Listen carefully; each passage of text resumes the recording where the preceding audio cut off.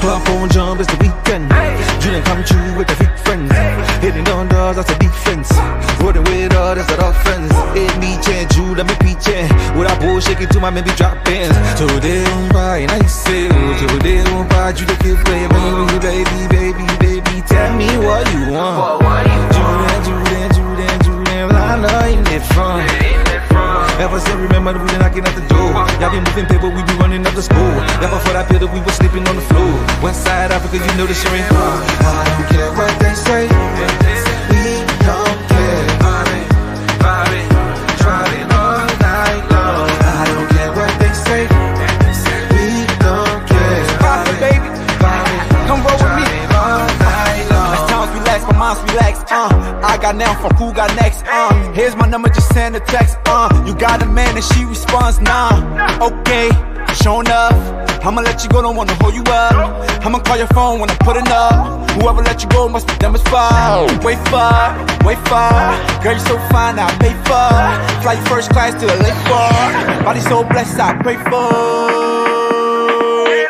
Body so blessed, I pray for. Because I don't care what you say. I don't care what they say. We don't care. Driving all night long. I don't care what they say. We don't care. Driving all night long. My nigga, I killed it. Night long. This the part where you get your girl, nigga. Make sure she focused, nigga. Make sure you focus, nigga. Let's go. 1, 2, 3, hit it. I don't care what they say. We don't care.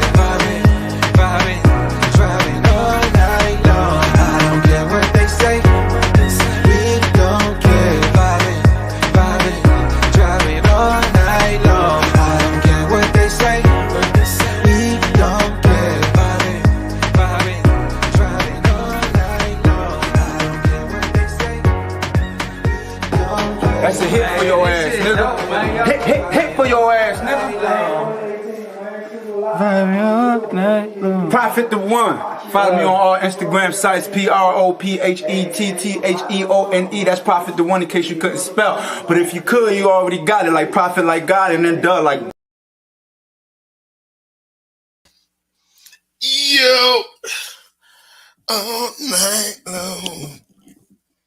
What is going on YouTube streets? It's your boy Chef. What's popping with you tonight? Welcome to the show. Welcome to the show. Welcome to the show. I want to show y'all a good time tonight. You know, and one of the things that I thought was important in order to show you a good time tonight, let's give you a little bit of structure. A little bit of structure. You know, curriculum and structure, something to, so we could talk about a few things tonight. We're going to have some fun. We're going to have some spicy topics. We're going to have some spicy people. Spicy. All right. But before we do that, gotta say what's up. Oh, it's your boy Chef Chupino. CHEF space CHOUPINO. One word on IG. One word with a $sign in the front. If you love me. You see that rhymes? Holla at your boy. Send a little love out before we get this party started. 100 Watts is going to be making a few moves, so he may not join early, but, we got love in the garden. We're going to put that link out, too. As a matter of fact, let me put that link out right now for those that want to join in the conversation. I definitely would like you guys to come up tonight, preferably, but we'll figure it out. Dawn Frank, my sis, you guys better go and check out on my page. Take a look. We got Dawn Frank Speaks. She actually has a part where she talked about herself, talked about me, talked about our friendship, and in terms of the people in my life that hold me accountable. So it's definitely dope. She's a cool chick too. Real talk. That's my sis. So check it out. Quantum Love. You already know. She's family. You know what I mean? She's like that mold. She ain't going nowhere. She right there. All right. All right. Danique, editor of the stars. Get off his deck. Get it? Editing deck. It's a joke. All right. But he's playing with a full deck. Get it? Deck. Right. Anyway, that's my boy. That's my boy. Who else we got? You see Hunter West in the chat and pulled up. Harlem, New York. You already know Harlem guys are the fly guys. Good evening. Good evening. Welcome to the channel. You're new, but guess what? You were here in a past life. And now you're going to be living fast life. Grab your seat in the garden. Big dog, you here. Ron P, family. Already know him and the beautiful wife. Luminous Body Essentials. All right. Danae, Beauty is Me. What's going on? Beauty is Me. You are a super supporter. Super supporter. Who else do we have here?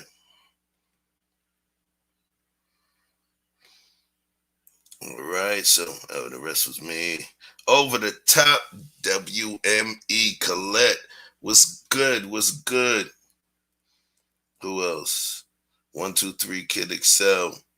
All right. So listen, we're going to be talking now. We're going to be talking. All right.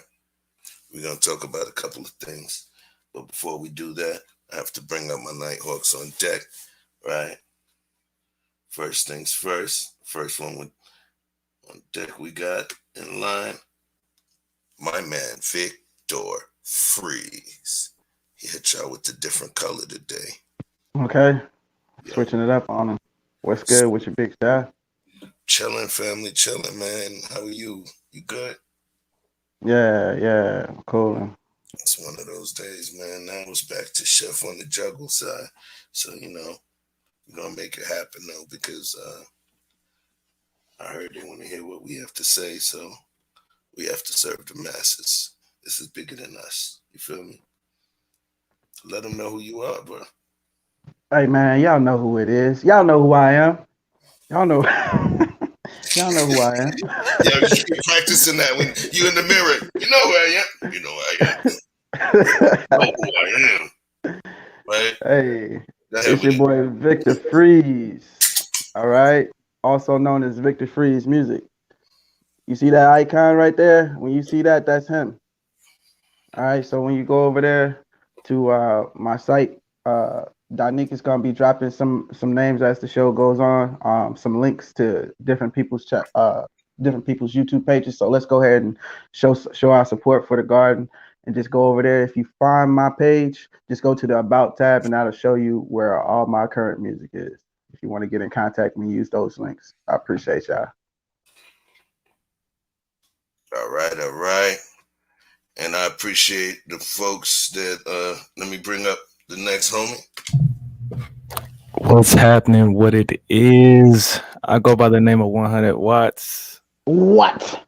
And I love those that love me. Man. Every time you shake the dreads, my engagement goes up. It's like I need you to do that for my analytics. Hey, and if they're freshly oiled, it sends my views up, my watch time up. So I need you to take one for the team and moisturize.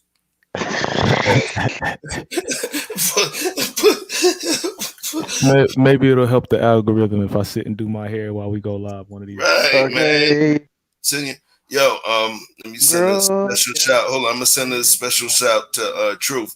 Truth, we got something planned. I'm gonna pull you up at some point. All right. I'm gonna let you know when it's time to roll. But that's all you got for them. We're gonna start light. We're gonna build up as we go along. Cool. And then I have a very special guest, someone I call my professor. They bring a special sense to this YouTube thing. Everything that you do, remember everything it's not the biggest star is not always the person holding the microphone, right? Word to mommy. Right. Executive producer, you know, the person that's handling everything behind the scenes. That's the real deal. So she's your favorite content creator's favorite content creator. And her name is Colette Over the Top. Hello, WME. hello. Time DeMarco. Crazy. Hey, can you hear me? Yes. Hey, Absolutely. good, because I have the Bluetooth, so let me know if it's going to give you any problems, okay? No, you good. You good. Okay, guys, I'm so glad to be here with the Nighthawks. Hey. Yes. Glad that you're here. Okay. Definitely glad you're here. Talk.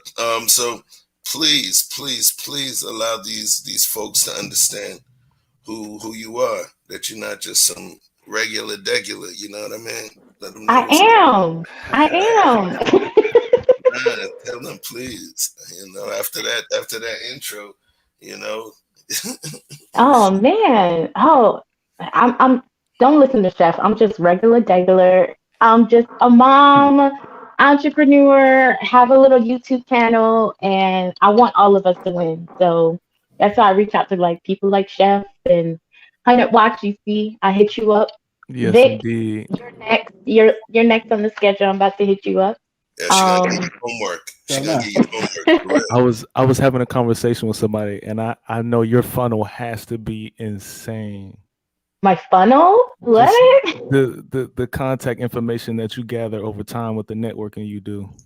Mm, I'm real picky on who I speak to, period. I mean, So, that's kind Mm. of it, right? Like the fact that you're selective. I mean, you know, like it's people that can make certain things. It's not like you just talking to everybody, right? no, yeah, Right.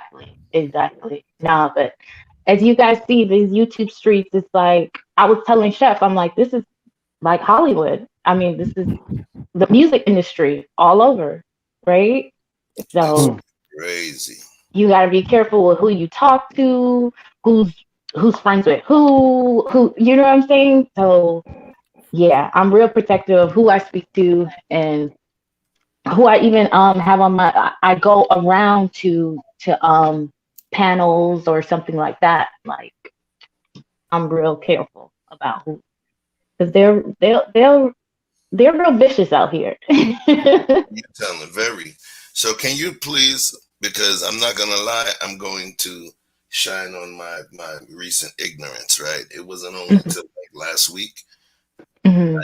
that I found out what the WME stands for. So can you educate our flowers and rocks in the garden what that means, please?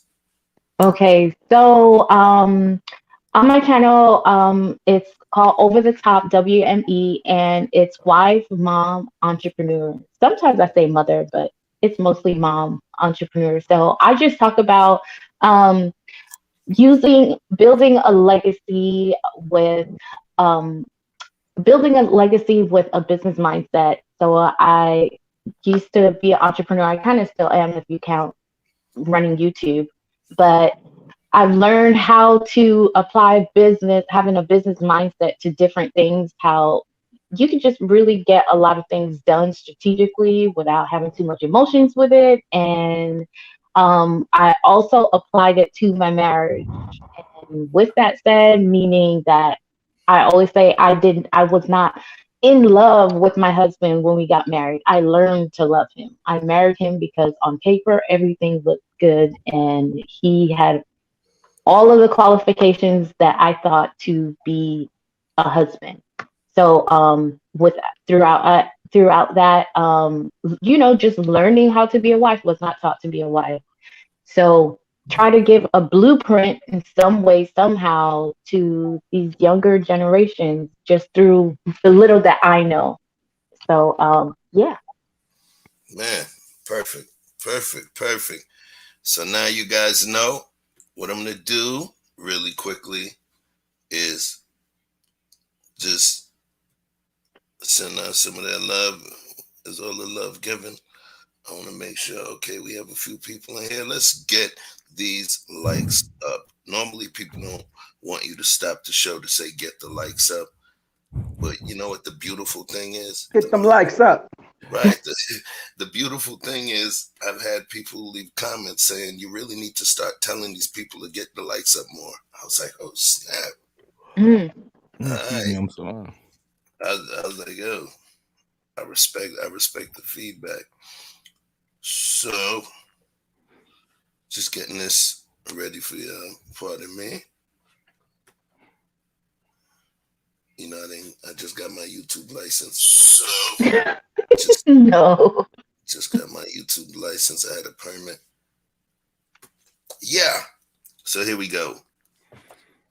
I have, and it's great that we have a wife that's here as well to be able to kind of give us a really clear opinion. So it was something that I had read. It was an article, and it was an interesting article. And literally, the article said, "I'll just show it to you. What the hell?"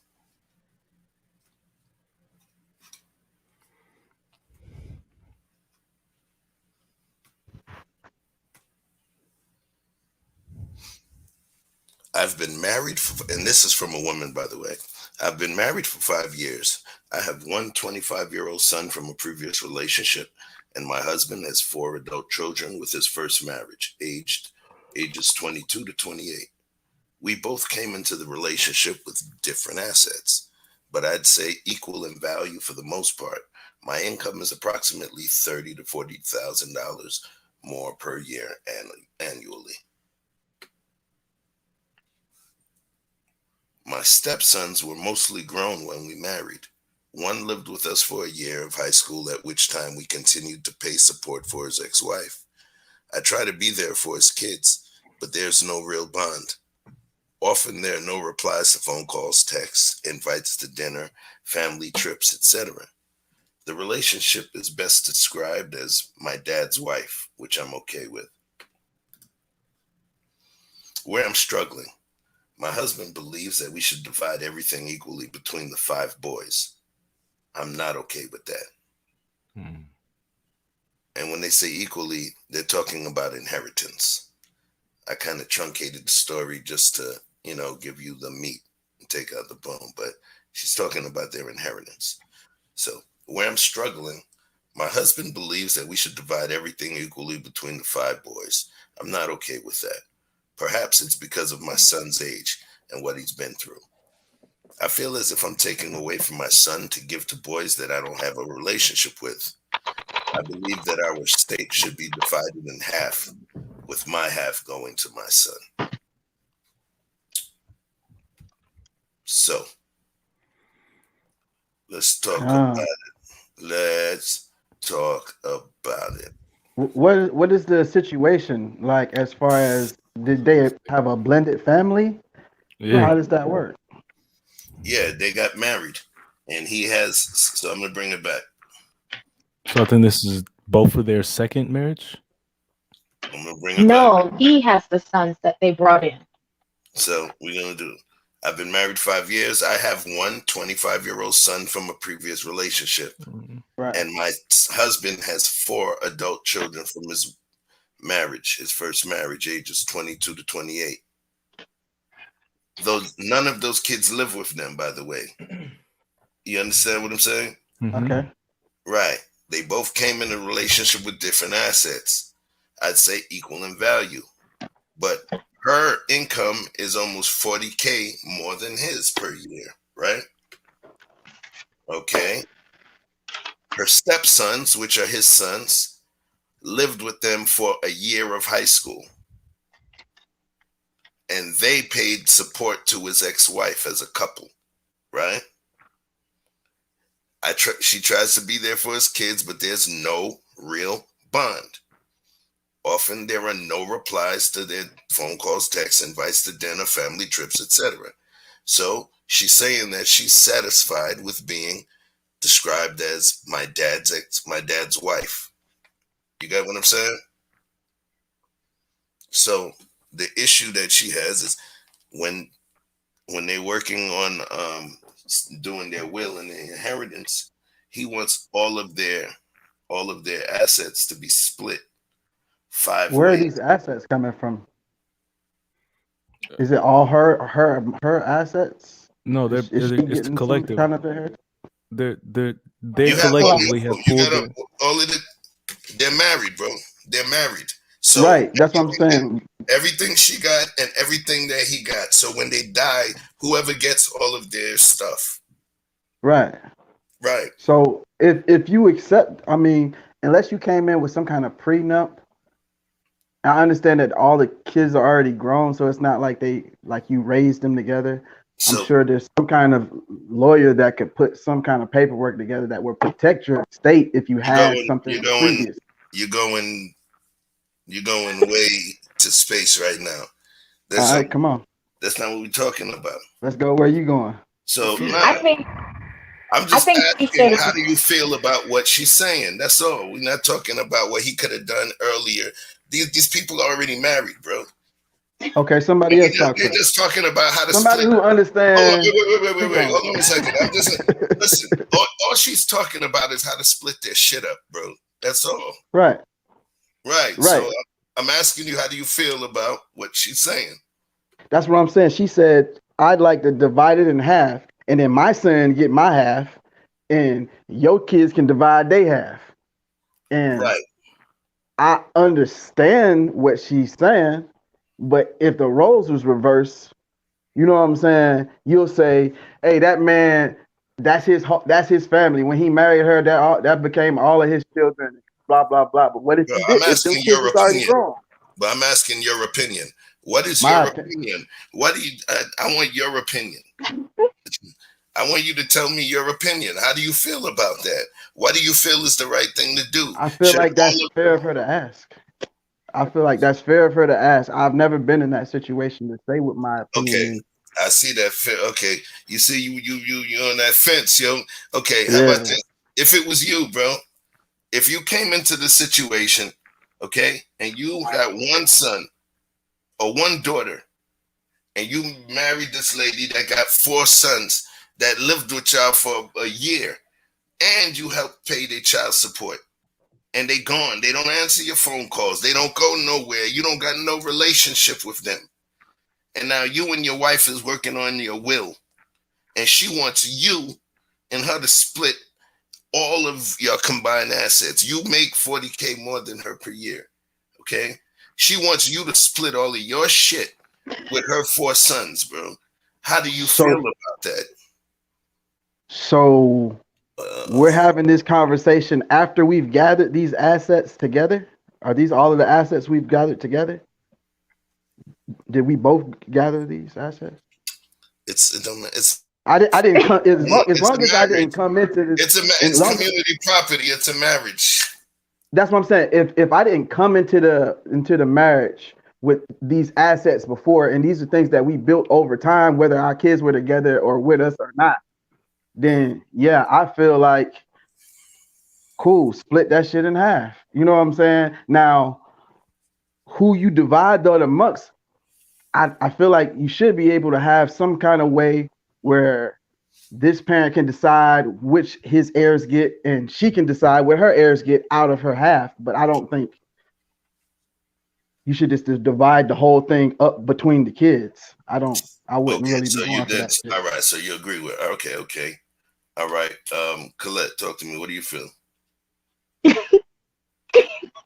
Okay, I'm sorry, though. Don't say balance or fairness. You laughing at me, Colette? No, I don't know if Chef is like he's excited to be back, but boy, he ain't let you off the hook, Vic. I know, He's like, hey, tell me what you think. Yeah, he's like, listen, I told you what I told you, and if you don't get this, you need to get this right now. I can't do a 6-hour stream. Hold on, man. It's like Tina Turner, like, you gonna eat the cake. Other light on. See, he put me in the hot seat because I got this red light on. Yeah. So, I was trying to save you, but you just kept asking questions, and he's trying to tell you stop asking me questions.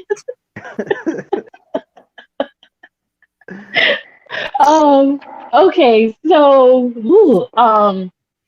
listen, no, I don't feel that they should be divided up. And if she felt like they shouldn't have been divided up, then and it's not about she made more money.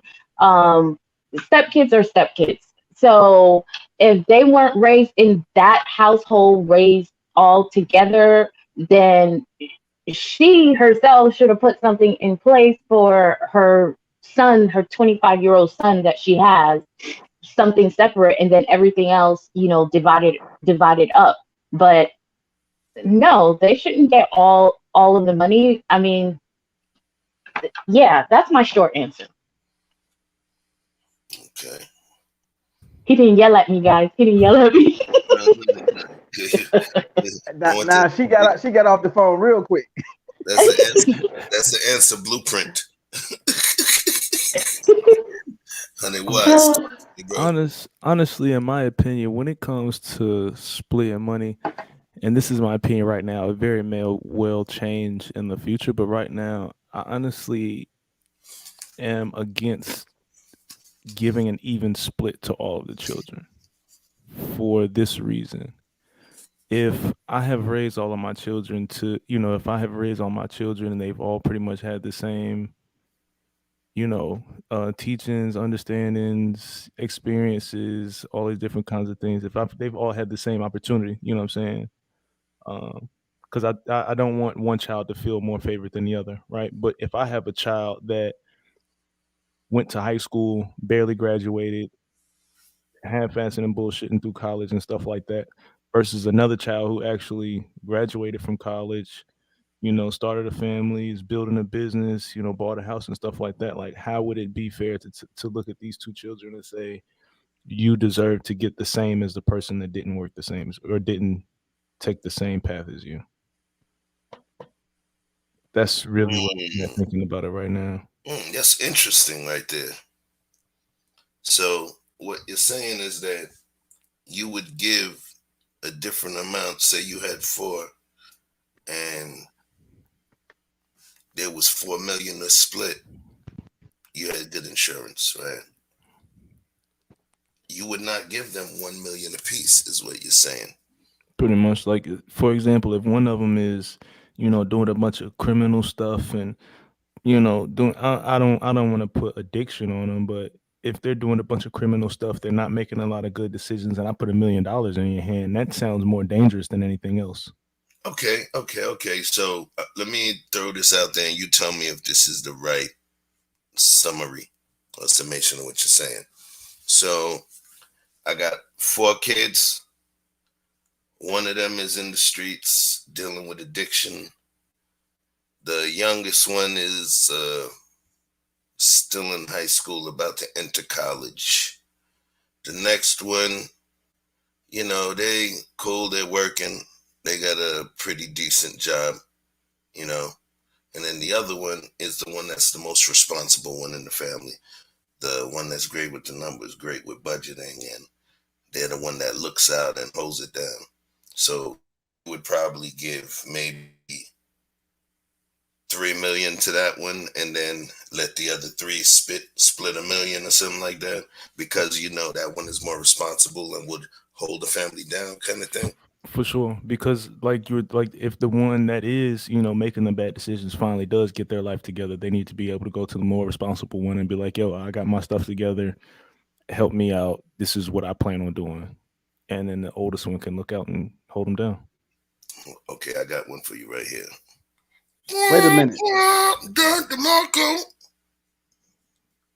This whole time y'all been saying, what would I do in that situation? That's literally, man, that ain't what you said, man. He literally said, what would you do? Those are his literal words. No.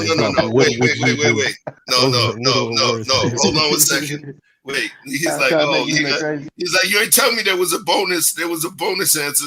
Look, he answered first. What he said was he would disagree.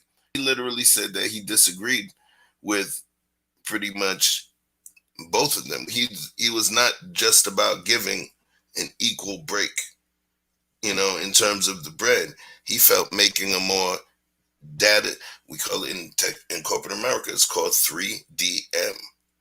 DDDM, data-driven decision making. Him making that move, putting the money into the hands of the person that's the most astute, the most intellectually sound, the most budget-wise, the most responsible, the one that the others are going to look to as well. That's the smartest thing to do, you know. And just a little anecdotal side, within our community, I think that part of building wealth and creating, you know, legacy-based wealth, we have to understand who has the keys to the safe. And it's not just about love. It's not just about love. You know, you leaving 50 grand to your cousin that smoked the last tea. You know, who are you helping? The plug. So, seriously though, so I think that we definitely need to be smart about who we are breaking this bread with and what it's going to do for our family. All right. So let's move this thing along. Yo, y'all quiet right now. What's going on? Can you hear me? You put me in the put baby in the corner. Okay. Yeah, we don't want what happened to Vic. Nobody puts baby in the corner. And you hold two Bibles. Whatever. Miss Creative said, "What up, Mika Marcel?" Miss Creative said, "Unpopular opinion. The one on drugs would get absolutely nothing. I would split, give the responsible one more, and the other split evenly." Okay, so she would still. That's up the same alley, Miss Creative. Basically, you would give the responsible one more because you understand, and it's smart because the responsible person bears a heavier load because their shoulders are broader, metaphorically, enough to handle other people's stuff. Let me ask you. Talk to me. What is the law as it stands? I don't know if it's a state by state thing, but if you get married and you don't specify prenuptial agreement type of terms, what is the default status when two people get married, even if their children are already adult, as far as their assets being split between children? Okay, so here's what it is. There is no default when it comes to how the split of the assets go, because those are adult children, right? Right. So they have, you know, it's community property. Regardless what state you go, there's going to be a law of community property, even in no-fault states, but there's community property. So prenuptials, believe it or not, even though they work, they're not as ironclad as people assume they are. A lot of prenuptial agreements actually get thrown out in court because there's certain levels that they have to rise to in order to be considered fair and binding. So, you know, if you put in a prenuptial, you know, after 10, 15, 20 years of marriage, and it's a divorce and she agrees and signs it that she's only going to take $1, the judge will throw it out. He's not going to hold that as binding. They have to be fair. So in this situation, we're talking about inheritance, right? So it's not what's owed to them. You can do what you want with your assets. You don't have to pass them down to your family. There's ways. Of course, people will fight in probate. But the point is, this was something that they were doing willingly. So this is not divorce. It's not like, what's the divorce law and this, that, and the other. She's not saying that she's not counting his pennies. What she's saying is that, yo, we both put into this, but she just wanted to give us a little context that she's putting $40K more per year than him. You feel me? So she's paying the lion's share. What do you think about that? Do you think that holds any stance? Do I believe that it holds any stance? Nah, I think that because when you really come down to it and you're ready to marry somebody and you love them, you know what I mean? For me, there's certain aspects that you don't even consider, right? Right. But I think that what she was doing was she was adding context by stating the 30 to 40K more per year. Yeah. Because naturally, when you tell a story, there's going to be questions, right? And then you see, Vic, there was some questions that you had asked. No, Now, not me. That was Vic. no, I said Vic. I'm sorry. Somebody said Colette. I meant Vic. There was some questions that you were asking, so I believe she put the 40K in there for context, Yeah. as Yeah. as as opposed to just saying, "Well, I got more money and this is what it is." I think that Right. she and hey, I don't. I pretty much I don't know these kids. They just know me as their dad's wife. Right. And why would I want to give, you know, split what I would give to my kid evenly with these people that don't even care for me, check for me? I don't know them. Right. Right. So, And that part I think holds more weight as opposed to her saying, I've made more. Because when you come into a Right. marriage, as when you come into a marriage, it's not, oh, now that's your half and this is my half as far as right, like how much is made, especially when it comes to the man, you're definitely not going to want him to say that, well, I made more than you, so I should get more. No, so she shouldn't have put that in there. That's why I said, forget about the 40 grand. I would just stick to the fact that they are the stepkids. It's not like they raised them in the house. And on top of that, I think the context that she said they were paying spousal support as well. yeah, I think, she was actually paying. So I think what she's saying is that she doesn't even know these kids. They lived there right, for less than a year when in the high school, a year in high school, and she had been already paying his child support and spousal support, exactly. what have you.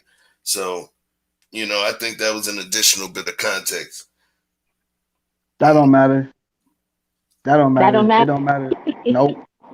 Nope. She got to pay. She got to pay her half, like just like the man pay his, and then she was able to hold more weight. She was supposed to. You know what I'm Hmm. saying? Because that's that support that we was talking about. Why not Hmm. financially? You know what I mean? So she get her feathers. You know what I'm saying? And uh, what else you call them? Flowers and all that other shit, butterflies. But the fact of the matter is, was it a uh, tumultuous type of divorce where they had vitriol, or was it a peaceful, we just parting ways divorce? Wait, what are you Because talking I when you think say that matters. divorce? What do you mean? This is divorce settlement, right? No, bro. No. These are two. What? Inheritance. A Hold on will one and second. testament. Hold on one A second, will and testament, basically. bro. Okay. Vic, hold on. They're not. They're not. This is a married couple, and they getting old, and they talking about They're writing their will. They're writing their Okay. will. Okay. They're So saying they in the trying to event of their figure death. out. They're trying to In the figure event out of their death. who they're gonna give the money to. I don't know. We always talking about divorce and shit. That's in my head. Yeah, that's what I'm But saying. yeah, I got you. They're trying to figure out who they're giving their money to, who they're splitting the Okay. inheritance, who's gonna inherit their money. And he wants the But money to all be split directly 5 ways between their kid, but he got 4 sons. so me and She, my wife is sitting at the lawyer's office arguing about whether my 4 kids should nah, get man, y'all sitting there. even piece. You talking about divorce, bro? Listen, No, no, no, if you no. I'm talking about we're you talking and your at a wife are lawyer. sitting, you and Wait, your chef, wife wait, at a chef, dinner table, y'all wait, sitting chef, wait, chef, together, just eating. wait, chef. I got you. When I say at the lawyer's office, this is also where you get your will and testament done, right? So this is what I'm saying. I'm no longer on divorce. We're at the lawyer's office trying to get our will and testament done. Me and my old lady. I got 4 kids. She got one. My kids grown. Her kids grown. Same scenario. Now we've accumulated this money, but she's contributed more. Her business was more successful, whatever the case may be. Now she's saying that she think her child shouldn't have to divide his piece with them, with my children. So then now that's going to cause an immediate divide, I would think, unless whatever man she could convince that that was a fair deal. But Vic, it's already a divide because first of all, he didn't really raise them. Remember, what you said, Chef, say it again? No, I'm agreeing with you. I was like, she doesn't know them. She doesn't know them, right? So I'm saying there's already a divide, and it's not like it's a close knit family to where you know what I'm saying, to where okay, you could say he was actually looking out for them anyways, so he's gonna feel more passionate about, no, I want to leave more money for my kids. These are my kids. It seems more so like he had a relationship with the ex-wife and the kids went off and lived with the ex-wife, and it was just money based, like, okay, I'm paying spousal support, I'm paying child support, all right, you guys got your stuff going over there. So now when it comes down to when things are going to dissolve, or in the future, I don't feel he should come to the table with so much stake at the table when he didn't even put so much stake into the relationship and having that the two families bond together. Colette, She even, yeah, yes, sir. you don't want my kids to do as good as your kids? We've been in this marriage. We've been in this marriage for 20 years. Mm-hmm. Come on now. Now I know you don't know them like that. You didn't raise them like your own. They yours married too. 5 years. They've only been married 5 He years. didn't even raise them like his own. Huh? He didn't even raise them like his own. Like, why you put it on her? I don't know if that's the case, but I'm telling you. Okay, let me tell you. Let me read between the lines. Okay, please. I'm reading. I'm reading between the lines because in the message it says that the kid only came. One of the kid out of the four. He has four boys. Only came to live with them their last year of high school, I believe. Out of his four boys that they have, and they are grown. Put it up there. I can't see that, but I could kind of remember. And they're grown. So, and if they had, and she said they referred to her as, oh, that's my dad's wife. That's not a man that made sure he had his kids bonding with the family he has with his new wife. First of all, you don't address your stepmom as, oh, that's my mom's wife. You address them with something more loving, more endearing. You don't have to say that's my mom, and even she says it as if there's no relationship with them. There's no relationship with them. She doesn't say, oh, the kids come over, every summer or every weekend or anything like that. It's more so, like I said, kind of, he pays his money what he has to pay to the kids, and that's it. So it's not showing that him as a father is forming that relationship, that bond he should with his own kids.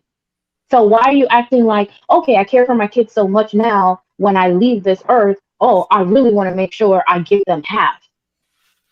Like, it doesn't work that way. So that's reading between the lines for me. I might be wrong, but what do you think, 100 Watts? I mean, based on what you just said, I think part of that could be it as well, right? Like, I didn't have the time with the kids. The only thing that I've known is just sending them money. So the only thing I know how to do when I'm dead is give them money. Mm-hmm. So, which is part of the problem in which what I was talking about, right? Because he doesn't know. I mean, if we're gonna go on that path, is you don't know the children, so you don't know which one is working hard and which one is the responsible one and all that. Like, it's possible that could be the case, right? But if we're gonna go based on the information, even if we're just going based on the information that we have, I honestly think that it has to be an honest conversation between the two of them about where the children are headed. Because if you're enabling the ignorance with money right now, they're going to continue being ignorant. Because that's a case by case basis. Out of 5 children, one of them is bound to take that money and go to Jamaica, then go to Cuba, then go to England. Like, one of them is bound to do it out of 5. Right. So that's why they're trying to make this plan now? Because I guess she could already see that her son that she already has is probably not going to get a, a fair foot out of the division of the money. It seems like that's what she's trying to say, but she just shouldn't have led with she makes more money. That's the only part I'm like, okay, girl, like y'all married, so don't even say that. But go ahead, Chef. What do you think? So I'm still. I understand that she shouldn't have led with the money, but Mm-hmm. for me, I think it comes into this. Well, that's one of my chefism theories: is the semantics of optics, right? Mm-hmm. If she didn't lead with anything and mention any money, Mm-hmm. not even by the time you got up to three people, at least one or two people would have been like, well, how much were they contributing? Who was Okay. contributing more? Does she work? Who is the breadwinner? You get what I'm Mm-hmm. saying? So the Yes. thing is, in the semantics of optics, it's one of the perfect things that I use, which is one of my semantics of optics things is reasons versus excuses, right? Right. If you tell somebody why you did something without them, soliciting a response from you, without them asking you, and it was something you did wrong, they're going to tell you you're making an excuse because it was an unsolicited response. But now, if you didn't say anything, and then they said, hey, you did such and such, why did you do it? Then you would actually be giving them a reason. That's the way that's the way the human brain works. Right. Once you start quantifying or qualifying certain aspects of a move you made when it's unsolicited, people would think it's an excuse. So that's part of semantics of optics. In this Okay. situation, in this situation, because she provided that unsolicited context, what's going to happen is certain folks frontal lobe, some people may be like, okay, that makes sense because I was going to ask that next. You see what I'm saying? Mm-hmm. And the people who would have naturally asked that question next might have naturally been like, okay, cool, I got it. Right. But then there's some folks that may look at the dynamic from a different way and they may discern it a different way. Just like looking at a painting, 37 points of resonance for one, 47 points for someone else. So Right. I'm just thinking, I took it as it was context because it was something that I think would have added flesh to it, you know? Right. So I don't think she was saying more of my money, more of my money. I think majority of what she was speaking to was not having a relationship with them. You Right. know, Yeah. And I got that. there's one piece too, this which is crazy. In the state of Georgia, in the beautiful state of Georgia, it's not like New York and other states where they'll give you a paternity test and they know you're biologically the father, and now you can go and file for visitation and all of that. Doesn't work Mm-hmm. like that in the state of Georgia. They have two things. They have what's called paternity. I'm trying to not use the middle finger, so we use it first. Paternity, right? And then there's legitimation. Paternity means you have a right to say the kid is yours, and you have a right to pay for the child, so the state doesn't have to pay for them. But Wow. you don't have any right to see the child. In order to see the child, you actually have to file for what's called legitimation. Legitimation is the right to actually have a relationship with that child. You have to file for that. And those are two separate and distinct entities, right? Mm-hmm. Now, the thing is, your children, when you pass away, and this is why I brought that up, when you pass away, your inheritance, because if you have a child and they're not legitimated within the state of Georgia, then that child is not entitled to your inheritance. It would only be the ones that, were your actually legitimate children. So That's the whole point I was making. It was like we had to look at it from a like a calculated perspective, because if that man had adopted her one child, that would have completed that family unit. Yeah, but You know what I mean? remember, To make it official.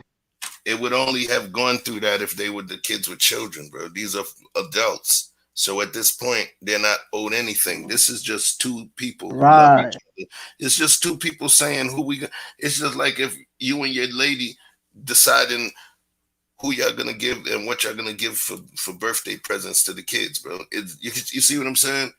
So Right. it's not like I'm just talking. They literally sitting there just talking in bed, laying there in bed, you know. Yeah. So the thing is, honestly,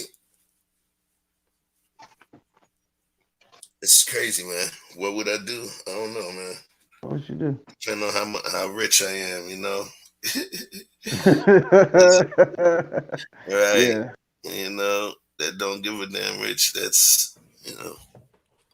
But then again, too, it would depend on the kids, what kids we leaving the money to. So it kind of brings back what Honey Watts is saying. So I've been in doing a lot of research, like listening to a lot of different people when it comes to finances and stuff like that, right? Advice from millionaires and billionaires and stuff.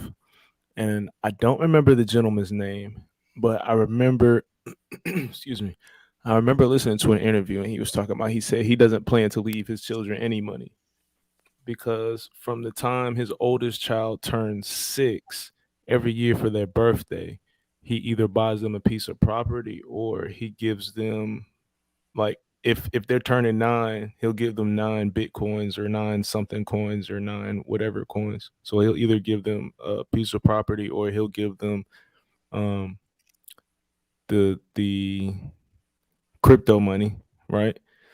Because what he's doing is like us, like pretty much like I was talking about, like pretty much giving all of these kids the knowledge to be able to say, this is how you should operate with money. This is how you should be able to take care of yourself. And if they take this and do something with themselves, that's good. But if they don't, then that's pretty much on them. And he's like, he don't want to make his children feel like he's abandoning them, but at some point you have to grow up and be an adult. So all I can do as your father is teach you the lessons you need to get through your life, and that's it. And that's why I'm kind of on the same wave of not leaving them any money. Gotcha. That's what I was thinking. Like, do you have to leave them anything? No, but you could always. They do this all the time, and they put stipulations on there where they have to. They can, and I don't believe it's in the actual will. It's done in Living trust. Yes, living trust. Where you could put stipulations on there, like maybe they have to complete a degree in college, or make sure they have a certain job, or when they reach a certain age, they get a certain amount. So I mean, you could still leave it for them. I don't think it would harm to not leave it for them, especially let's say if they have grandkids. So maybe if they are not qualified to get it, you could also put stipulations in there for the grandkids, so the grandkids could have it, but to not leave it for them, I think, I don't think it's a bad, it's a good thing to just take it with you. All right, thank you. That was easy.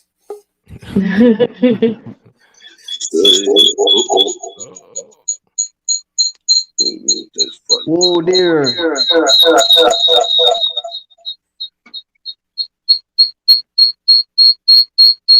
Yeah, I'm Not trying to kill you.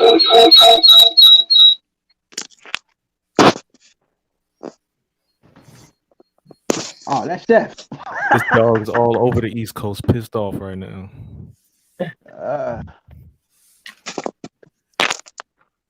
Chef Cousin Hef.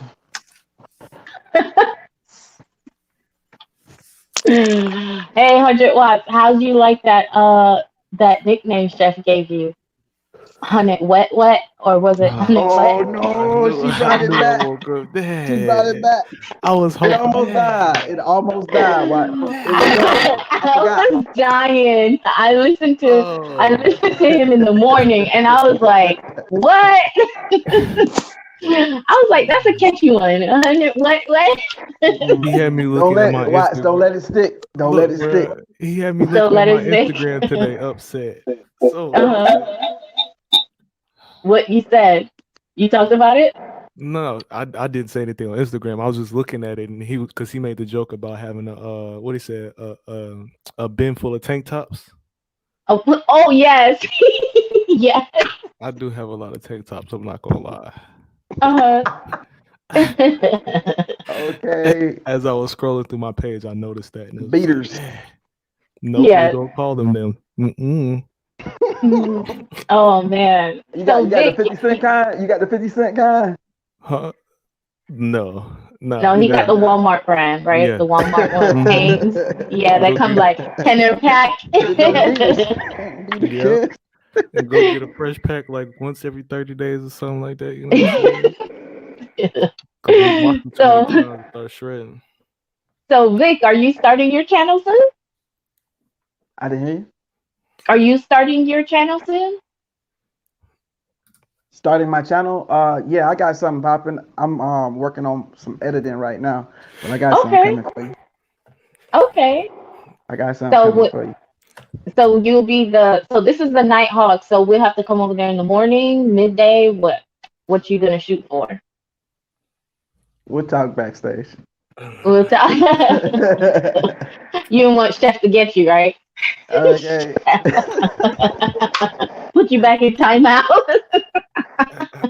Yeah, not funny. She came in with some jokes tonight. All right. Okay, she out. I'm gonna let her get it. I'll be listening to y'all in the morning because I don't catch it at night. Like this is my bedtime. I'm actually gonna go in like Chef 10 minutes. If that's okay. Oh, I don't know if you'll be able to after you hear this one. So I let Okay. But I don't know if you after you see this one right here. Okay. I'm just saying. So be ready.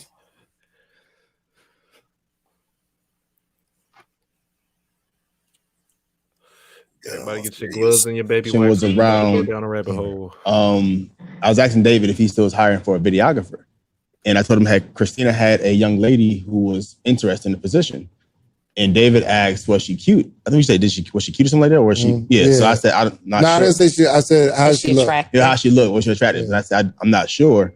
So he went on Instagram Live when he had asked you yesterday to join the live. Was pretty much, should men hire attractive women to work with them that close? And I guess I have some attractive women that work with me, but like maybe that wasn't a big concern a year ago. Yeah. But I don't know. I don't know that I like that. That's my first answer. Is the woman attractive? Well, you're considering your wife, I'm assuming. I am. And I think that's an excellent thing. So just being a woman, I'm a very secure woman, so I don't really trip over things like that. But there are boundaries. I would not prefer that my husband travel with attractive women that he has to like be very, very close with. Like your photographers and videographers are very, very, very close to you. They're touching you. They're, that. You don't be touching me. Nah, fam, ain't that deep. We don't roll like that. Your videographer be touching you? Yeah, he comes and he fixes my clothes. He might move my hair, There's a difference because I'm not the videographer. I'm just behind the scenes pushing buttons. Yeah. My videographer will adjust my clothes. No, for what Donnie said, Really? like content creation. So if they're looking at the camera. So if I'm looking at the He's camera. never given up that job. No. Let me adjust this mic for you on your chest. Not like that, but it happens. Yeah. So, I just depend. At the same time, though, talent is talent, right? And you can't find a good fit and then just disqualify them because they're attractive. For one, what is attractive? And two, whatever your wife think attractive is. True. Okay. Attractive in this case is your type. So in a relationship, you ain't hiring your type to work that closely with you. You can go hire some other people who I might find attractive, but your type, but pass on her. That seems like an HR issue though, because now you can't get the job based on the way you look. But who has to know that? Who's communicating that? I know that. Well, I'm saying it. Well, it's not an HR issue. The person that Christina had to be the videographer, do you know who it is? No, I'm gonna talk to her today and find out. You got and your HR person ask her for her Instagram. If she looks anything like Dre, shut it down. First off, don't nobody look like Dre. That's what I'm talking about. Really? Yes. That's what I'm talking about. Make sure you pull this clip for the gram. You know what I mean? Put that one on the right moment. Yeah, but I just don't. I don't like the way I feel about it because it does seem. I don't know. Very it just discriminatory. Because I don't think I would want anybody telling me who I could and couldn't work with based on looks, unless I have given them a reason to not trust me. Mm-hmm. So if I'm usually on the up and up, and I've never given you a reason to not trust me, I'm not okay with it. But on the other hand, like it just really, really depends. Is this person someone who's commingling with you and your family, which all the time doesn't mean anything because sometimes that can be shady too, right? But it just depends. What do you, ladies? What do y'all think? Anybody got a perspective? You'd have to go to that mic. Y'all have to get on the mic. Yeah, for sure. Or guys, I just don't. I feel like I'm being discriminatory. Like you can't get a job. There was a time where black people couldn't get a job because they were black. And there's nothing you can do about it. So do you really feel like you're being discriminatory because these are black people being turned away from a job? Or do you feel like you're being discriminatory because you don't want to have to disqualify someone based on a look? I don't want to have to disqualify somebody based on a look. All right, so it's about black people unable to work. It's the same thing, though. It's not. Like that's like a woman not getting a job because she's a woman. But you... Black person not getting a job because they're black. But I agree. Woman not getting a job because she's attractive. But you have to ask yourself, why am I making this decision? Do you feel like you made that decision because it will cause trouble at home? Mm-hmm. Yeah? Yes. So then at this moment, you have to say it's not that you're not getting the job because you're a woman who's attractive. You're not getting a job because this will cause an issue in my marriage. Got it. Go for it. She.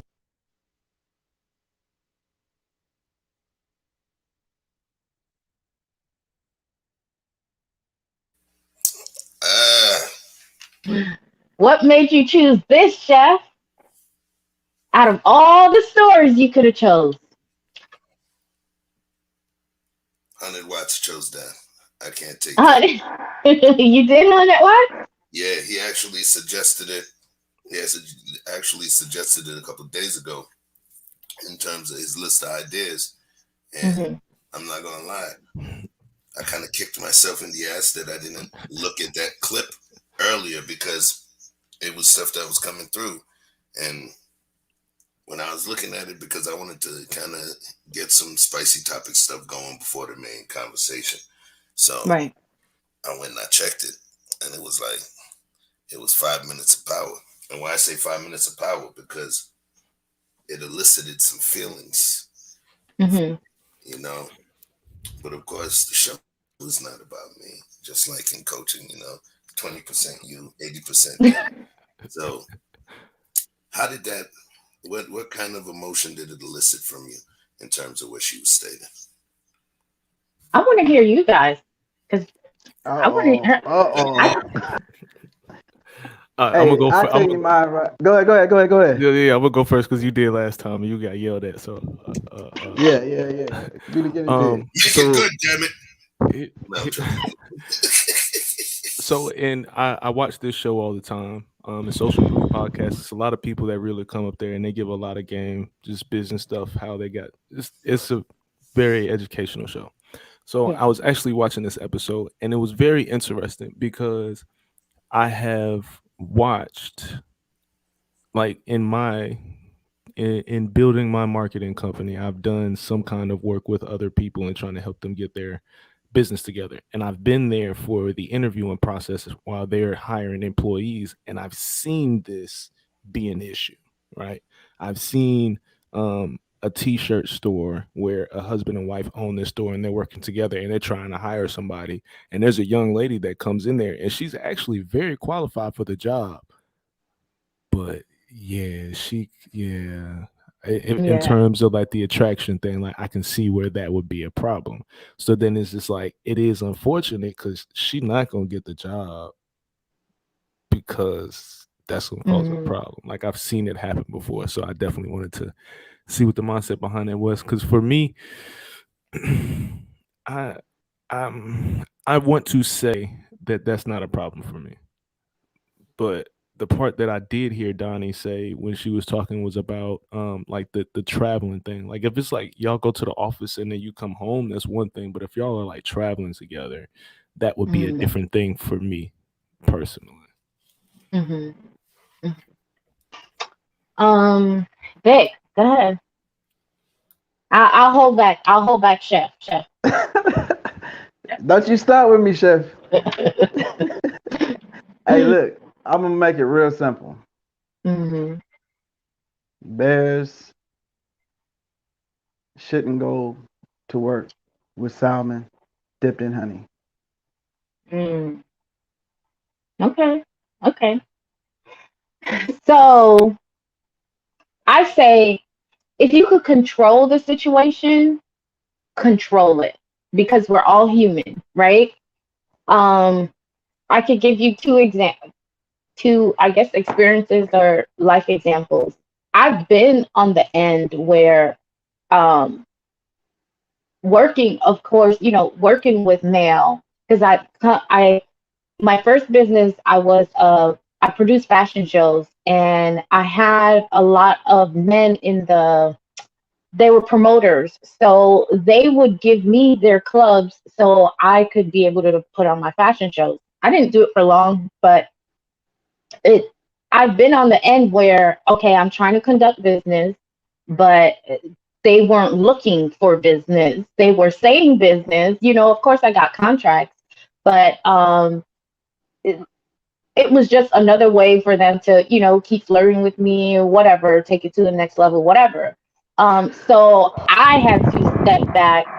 When I do work with the opposite sex, it was a good learning lesson. So I had to step back and realize how I'm conducting myself, maybe not smiling too much, maybe not, too friendly. These are the things that women go through, All of those things count. Say it again, Vic. I said all of those things count. All of those things count, right? So I had to make sure, because I can't control the other person. I could only control me, right? So I had to make sure I was controlling what I was giving off, thinking, okay, it's just innocent, but no, I'm giving off something, right? So I had to make sure I could do that. And so that standpoint, I was on the receiving end. Now, here's another example where I had to hire a sitter to come to my house to take care of my kids. And so I always get sitters, and they're always like older, or, just, I don't want to say, not attractive. Just when you're coming to, take care of somebody's kids, they always just come like real, sweatpants and a hat and, just real dressed down, or they're much older. This one time there was this young lady, and she got the butt, and she got the shape, and I was like, she had the long weave. So I was like, but she was so nice. She was so sweet. And I'm the type of woman that I do not get jealous. Like, if I see another woman, I love to give women compliments. I love to give anyone compliments, women, men, whatever. So I'm not jealous. But at that moment, the fact that I had to think about it, because I was upstairs doing work and she was outside with the kids, and my husband was watching the car. And I was looking outside and seeing them. And I'm like, if somebody passed by, they would have thought my husband got a new girl. Like, oh, he done kicked out in Colette. So, it's bad for the optics. Bad for the optics. So, I'm secure. I'm not looking at it like, oh my gosh, I need it. But there my head starts thinking about what other people might be thinking, you know? And then I'm thinking like, if she became a nanny, then I would have to be thinking like, okay, is this going to be something I'm putting in front of my husband to possibly tempt him? Right? You can only control yourself so much because you don't put yourself in certain situations, right? That's one half of it. So therefore you won't be tempted. But we're born with sin. God knows that we're gonna sin. So one way you can help is not putting yourself in that temptation. So if I had my own business, no, and I have the control to not hire a certain look of a person, yes, it will have to be, I cannot hire you because that would be a temptation for my husband. Colette, let me ask you. Yeah. If you had to hire, I don't know, someone to do something for your business, maybe, I don't know, a videographer or something. Mm-hmm. And he came, and it was a male. You agree that it was a male, but he's just a videographer. But he came in there, and he just happened to look like, I don't know, the dude from Queen Sugar or something like this. I think they like him. I don't know, maybe, whatever, Killmonger, something like this. Right, And right. he's there to do a job professionally. Mm-hmm. Would you feel some type of way, even if you weren't necessarily attracted to him, but knowing that your husband's gonna see you with this clearly attractive man, would that make you uncomfortable? Would you not hire him because of that? It would. It would. And I'll bring it home a little closer. Chef. Okay. Oh shit. Chef, I knew you had something to do with this. I told my husband about Chef. I'm like, you got to check this guy out. I'm like, he's really cool. He's really cool. I'm like, you got to check him out. I'm like, we talk about YouTube. He takes my advice. I'm like, I really respect him. He's like, I said, I did a stream with him. He's like, I checked him out. He's like, he's cool. He's cool. But I knew it was cool. He's cool to where I knew that, okay, like if I'm speaking to Chef, I know that I have to make sure I keep a healthy distance, keep a very healthy distance, because I know that a guy like Chef, if he's to come around, I'm not saying my husband would be jealous, but my husband is not gonna necessarily be like, yeah, you know what I'm saying? Yeah, hang out all day with my wife. Nah, so I wouldn't want to put him in that position. Colette, why are you trying to get Chef in trouble? Chef is good. My husband loves Chef. He loves Chef. He checks out his stuff. But that's an example, a prime example that I could give you. Okay. Because I could control myself, but at the same time, I don't want to be naive. You know what I'm saying? I don't want to be naive, and I also have to make sure if I don't want it done to me, I have to respect him as well. But it's not to say that, let's say if Chef was busted down or something like that, then my husband would be like, yeah, you can hang out with him. No, it wouldn't have gone that way. It wouldn't have gone that way either, just to make that clear. But yeah, did that answer your question? Yeah. So would you hire him, or would you not hire him and ask for someone else, even if he was qualified to do the job? No, I wouldn't hire him. You would not hire him? No, you think that's I would not. Discriminatory? Look what's on the It is, but that's life. Yes. Sometimes we do have to be discriminatory. Yes. You see on the screen, I don't know if you're able to see it, Colette. On the screen, it says the danger of proximity. Yes. Dangers of proximity. Babysitter. That person is going to be, babysitter, housekeeper. This person is going to be all in your crib. This lady's going to be folding your drawers. You know what I'm saying? Everywhere. Access. Now, when we talk about, so I'm kind of give my opinion on it. Mm-hmm. I appreciate everybody's honesty in terms of when we speak to the honesty of understanding what we would like and not like, you know. But that's you guys showing your humanity and knowing that, look, I can't be as fair as that. But when we look at fairness and stuff, it gets a little dicey, you know, because now we're literally judging someone, right? Literally. Would you believe that it's illegal? Hiring someone based on their physical appearance. It's actually illegal. Ain't that crazy? I'm not calling So not hiring them. I'm not calling you criminals, but because remember, in terms, you know, EEOC in terms of equal opportunity employment. EEO, yeah. Right. EEO, right.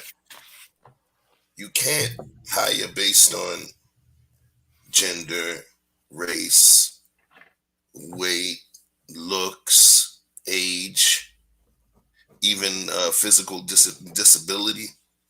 So now we actually can't, right? So what do you think it's do you really think it's fair?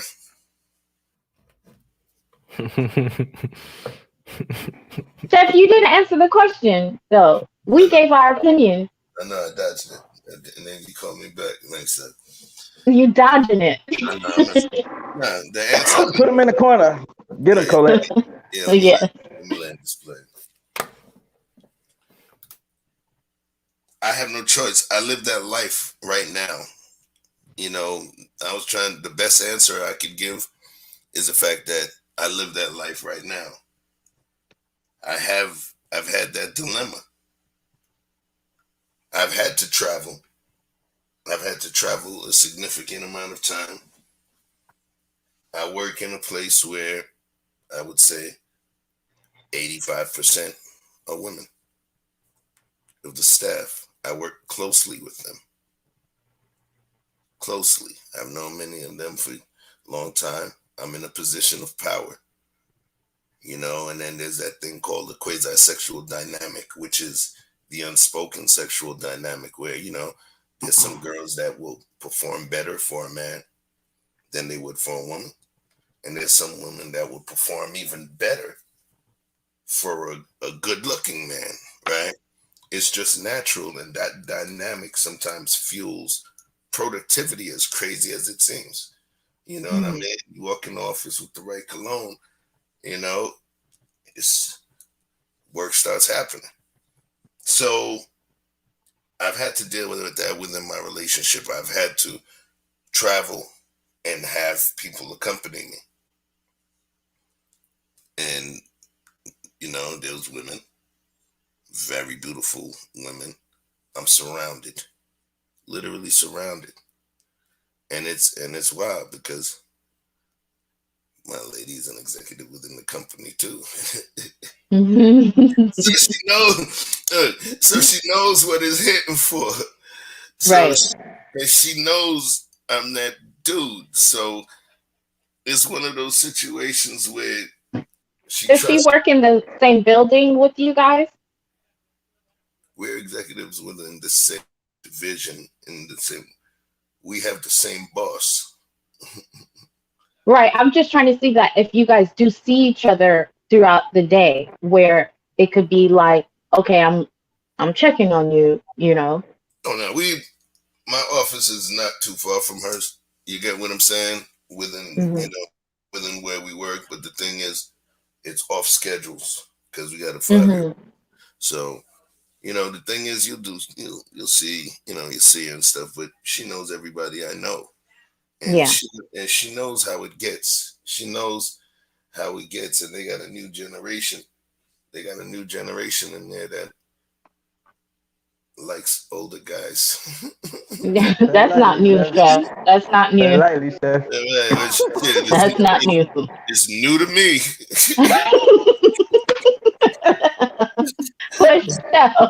For sure. Okay, let me ask you this: What if you did not work for someone else? What if you had the 100% control? Would that still change anything? Because that's where I'm coming from. That's what I said. If you could control it, that's what I said. That if you could control it, because I understand life is life. Sometimes you cannot control it. Okay.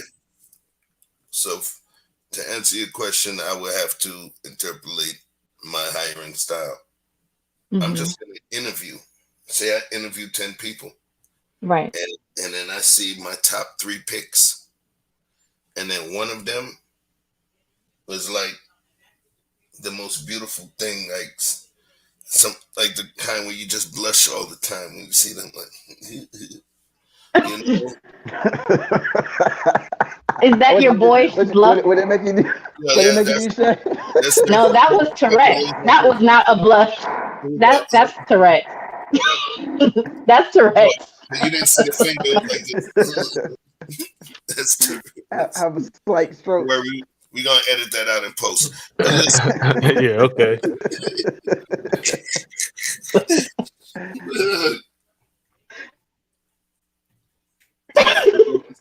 If it was my top 3, I would have my top 3. And one of them was the most beautiful creature in the world. And I don't know. Me personally. Would you diss her just cause, even if she was the best candidate? The thing is, I would, because I'm trying to bounce it off of the person that I'm with, right? And the person that I'm with knows me. And she's seen what it, what it is. And I've been in this from the time that she knew me, from the time she met me there within the company. She's seen what it was before she and I even started kicking it. You get me? So I don't think it would be a problem for me. It wouldn't be a problem for me. I know my limitations. Right. I know my limitations. The women that I work with, there's a few in the chat, They're very beautiful women. I came from the music industry. I was surrounded by beautiful women. Beautiful women within my family. So at this point, I'm a little more, I think I'm a little more zen where I could be able to control myself. Right. If I felt that it was an addiction to me. But you know what, Jeff, with you saying that, you got to remember that the type of experience that you have, right? That is not the norm. That is not the norm. So you being able to withstand that and knowing that, I can separate the two, that is not, you're like 5%.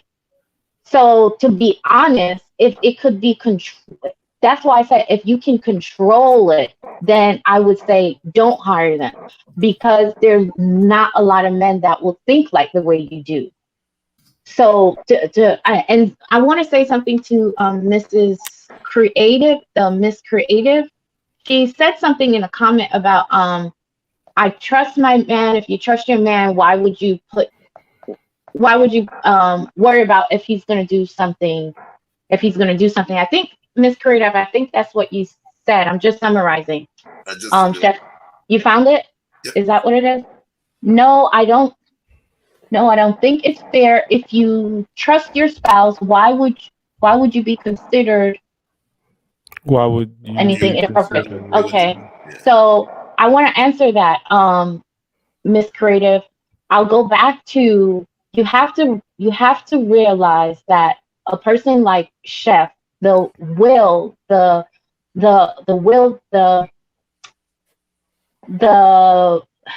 how he's able to navigate the system because he's had so much experience in something like that, and knowing that, okay, I could separate the two. Not a lot of men know how to do that. So therefore, especially when it comes to your marriage, you have to make sure that you yourself don't put yourself in inappropriate in situations where it can get inappropriate. And also, if you can help make sure your husband don't put himself in a position where it can get inappropriate, because it can start off simple. It could start off as something as, how many stories have you heard of the babysitter running off with the husband? How many stories have you heard of, it's these people, the secretary, and the Schwarzenegger's housekeeper. There you go, had a whole baby and everything. But these things are not abnormal. These things are very prevalent because of what Chef is saying, the proximity, right? And also because us as humans, we have vulnerable times. It's not saying that we are all cheaters or anything like that, but we do have times that we're vulnerable. And let's say that person is let's say that person is not so attractive, but maybe they bring some type of comfort to your husband. If your husband is caught in a vulnerable time, let's say he had an argument with you, or you guys are going through some times, that one sweet talk that girl might whisper in his ears, that could be the downfall. That could be that one tempted time that she catches him. Colette. So, yeah, go ahead. We're not just gonna walk by that like you didn't. What? What you say? She whispering, is it? that one whisper. That one whisper. That's like the forehead kiss. That's like the forehead kiss they talked about in the movie. Hey, listen, Vic, Colette, I want to hear about this whisper. Yeah, her and her is that something all women know about? I don't know, guys. I'm not about to give you the game. Oh, but, my God! You walked out the time though. All right. The game ain't free. I'm gonna let you slip away this time. Let me slip. I'm married, y'all. I'm married. So, the point is, Miss Creative, we can't be naive to say that I trust my husband. Yes, I trust my husband. My husband trusts me. But at the same time, are we going to be so naive to say that, okay, let me just hire this really cute babysitter that's going to be in my house with my kids at a close proximity, so many hours inside my household? That's too close for you to put that temptation, if you could control it. Hey Vic, I'm sure you're familiar with this term, but for those that don't know, in the military they have this term they call a Jody. Backdoor Jody. Oh yeah, what's backdoor Jody. So a backdoor Jody, what happens a lot of times I'm about to put it in there. I'm about to put the definition to it. So a lot of times what happens is, a man in the military gets married, they have kids, he ends up getting deployed or gets sent TDY to go do something. Generally at least 6 months. Worth of time. And a lot of times, one of the coworkers or the next door neighbors or somebody that live in the neighborhood end up hitting your wife while you deployed, and then try to act like nothing happened when you showed up. Your wife's 6 months pregnant. They call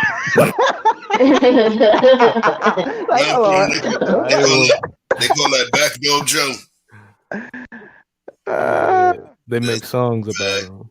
Joe. So what do you think about that, 100 Watson Vic?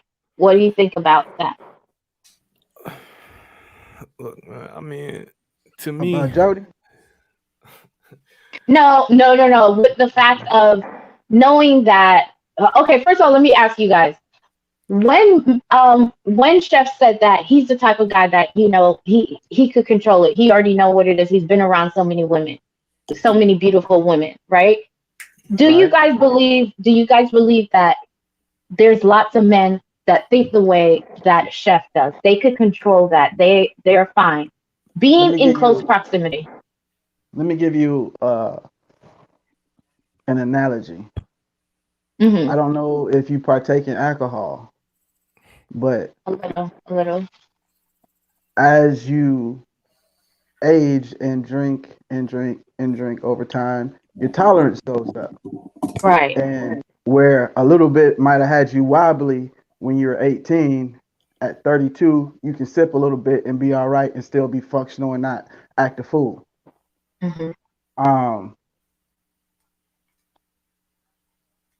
When a man is a young man, his nether regions have You know this is a late night show, right? Direct, like they have a direct. I don't, I just talk. I talk. It has a direct control over a man's brain. So even though I'm there, it's in control. So as a man emotionally matures and starts to gain some discipline and his motivations change, right, and he acquires some of these targets that he's been looking for, the chase changes. Yeah. See what I'm saying? So yeah, when Chef speaks of this tolerance that he's built up, mm-hmm. not every man is like that. It's a lot of guys that's not getting no exposure or very little. You know what I mean? Construction. Go somewhere where there's no women and watch how guys act. Watch how guys act when one woman comes by. Mm-hmm. Mm-hmm. You know what I'm saying? Without any restraint, especially when men get together. You know what I'm saying? It's just that testosterone is too much to act right. I've always thought that cheating is by convenience. A lot of times you're gonna end up cheating with the person that's closest and easiest to get your hands on, right? And ever since I was 16, I've always had a rule of not messing with coworkers, right? Because that's the easiest. That's the quick, like that. Like I said, the proximity. Don't shit where you eat. Yeah, like that. It doesn't make any sense. So guys, so with that said, right, it seems like we're on the same page as far as that goes. Like, Chef is not the majority, right? Right. So I'm weird.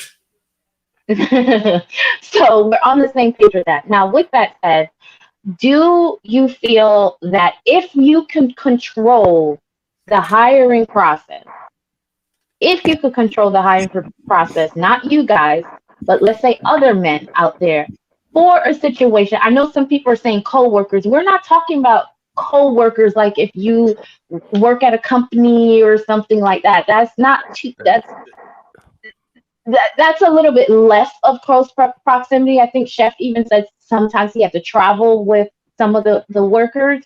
That's a more close proximity. That's you learning somebody outside of the workplace. And remember, when you're outside of the workplace, it's like it does something to you. You act differently, a different energy, right? So now you're going to see this person in a different light, right? They're going to probably talk to you differently too. So remember that, right? Remember all of that. So if we could control it, right? Would you say that if it's an option to control it, I would rather choose not to hire this person because that can be a temptation for that person? See, my thought process gets dark. So I'm thinking more or less avoiding, because like I said, like I know you like coworker, and if I'm thinking about, if I'm controlling the situation, if I'm at the actual owner, that to me is even more reason not to be messing with anybody that's under me, because I don't want anyone talking about, oh, he's the boss, he uses power to manipulate me and this is that and the other. Like, that's all the more reason for me to step out of that. So I would like to say that I don't have to not give the good looking person a job, because I'm just not even putting that energy there. Even if we are talking about especially if we're talking about travel, you got your hotel room, I got my hotel room. But 100 watts, I don't want you to talk from you. I don't want to talk from you. I know you wouldn't do that because you're such a sweet young man and you would never do anything like that. I know that. I want you to talk for the majority out there.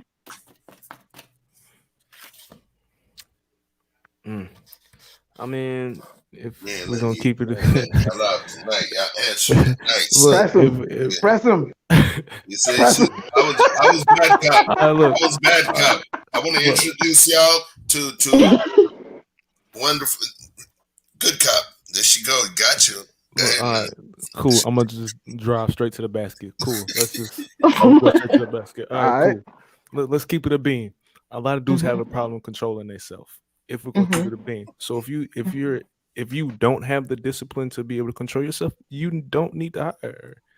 Now, don't lie to yourself. And I'm all right. You're lying. Thank you. Thank you. Vic? Hey, can we keep it gangster one time? Go ahead, Vic. I'm gonna do it anyway. I'm gonna switch the angle. I'm gonna turn the diamond one more time, Chef, if you don't mind. Triangle off. Oh, you know when you wait, Vic, when you bring back recurring terms because people are just new, they don't know what that means. So yeah, real quick. There's a chefism that I use talking about a diamond. When you look at a diamond, what you see that shines in front of your face, those are the smallest amount of facets on that diamond, and you don't get to see the true size and beauty of that diamond, and the majority of the facets you don't see until you actually rotate around the circumference. So that's a metaphor for turning it on a dial so you can actually see the full circumference of the issue we finna unpack. You see finna? That's Georgia finna. Go ahead. Vic finna rock. So look, ladies as a whole say they want to be free. They don't want to be oppressed. They want to speak how they want to speak. They want to do what they want to do. They want to live how they want to live, and they damn sure want to dress how they want to dress. And they don't want you saying nothing about it. So let's say we accept that premise. What happens when you keep bringing your fine ass homegirl over here on a regular, telling her to meet you over there, and she beat you there? Why are you doing this to your man? You don't even check her about what she wearing around your house, how friendly she is. Why you even got her over there like that? Y'all go kick it at the little lady spot and get a drink. You know what I'm saying? Go get your nails done. Go to her house.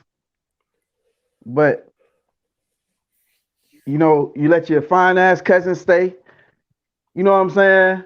And she get to walk around the house in her skivvies. You know what I'm saying? Don't put your man in these situations. Don't trust that he'll be the good dude. He'll be a good dude until he's not that day. Thank you. Thank you. You know what I'm saying? And Colette already put you on game, you know what I'm saying, about the whisper. You know what I mean? Because some of these little young ladies is some hot mamas. This is not no predator type of behavior. This is a gazelle and a lion ear. You know what I mean? So, I mean, let's just be honest about the conversation and stop pretending. Right. And putting ourselves in these situations and then being disappointed when it goes exactly how we knew it might. Exactly. Thank you, Vic. Thank you. And it's very honest to say that, because a lot of people will feel like, oh, I trust my man or I trust my woman. Yes, you could trust them. But you act as if you guys don't go through vulnerable times, and as if you are creating a situation to where he has an outlet that's so close that it could make it more reasonable in his head or her head. We're talking about both parties, to be like, you know what? And it could start off simple. You know what? Let me just run over here and tell him how I feel, or let me just run over here and tell her how I feel. She understands, or he really understands how I feel. He understands me. Until that person is waiting for you to come with those crying shoulders. I got you, baby. Don't worry. And then the hand slides on down. I got you. And you still crying. You're like, and it's going, further down. And you're like, I feel something, but you're not stopping it, Get right? them likes That's up. how it starts, and then it don't stop.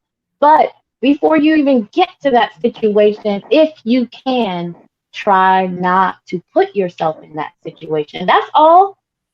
That's all. We're not saying go out and fight all the ugly people and the non-sexy people.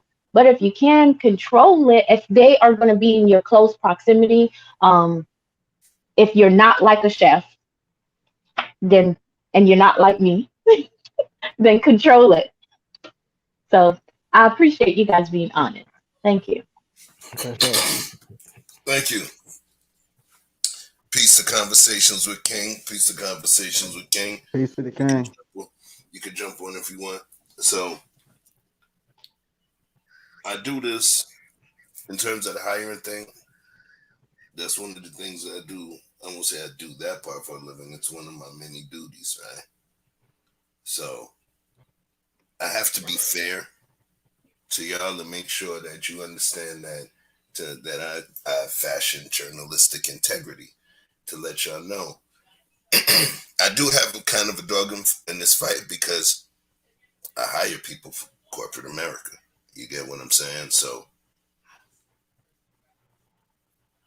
I ain't monetized here. So you get what I'm saying? And I'm a fair, I'm a fair leader. I'm a fair employer. I'm a fair hiring manager as well, and I onboard a lot of great people. The thing is, personally, what I would do, I think about the big part of the universe, not just me within my garden, within the confines of my domicile, and making the lady happy and all of that, right? Yeah, it's a HR. You can't. It's an HR issue. It's not something that's fair. I'm going to allow. Excuse me. Sorry. Let me take a sip of this. This ain't sounding right. I'm gonna take one with you, chef. Messing with my raspy. You know what I mean? Pardon me. Yeah. So. All right, chef. 10 minutes. 10 minutes for me. Okay. 14. No, I got you. So. Literally. No, I can't do that. I can't let me and one person negatively impact somebody else that may have actually gained all of the skills and know-how to be able to move my business forward. So I'm looking from a business standpoint, even if it was my own personal business. If this person is, look, you, right? We're going to flip the dynamic that you provided earlier. Imagine if the person that I'm with is not used to me working with, I ain't gonna call you beautiful. You alright, right? So if she ain't used to, that's Brooklyn compliments how we do it, right? Take a little bit of shine off. But imagine if she wasn't used to it. Right. And then now it would be between you and then who's helping me with the YouTube stuff, and then some Joe Schmo guy who may not be able to who doesn't give me homework, who doesn't say, watch this. And then when you finish watching it, you come and call me and tell me what you see. Those are the assignments she actually gives, y'all. She gives you homework. Watch this, and then when you finish, come back. Tell me what you saw. Okay, so hey, 3, 4. Chef do me the same way. And she was like, yo, that's all you saw? That's all you saw? I was like, oh, shit. Chef do me the same way. Listen, I mean, see my Miyagi. It's good though. It's good though. I like it. It's what that's called in Japan. They call it a senpai kohai relationship. You Google that. We ain't teaching that tonight. But listen. So the thing is, I could not take less because somebody is visually gifted. I couldn't do it. You feel me? That's crazy, man. that is just crazy. Where I mean, I'm not judging anybody. It's human nature, you know. And me understanding my human nature is understanding how crazy I am. So I know those feelings. But we have to try to press. I think we have to try to press or move against those feelings and mitigate those feelings and negate some of those feelings as well. Because I'm about to not feed. What if that beautiful woman is somebody's mom, the mother of twins? What if she's taking care of family? I'm gonna make a life decision, you know, a life impacting decision on something so esoteric as how big the booty is. You know, I want to be above myself. I know I'm human, but I still want to be above myself. And I know there's still aspects of my human nature I got to fix and not fix, but, you know. You going to take the big booty challenge? Yeah, man. But I can't do it. I would do extra if I felt like that person's visage, what they look like, would make me that weak. I would just feel like it would be more my responsibility to keep my ass over there, away from them, but not to limit their opportunity to feed their family. But I'm glad you said that, though. That's like still that. Going back to what I said. Like, it's not close proximity. But if you could control it, right, in not being able to put that person in your close proximity, then do that. Don't put them in your close proximity. But listen to what you just said. If they are gifted in certain things that you are needing, and they're beautiful, and they make you get the Tourette's, right? Then then you're like, you know what? I need to put a little distance between us. I'm not going to fire you, but I just need to put a little distance between us. See, you're still putting things in place to make sure you're not tempted. It's the same thing. But wait. So you hired this beautiful, gifted girl and you put her down the hall out of your way. But she's excelling because she's actually gifted. Now, she's passing up in talent all of your other talent. Do you raise her level? Do you raise her status and run the risk of people saying favoritism because, oh, the boss has got something going on with this girl, or he just gave her that because she looked like that? Because that's what they're going to say regardless of her talent. They could say that. Yes, I would raise her. They could say that, but the paperwork and her accolades that she accomplished would be able to back that up. So at the end of the day, they could say that, but HR is not going to get me because the work that she has, her performance is there to back it up. So yes, I will excel her. You know, okay. But that's only in a situation where let's say I'm like chef, where I have to work for someone. I am an executive, so therefore I cannot discriminate. So I have to hire, right? But once I hire her or him, I'm gonna keep it on him because I don't go the other way. On him. Okay, let's say him. Him, and I feel that maybe when he walks by, like I'm looking at him a little too much. Okay. Right. Let's call him Jock, right? Right. Yeah. You like that one, right?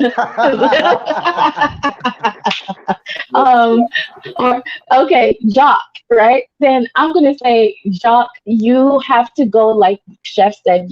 I'm gonna put your office down the hall. Jock doesn't know why I'm putting him down the hall because I'm still gonna treat him the same way, but it's for my protection because I'm staring at you a little too hard. Look. I'm gonna add the caveat. Now. Yeah. You got a big booty? When Hey, tell me if it's true, Colette. Do women like big booties on men? No. Is that a real thing? I hate it, and I clown any man. I clown any man that got big thighs and big booty. So if any of y'all got big thighs and big booty, I will clown you. Whatever. My mama got a big booty. No, nobody want to see a man with nobody want to see a man with childbearing hips. No, exactly. Yeah, go ahead. You said the caveat. You didn't remember because you thinking about that booty. You thinking about that booty. Okay, so here's the caveat, right? Now, if you want to, he's doing well. This guy, right?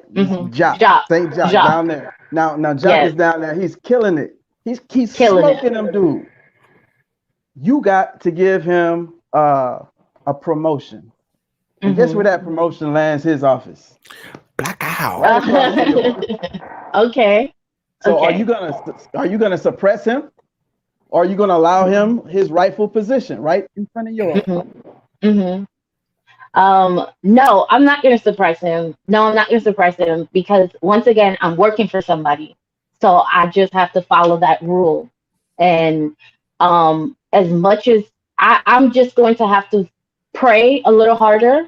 I'm gonna have to fast a little harder. No, seriously, that's what I will have to do. I will have to ask God to help me with this temptation. I'm serious. No, and I believe Lord you. Jesus.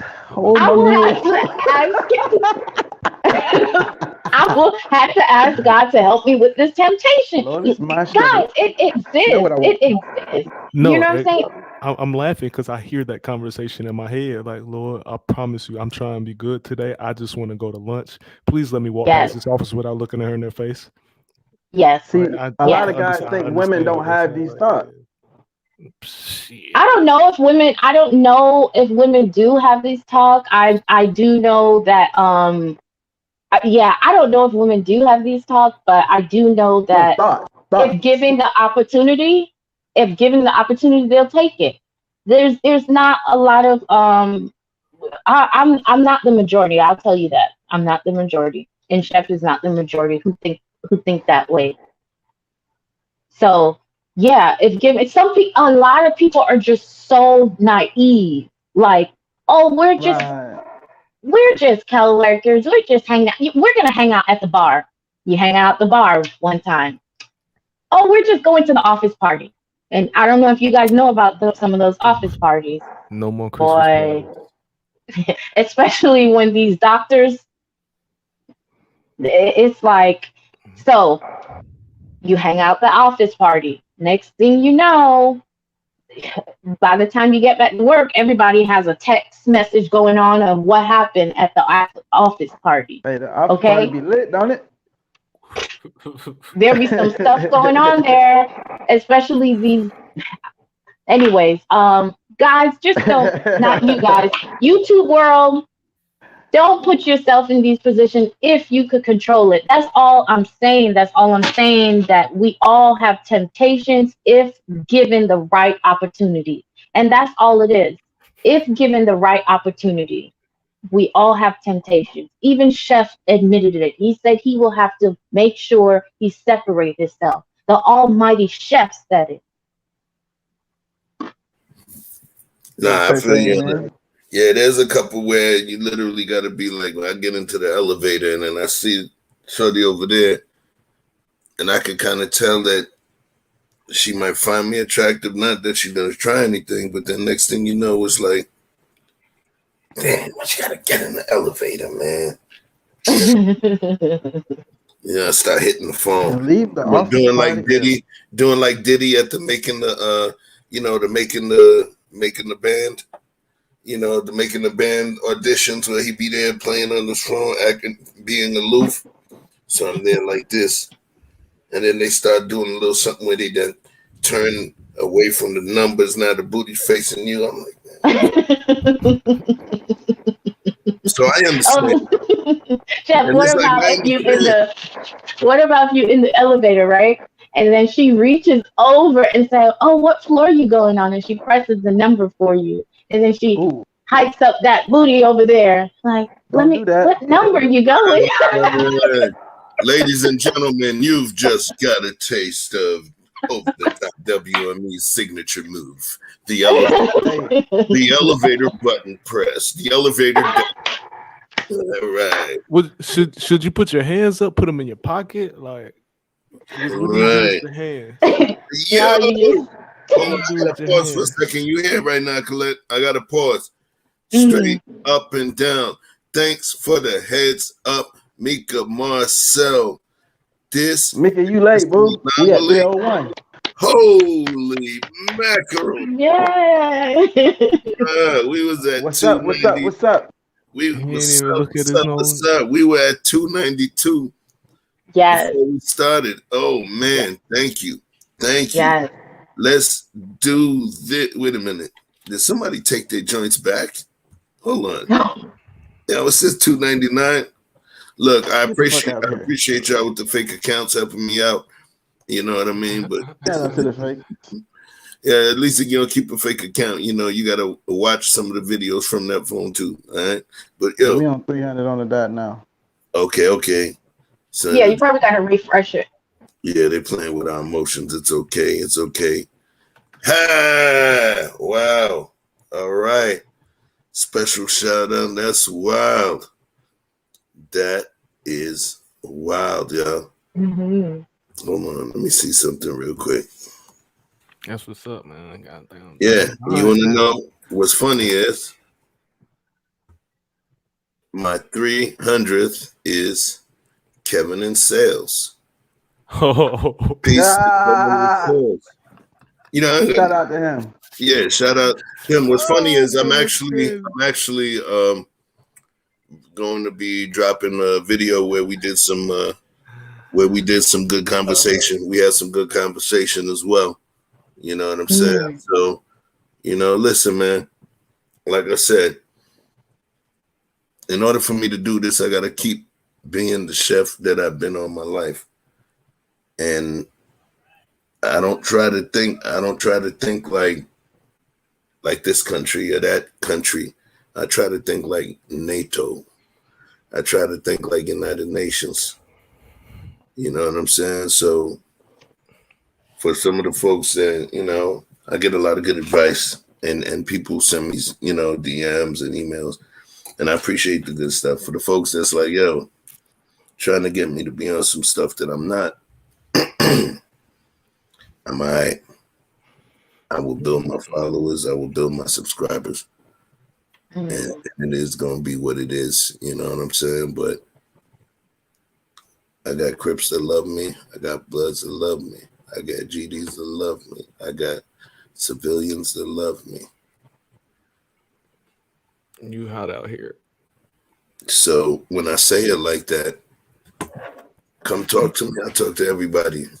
The best thing that I could do if I ever felt like I had an enemy is to make them no longer my enemy. Destroying them means nothing. You know? So, yo, 10 toes down, straight up and down. We did it. Well, we're doing it. You get me?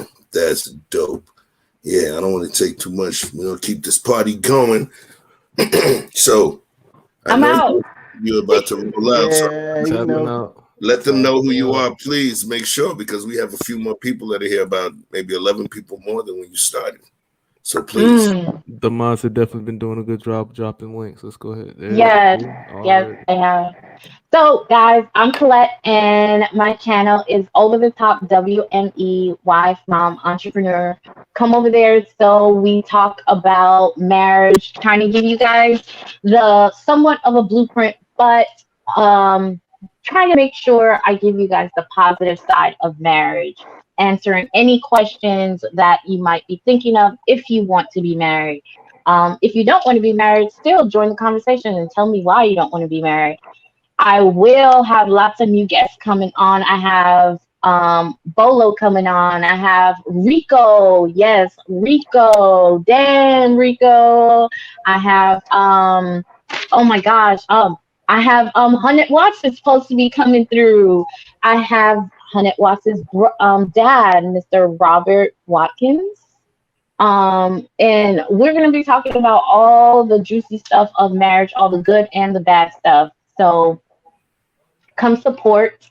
And even if you don't catch the live stream, please drop a comment and let me know that you were there. So I appreciate you guys. I love hanging out with you guys. And Always. even if I'm not here, trust me, I try to catch you guys in the mornings while I'm taking my kids to school and working out. So I do listen to you guys, and I more so just like to listen to you guys than joining. To be honest, it's just so fun. I feel you guys are like the barbershop, so I just want to listen to see how y'all think. So if you don't see me come back in a while, it's because I enjoy you guys mostly by listening. So I still got love for you. All right. Appreciate you. I'm definitely nervous about coming to sit down and talk with you. You are. Hey. Full court press. Hey, Yeah. she just showed you a little taster. Look, I know, and that's what I did. All right, that was just a little tester right there. Yeah. Catch you on the comeback. Yes. All right, guys. I'll talk to you later. Peace. Bye. Thank you. Yeah. Hold on. Gotcha. Yeah, fellas. Yo. I was glad, Colette was able to jump in and participate in this crazy experiment we got going on here. You got good energy. 300 over 300 hard in the paint. Let's get these. I'm sorry, I gotta get greedy, yo. But let's get these likes up real quick. Yo, Chef. Yo, what it do? Talk to me. Hey, listen.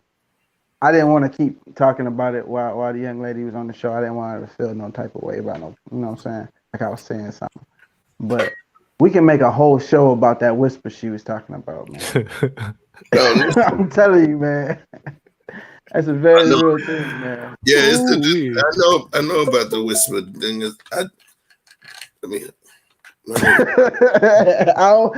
Hey man, y'all can't be whining out here. Listen, I was in them streets, man. I got the version of the whisper, bro.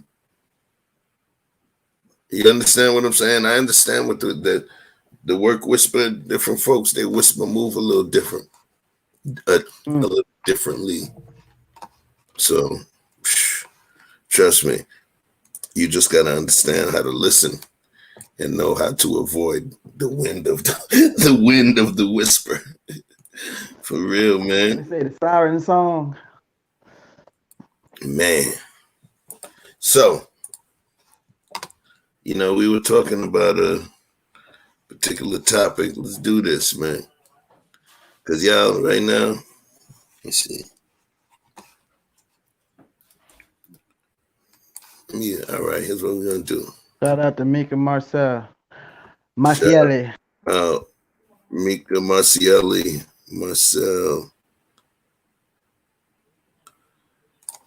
Yeah. I see you, Dawn. Dope moderator. Check out Dawn's episode.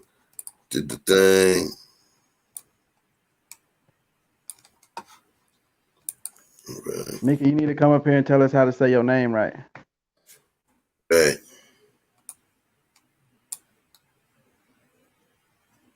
Shout out to Vaughn, staying up late with us last night. Yeah, Vaughn Bryant, that guy. He is that guy.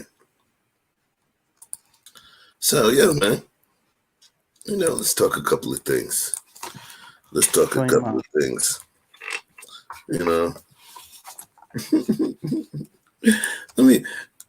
me do this before we start talking. I'm going to bring somebody else. But listen, I'm telling y'all now, this is a structured show we doing today. You see, we got topics. Make sure there's topics. We sticking with the topic, all right? What we talking about is what we talking about. So we're going to try and stay with the topic, y'all. We're not going to divert it into, the biblical hip-hop battles and, we're going to try and focus on the topic. So we got a pretty dope topic for you. I thought I did. Yeah. I put the StreamYard in the chat. Put something in there again for you. Give y'all a moment to jump in. If you have anything to say on the topic, I'm gonna bring it up on the screen too. Gina, Gina, Gina, Gina, Gina. Shout out to my girl Gina 789 in the hit owl. I hope you did well on your test, sweetheart. And that's a studying person right there. Yeah, she be on her shit. She talk her shit, but she be on her shit. Hitting them books. Oh, in the meantime, while I got y'all here, let's take a look. Just you get 10 mil. 10 mil. Wanted to show you guys. We always got to make sure that we do our thing. Got that merch. Actually in the middle of designing some other stuff right now. Stay tuned. Sweatsuit time. Sweatsuit time. Winter is coming. Yeah. Sweatsuit time. Nighthawks talk. Let me share this real quick. Just so y'all remember. We got that True Pill merch. Go ahead and cop you some. Go ahead and cop you some. Got merch on deck. Got merch on deck. We got the merch. Hey, Watts, man. You can't be whispering in my ear like that.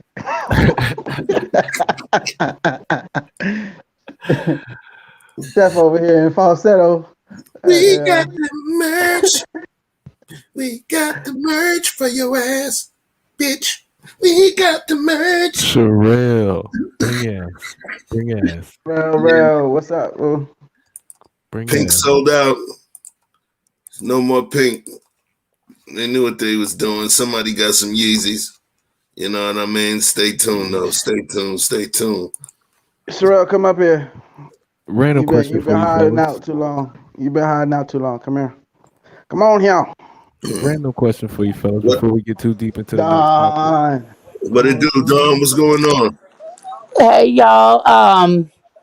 I just wanted to get on here and say congratulations on 300 subscribers. It's going up. Yeah. Appreciate 100 you. watts. Just Vic. Y'all make the show along with Chef. It's organic. The topics are wonderful. Y'all keeping 30, 40, 50 people engaged all night long. You own the night. Fuck the haters, excuse my language, but you don't need no created beef or anything like that. You just keep on doing what you're doing, all of y'all. And I hear you, darling. Thank you're you so gonna much. go far. Y'all are gonna blow up. All it's gonna take is that I told Chef when he first started this thing, all it takes is for one person to watch, one person to listen. That's going to make y'all blow up. So just keep doing what you're doing. Everybody's going to prosper. I'm on top of the world. When I saw that 300, it looked like 1 million to me because I know this is only the beginning. And y'all got that. These are people y'all don't even know except for a couple of people. I mean, these are people y'all don't even know that are coming to listen to y'all every night, all damn. You know, y'all be on all night. I get up at 4 o'clock to pee. And y'all still going. So, y'all just keep doing what you're doing. I'm not going to hold y'all. But I just wanted to get up here and say that. And thank you so much. Y'all make my night. Every night y'all on. I love watching, engaging. I fall asleep, wake up, and I can just start engaging again. So keep doing what you're doing. And don't forget about your girl when y'all are superstars on this YouTube thing. You already know, Don. You already know, Don. You part of the family, yo. Muchly appreciated. All right. Hello? Yeah, I'm here. Can you hear me?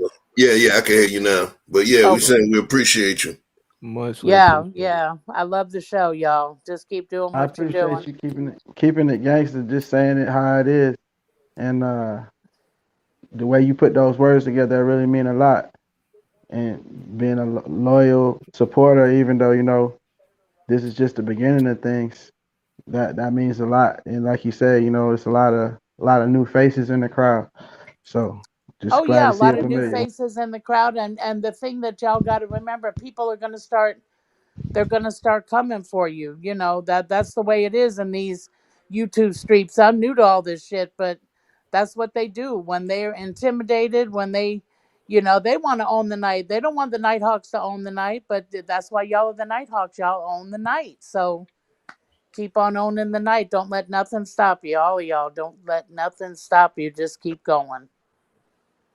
Pull For sure. up. Appreciate it. Yo, I Yeah. needed that, yo. Hell yeah, man. Yes, Thank you. I yes. needed that. So I'm gonna go. Y'all continue with the show. I love y'all. Keep doing what you're doing, and I'm gonna go back in the chat where I can talk shit. All right, Hey, hold it look, down. in the words of Danique, he called me Hey, Bam! That's I just it, letting love you man. it. know. I love it. Hey, and Chef, I got to tell you, you getting good with these graphics too. Not for thank you. real. Making Look, me Yeah, I feel like like I the need to figure out graphics what I'm too. not doing. yeah, I've been, I'm trying to work on that Canva. I've been doing a couple things. I got the little. Oh, I got to move this around. Got the little Friday joint. You can't really tell it right now. So when I first started, this one was hurting people's eyes. Yeah, You that one know? does get a little. I like it, but then it does get a Yeah. little like, okay, turn it off now. Yeah. But All right, I'm y'all. still building. I'm Hold it going down, back. John. I'll You see have a y'all good at night. 400. Right. Hold it All down. right, y'all. Bye. Yeah, man. All right, random Johnny question for you, said we need fellas. Nighthawk hoodies. Not word of my man. Uh-huh. What's funny? That's the funny story is that's what I'm literally in the process of trying to come with a design. Something that's dope, but by the same token, it gotta be if you only make 50 cents from it and you got so much detail, you get what I mean? So right now I'm just trying to find that proper balance, if you understand. You want a 2, 3, how many color design? Right now, in terms the thing is, I don't need with the Nighthawks, especially in terms of the font that I've been using. It's a font called Sensation Bold, right? And just the way that it looks, it looks very cinematic. So, and it's white. So what I'm doing right now is just looking at some offset color options just to make it pop. Hey, we speak offline. I get down, yeah. Yeah. Yeah, we figure something out, man. Mr. Best in the world, where you at? All right, Vaughn, Pull Robert up on Graham, my me. man, Mrs. Creative, thank you for participating in the chat and being part of this. Juana got them fried okra and collard green tacos. She ain't playing. Salute to the Nighthawks, Mika Marcel. All right. You worry about your power bill, Vic? Who did that? Who did that?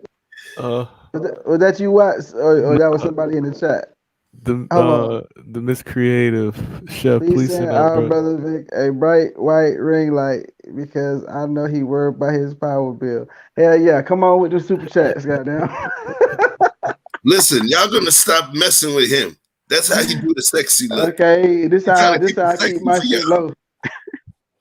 Man, y'all. All right, so if you get your mood, like I get to whisper.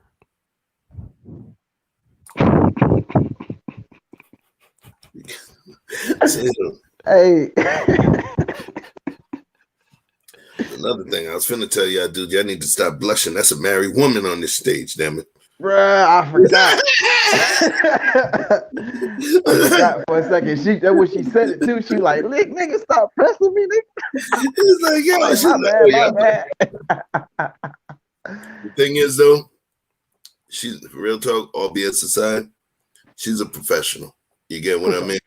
And for me, I feel blessed because who I rock with and my situation is an anomaly in many, in many standards. It is an anomaly. My old lady was not my old lady. So we were friends, but before then, she was my boss 15 years ago. She was my boss. That's right. I'm smashing a boss. I put in work, yo. Let me stop. But look, real talk. She was my boss. And I was that dude, fresh to the company, fresh from New York, hit Atlanta. Okay. So she knew my escapades way before she even had a dog in the fight. You understand what I'm saying?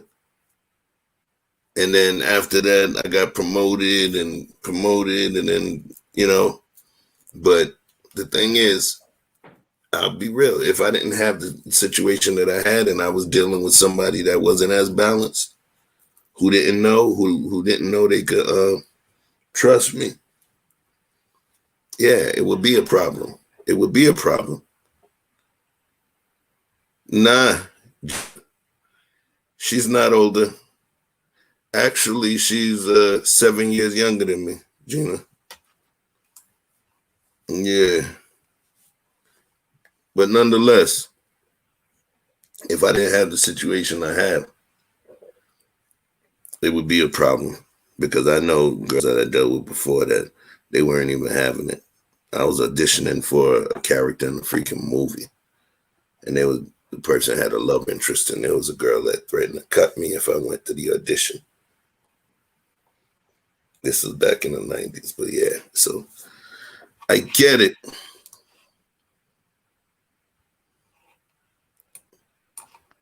I said, don't hate me because I'm beautiful. I want to do a short cooking video with Chef. I dreamt it the other day in the daytime. She daydreaming about me, girl. Instead of Okay. Hey, Chef. I seen you on that panel about pretty privilege. Okay, I seen you get up there and tell. Hey, I seen you. What did I do? You thought I jumped on the. It's hard out here for a pimp. Oh, it was the lady they was talking about pretty privilege, and I jumped on and be like, yeah. I said, my pretty privilege, man. I know. I'm trying to deal with it, man.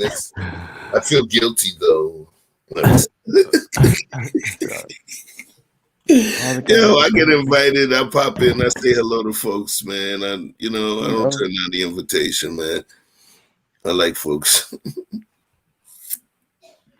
Oh, Snap Dawn said there was a few escapades too. She know where the bodies are buried. Yeah, Dawn knows. Oh, snap. Nobody knows where the bodies are buried. Oh, you hear that song? I'm going to have to hit my falsetto for you. What bodies? Keep your head to the side. That's all you get. I had to squeeze my nuts to even get that falsetto out, so I am doing it again. Bang bang. I probably wouldn't even went that far. So let's talk about some stuff, gentlemen. Since we here. Let's straighten it out. Straighten it. Get paper in the time. Don't know get straighten, but straighten it. Yo, it's funny. I got a lot of feedback on that. They kept calling it open mic. We gonna talk about that. Let's talk about this. Who controls our news? This creative exhausted is my natural state of being. Who controls our news? Fair question. Who got the most money? Who controls our news? Follow the money. So let's talk first about who we see up on the screen. Are you guys familiar with? I'm gonna send a $10 cash app to the first person. I'm gonna send a $10 cash app to the first person that is able to tell me who these people on the screen are.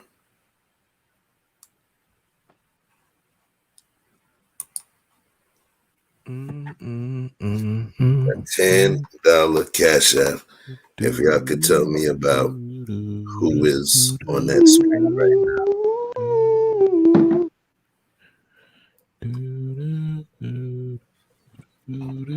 That's Bobby Brown's song from Ghostbusters. Yep. Bobby Brown song from Ghostbusters. Well, I gotta handle this thing real quick. Vic, drive real quick while I adjust the stuff. But I'm gonna give y'all right now 143. I'm gonna give y'all a 145. I want to see who can tell me who all of those people are. It's gonna be important. Come on. Look. You say who controls the news? Put it in the hypothesis. Ask the questions. Who has the most gain from controlling the news? One of them was just on the news today. The other two, Jesus Lord. It's a Netflix special up there. And you can roll a dice and find out why black people on there.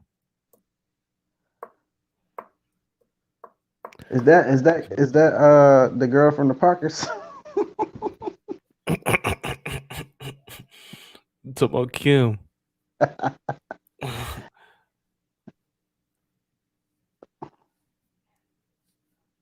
Everybody say Moesha. The pastor dude. That's the dude from that show. And that's the pretty little white girl that was Will Smith. Illegitimate half brother. Oh, I love the fucking chat, bro. Nice goddamn Usher with motherfucking lightning cream. He got that Usher with the Sammy Sosa. Oh man, she shot him and deleted herself. That's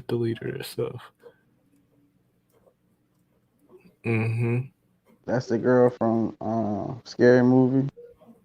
And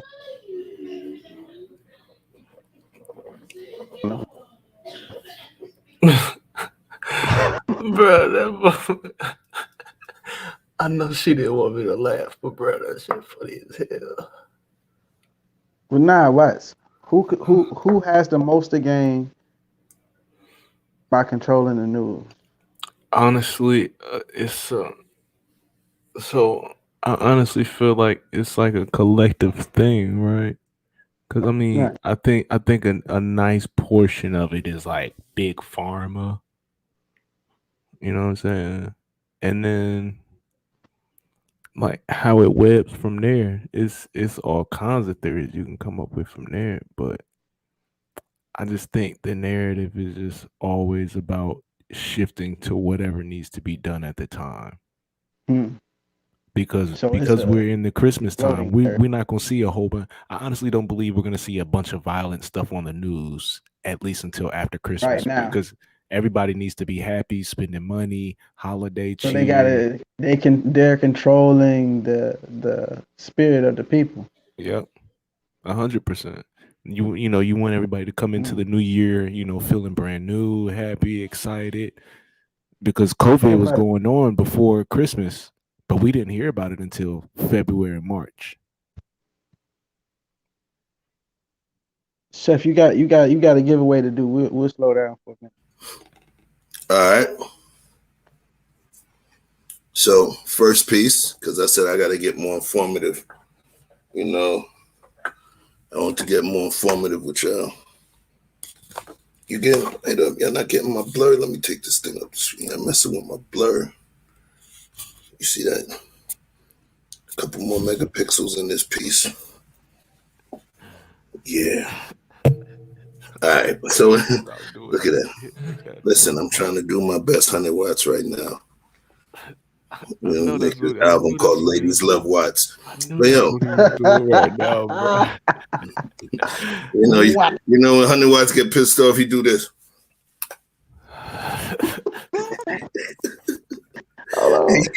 He give you his back. He give you his ass kicks. He just turned around and he just stares at Biggie like, "Yo, look, bro, I'm the king of walking off, bro. I will walk off quickly. I will. I have no problem walking off. I'm not even storm, but like if the conversation just starts, like if I understand, if it gets to a point where I know you're not listening to me, I'm out of here. Move off. I'm walk smooth off. Why is that important?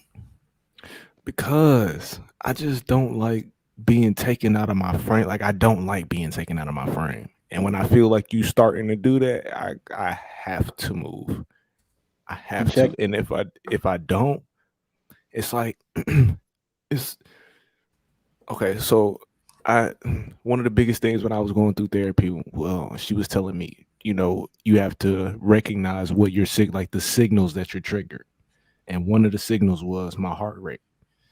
Once I feel my heart rate going up, that's like, all right, it's time to calm down. Right? My hands start sweating.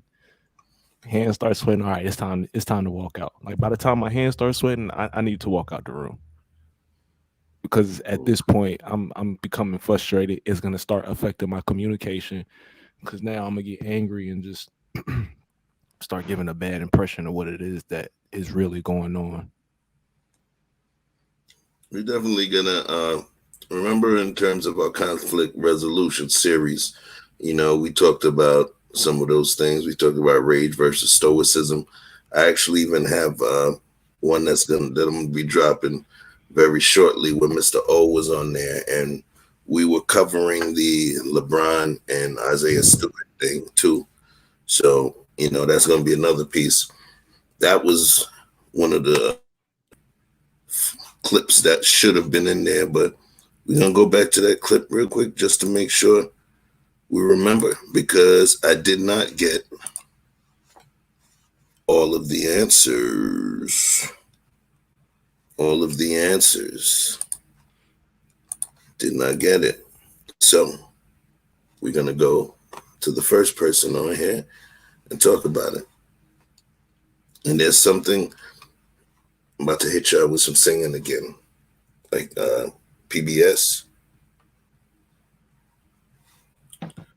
One of these things ain't like the others. One of these things is not the same. All right? And you'll understand. And that's going to be part of our deeper discussion. So buckle up. Buckle up. So, first person on the list. First individual on the list. Can somebody say his name for me? Ooh, Juicy? Peace to Dave Chappelle. The Juicy Smolier. Juicy Smolier. He was a fool for that one. My man, Juicy. Yeah, he got convicted. Yeah? Yes, he was convicted today. No shit. For how long? No, they didn't. He wasn't sentenced. Sentenced.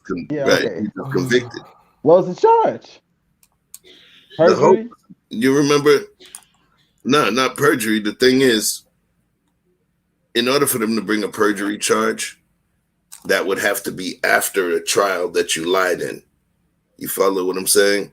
So if they actually have evidence that you were lying, then after that trial has convened, then they can come at you for perjury, right?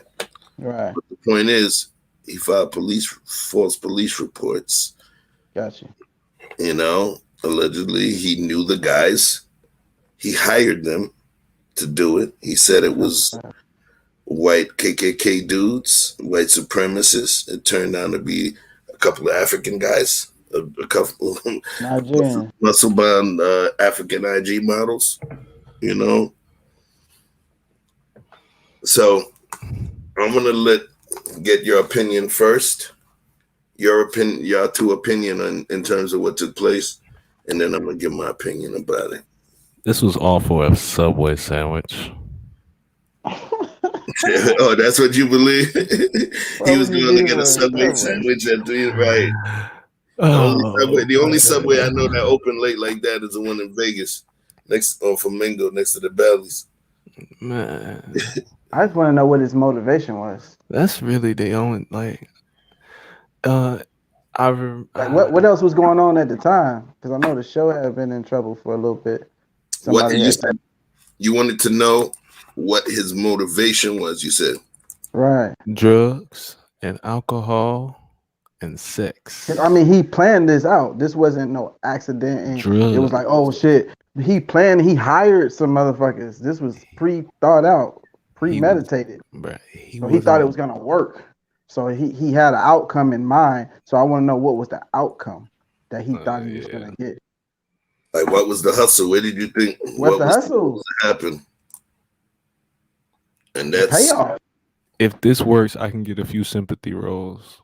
Mm-hmm. And there's a term that I tend to use. Sympathy roles? Yeah. No. Gina, I appreciate what you put in the chat. I'm reading it like 3 times. I'm trying to. Appreciate it. Who? Gina. Gina put something in the chat. I was sitting there reading something. In your brain, that's why your heart was racing and your palms were sweating, honey. Was. Yeah, the one before it. These weak arms are heavy. Just vomit on his skin. Vomit on his hoodie already. Got 100 watts in his arm spaghetti. Gina's spaghetti. There goes tragedy up. Hey, no disrespect to Gina. Lose yourself. Cult of personality. A situation in which a public figure, such as a political leader, is deliberate or actor, is deliberately presented to the people of a country as a great person who should be admired and loved.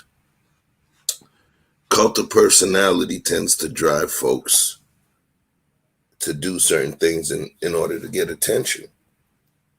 And you see it a lot. You know, for me, that's more so my opinion of it. I believe that it was attention that he wanted. Because the question was, why would someone do it? For the exact same reason that he did it. The exact same reason. Attention, right? He's on the biggest show, on the biggest platform. He on Channel 4. Everybody got Channel 4. He on the show with all kinds of stars. He got goddamn Hard Out Here for a Pimp. The whole shit is, man, come on, man. Hey, you know what's crazy? No more shot. He's gay. Ain't he gay on the show? You know what's crazy? You know something I learned? So he getting it off. So my daughter's on a cheerleading team, and there are girls on this team from 5 all the way up until 18, right? And I have learned that most of these girls don't even watch TV. Okay. Everything is YouTube, TikTok, and Instagram. They're not even watching TV for real. Yeah, the next generation can give a shit about cable. So this motherfucker, he was pretty much disappearing. Now, the Empire was a hot show for a while, but it was on like season 5 at this point. Like TV shows, especially black TV shows, like so he had to do something else to get the wave up. Yeah, because I mean, and I'm if we're gonna go to right the sympathy role, because I'm pretty sure there comes to a point and it's like, all right, this show is eventually gonna stop. This is probably our last season. We may only have one season left. What do I have next?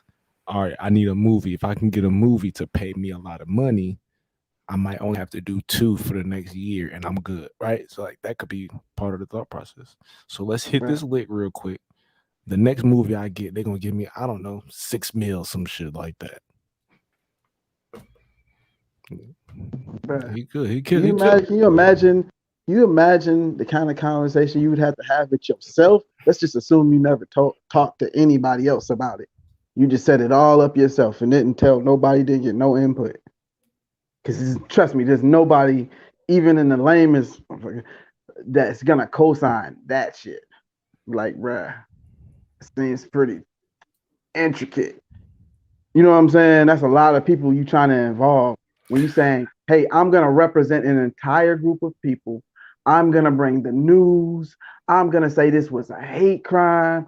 I'm gonna say a motherfucker tried to take my life in real life, knowing that there's all kinds of cameras and shit around where this shit may not go. And I'm gonna hire some random dudes off the internet to do it. And I'm already $1 million dude with a big show, getting ready to get contract renewals for another season. I got everything to lose, and it's a very questionable game because it's so many variables. I can't control that. That's like setting the woods on fire. Like shit, you don't know how that shit gonna go. He had the cards in his hand, and he said, "Hit me one time too many." That's pretty much what that was. Like he said, "Hit me one time too many." He took a gamble on something that just didn't play well. Let's talk about one of his statements. This is my most entertaining one that he made. And make sure the volume is up. Let me hit this mute here so y'all can hear it. Jazz with the clip. I was bruised, but my ribs were not cracked. They were not broken. I went to the doctor immediately. Frank Gatson drove me. I was not hospitalized. Both my doctors in LA and Chicago cleared me to perform, but said to take care, obviously. And above all, I fought the back.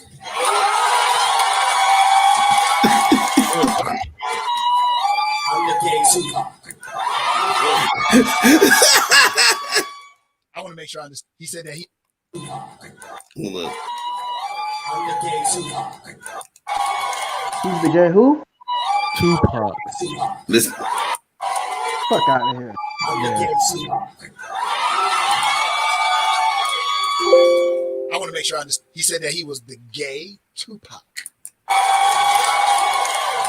All right, man, you trying to get monetized, man.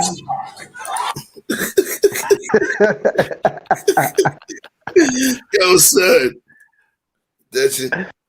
I wanted to make your son. I wanted to make sure that y'all heard it, right? Bruh. This person fully orchestrated something in order to allegedly, right? Because he's gonna have an appeal.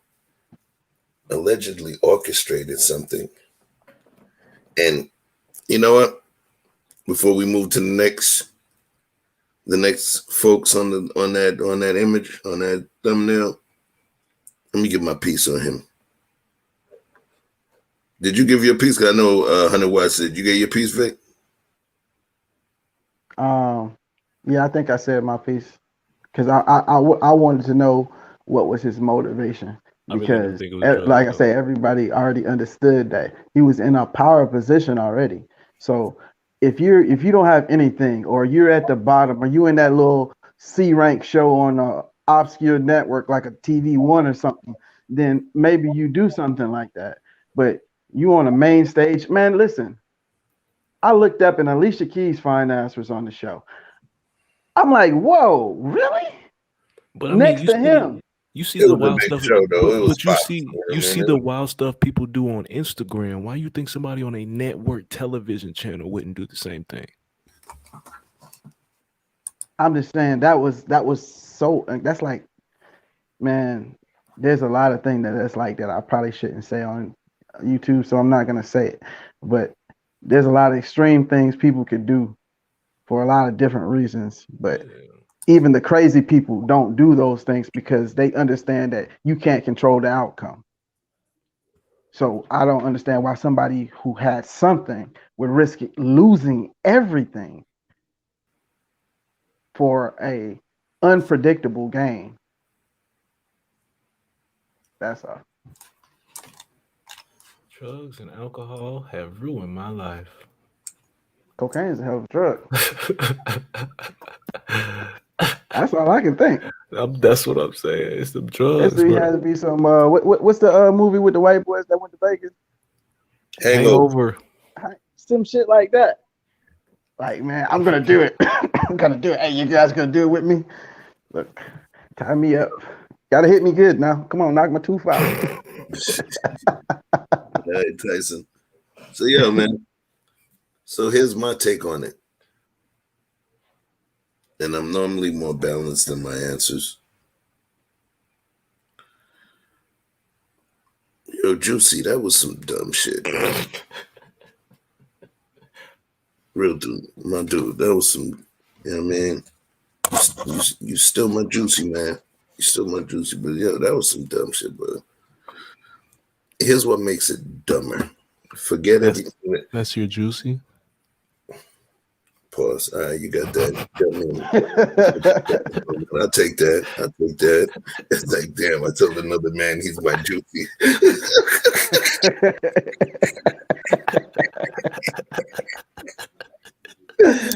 Damn, I'm gonna have to get my man card relaminated after that shit. Okay. All right, but watch this. We're gonna edit it out in post. But yo, Juicy. I understand the mistake you made, the foolish mistake you made, allegedly. I understand, bro.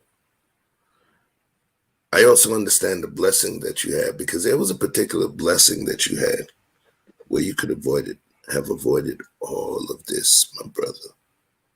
My dear brother Juicy.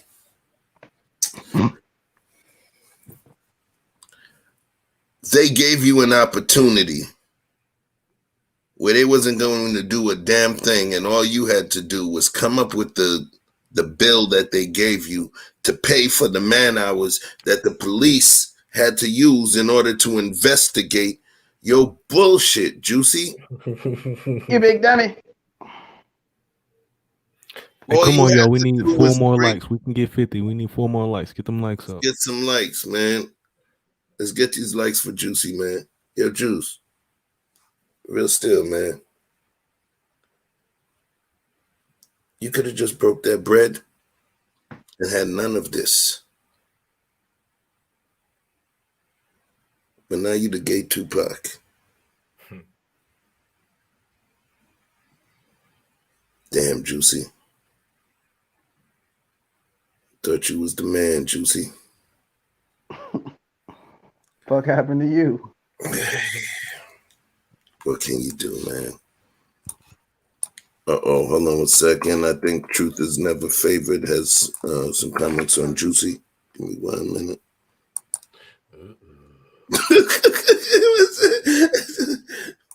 I'm surprised he ain't hit the TF yet. Give me 1 second. True. So we did Juicy. We moving over next to the next person. And we're going to try and be as quick as possible with this one. That is who the second person in the picture was. Of course, the other person was Brian Laundrie. Gabby Petito. And for those of you that didn't know, even if you didn't know, I can guarantee y'all have seen this pretty face.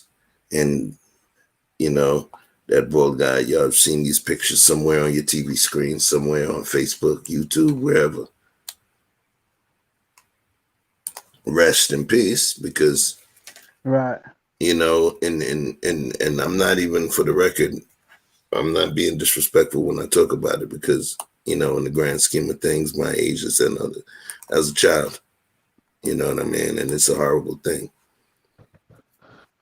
But so, what did you guys think about that particular case? You have to tell me more about it. I'm pleading the fifth on this one. You pleading the fifth on this one. So we're gonna keep it as basic as possible. All right, just Wikipedia style basic then. Gabrielle Venero Petito was an American woman who was killed while traveling on a van life journey across the United States with her fiance, Brian Laundrie. The trip began on July 2nd, 2021. Excuse me. And planned to last 4 months. Except selling me shit. Last 4 months. However, Petito disappeared in late August.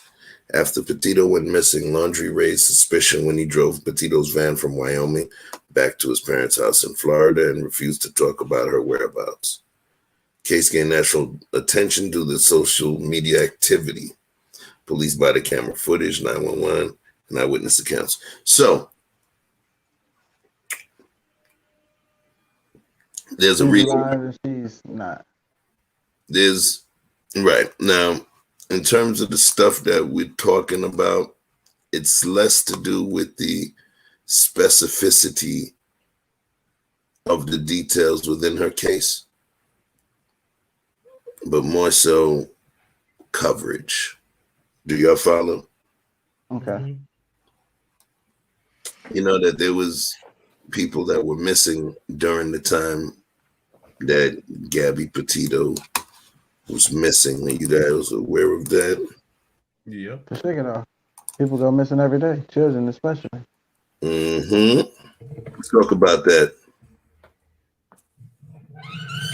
A lot of children go missing every day. So many. When I get an Amber Alert on my phone, it kind of weirds me out because I'm like, why are you telling me now? It shit happens on a regular basis, which is why this human trafficking campaign has now officially started or become more intense as of recent, with all of the people being tied to it. But it's been going on for a long time, and it's not just young Mexican girls coming across the border. So it's a lot of American girls never leaving the borders. So, I mean, you know, that ain't my place to speak on. You know, I don't got nothing to do with that. But Right. It's definitely a thing that could and should be spoken on, but it's not.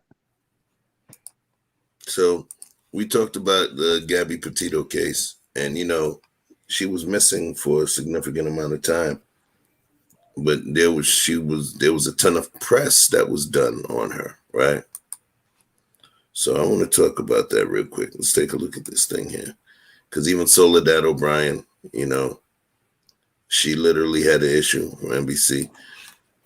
And she stated, why are the stories about missing Black women and Black people generally not told?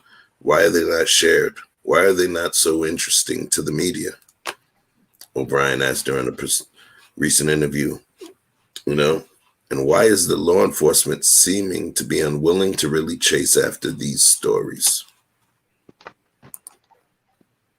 Let's unpack that one right there. I was on a live with Darrell a few days ago, and I was telling a story about excuse me. I was telling a story about how I was riding down the highway, and I saw on a billboard, they got a lot of digital billboards out here where I live at. And on this particular billboard, I saw one of those missing persons things. And when I looked at it, it was a young Black girl. And it was like, of course, there's, you know, of course, you never want, you know, you never want to see a child go missing, right? But at first, it was like, it's cool to see that there's a Black girl that is being represented on a billboard, being, you know, shown as missing, right? But then as I start getting closer to the billboard, I realized that the picture of her was a picture of her mugshot. So it's like, even in making somewhat of an attempt, they're still showing you exactly what it is when it comes to shit like this. Look at that. Y'all ever heard about Jelani Day? You gotta I don't know the name. So Jelani Day was also someone, I'm going to pull him up for you as well. It all falls into the story. Hold on, bring this guy up. What up, Truth? Truth is never favored. What's going on, family? What's happening, big dog? Big homie number 7 wattage. What's going on? What up? What up? What up? What up? What's on? All right. So we taking them to school today a little bit, you know, just a little bit. We're gonna talk about Jelani Day. A lot of y'all didn't hear about Jelani Day, and I'll explain. Jelani Day was a 25-year-old graduate student who was reported missing August 25th, 2021. After about a month missing, his body was found in the Illinois River. All right. His family posted to Facebook, there's more questions than answers surrounding his disappearance, and we'll focus our energy. As of this moment, they didn't know what happened. But there's been some controversy about the media coverage on Jelani's case against Gabby Petito's, because she was reported missing at the same time. But her case has been all over the news, everywhere, every channel. And they stated Day's case barely received any type of media coverage until his body was found. That creates a dead nigga better than a missing nigga. Like, that's what the news is gonna tell you. So let's talk about that. Because she was last seen on August 24th, right? He was missing before her. He was, when we say missing, because they assume there's the day that you're reported missing, but there's always the natural assumption that before they went to report you missing, you had to be missing, for a while. But folks they never heard anything about this brother. Nothing. None at all. Gotta make some noise. So let's talk about you say you gotta make some noise. I mean, like, let's talk about not what we gotta do. Let's talk about before the action step. Let's talk about what happens and why it happens. So does this tie in? I mean, because what was the first two things y'all was talking about? Y'all was talking about Jussie and then these two. We talking about. Did you see the thumbnail that I put up? Yeah, it says. So with the thumbnail, who controls? We're going through. Right. Each of the pictures that was in the thumbnail, they're playing a part in the discussion. So we're moving through each of the people. So we already did Juicy Smollett. Now we're moving over to the Gabby Petito.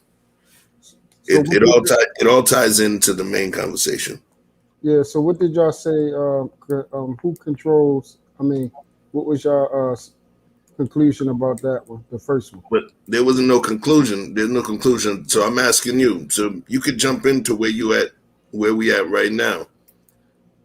Are you familiar with the Gabby Petito case? No. Were you watching the show before you logged on, bro? No, I just tapped in. That's why I'm asking you, like, what's going on. All right, hold on 1 second. Give me 1 second. I'm gonna pull this back up. All right, let me give you some stats real quick. It says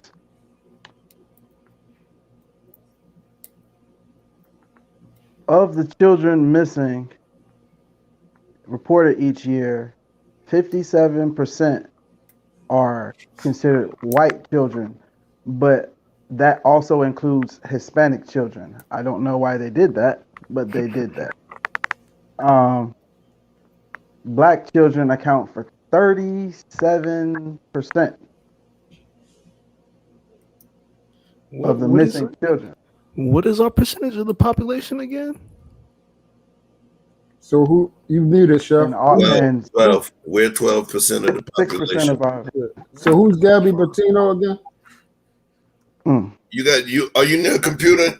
You got to Google, bro. That's the white girl that been on the TV for like months and months. The girl that was missing. Oh, I don't be watching the news too much. So then you ain't good for the conversation. We talking about the people that control the news. You ain't even pay attention to it. No, I mean I could talk about the people that control the news. That's nothing. You muted, Chef. I didn't say nothing. Oh, I thought because I had went back to this thing. So yeah, so let's do this. We're gonna go back to where was that? Hold on 1 second. Hey, let me read this one line right here, Chef. This is under that same article that's telling these numbers. This is CNN, by the way, so I'm not pulling this out my ass. If you want to go to CNN's website, they have that.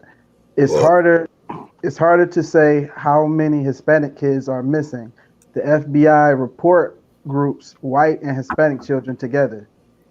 Based on other reports, about 20% of missing children are Hispanic or Latino, according to Robert Lowry, Vice President of the Missing Children Division of the National Center for Missing and Exploited Children.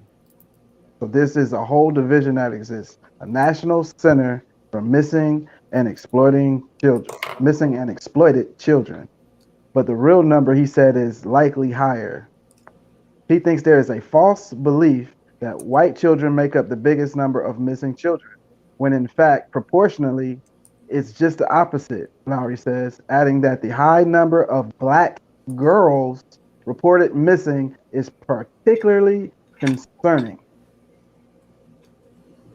Yeah, we already know that, Dang, bro, exotic girls and stuff like that, they are getting taken. Like, we know that. Like this human trafficking thing is a real thing going on. You would think only 2 or 3 children go missing every year. On my Facebook timeline, I see new ones every day. So, that's not true. So what do you think? So do you think human trafficking is a real thing? Yeah. What? Yeah. I'm asking this. I didn't give no opinion. I'm just asking you questions. Oh, yeah. Yeah. What can you define what human trafficking is? I hear that term thrown around a lot, and there's a lot of different definitions I hear. So I'd like to know what that entails. So I'm going to read you one of the definitions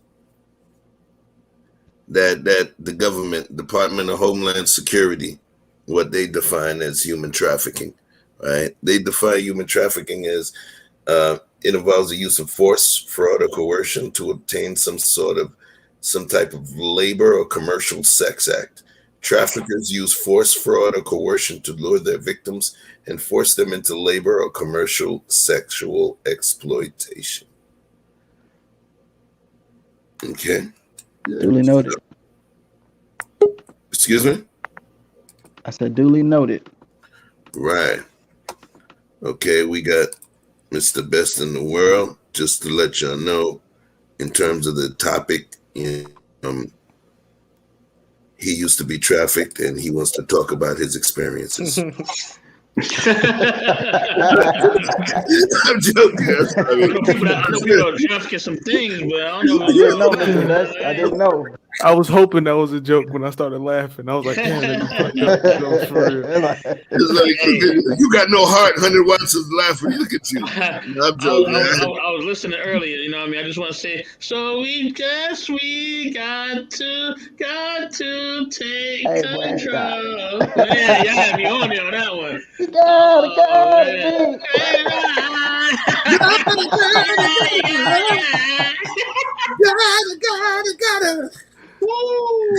Yeah, man. What up, Mr. Best in the World? What do you got in terms of? Well, first of all, let them know who you are and what makes you a special creature within this universe, fam. Oh, wow. Wow, man. Thank you. Thank you. I appreciate that, brother. King has told me several times, he's like, man, you a genius, man. He's like, you're gonna put some things together and bring people together, man. And I believe that I can definitely do that, man. And I'm very, very humbled by that compliment that he gave me. I'm very humbled by just being amongst you brothers, man. All y'all are strong. All y'all about your business as far as just really being a benefit to everybody, man. So for me, my platform is knowledge and relationships. You know what I mean? I'm down with this whole crew. I'm down with the family. You know what I mean? I'm definitely coming off the bench for the Nighthawks. You know what I mean? I'm the 6th man of the year. No, I'm joking. You know what I mean? Yeah, man. So Queen said she will be here shortly. You know what I mean? She and my brother said she'll be here shortly. But yeah, so yes, that's who I am. My platform is knowledge and relationships. as well. I'm on there as well, and yeah, I'm just glad to be on here with you guys, man. Truth, what's going on? Honey, watch what's going on. Vic, what's going on? Chef, my family, what's going on, bro? What's going on, big dog? Chilling, man.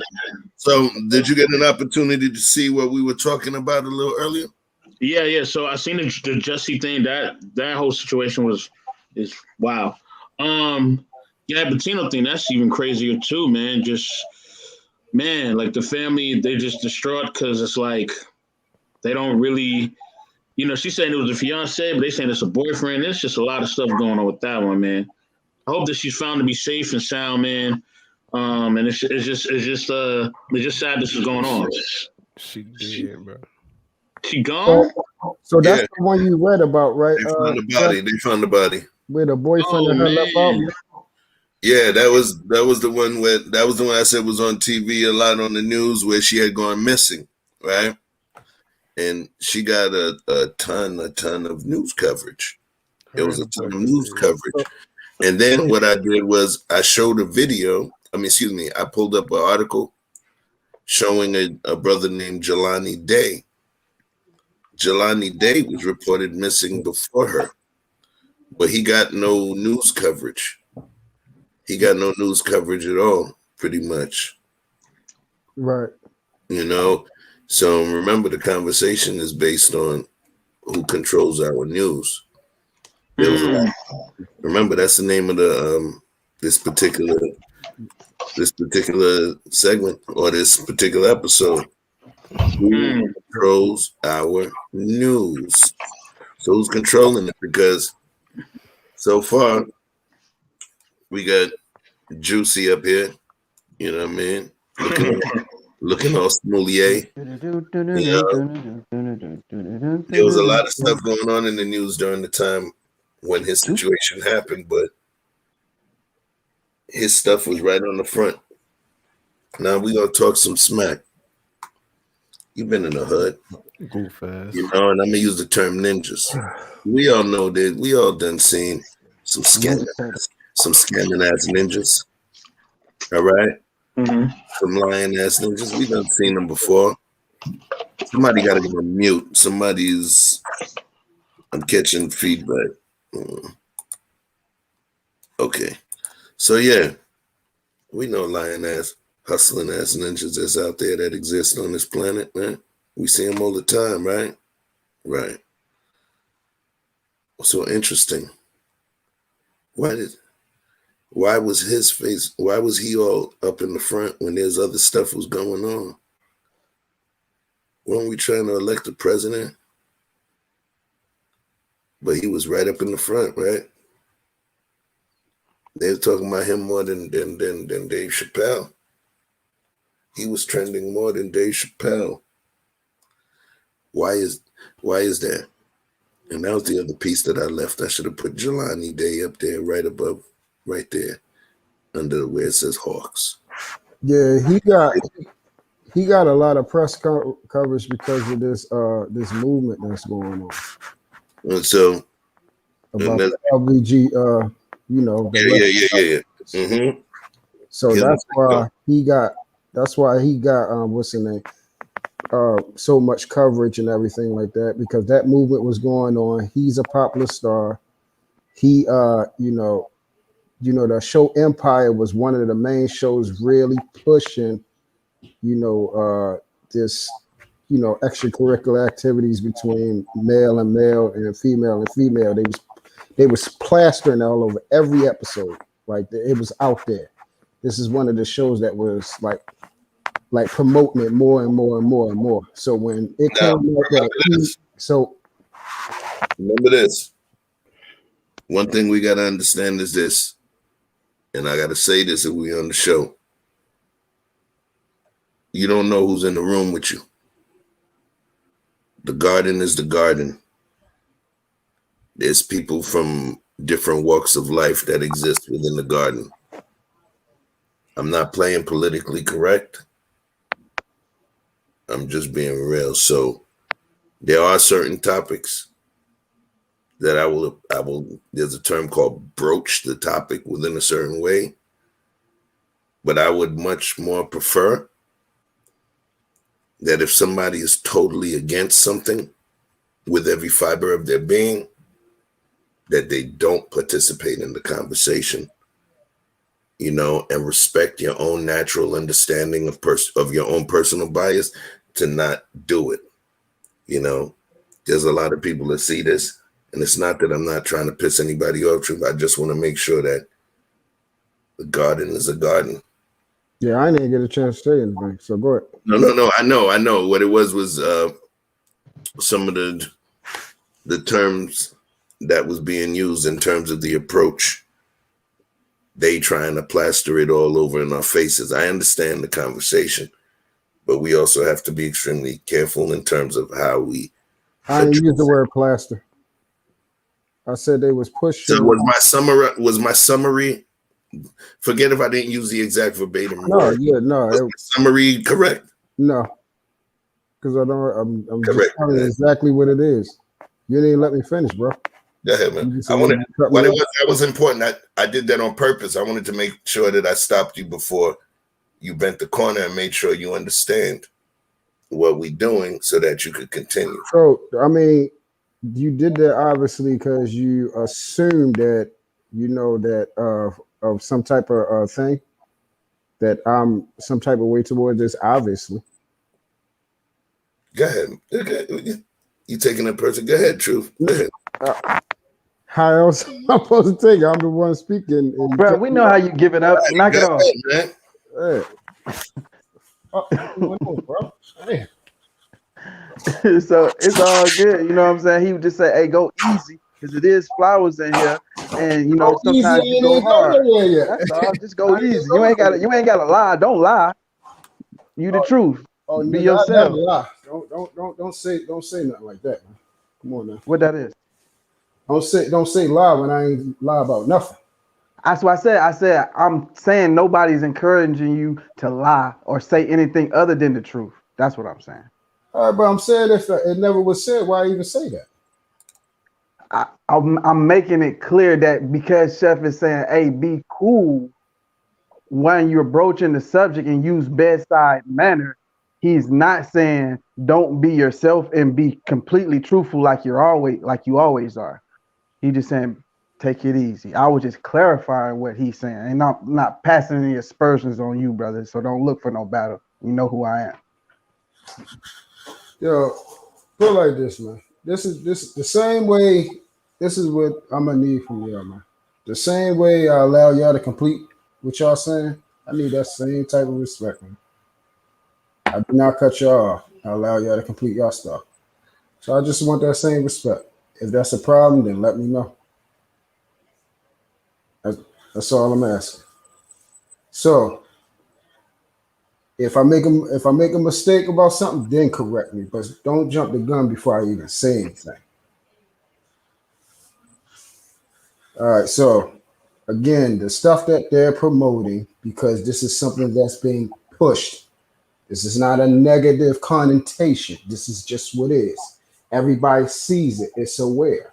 This is something they want to make relevant and make people acceptable to. It's just that simple.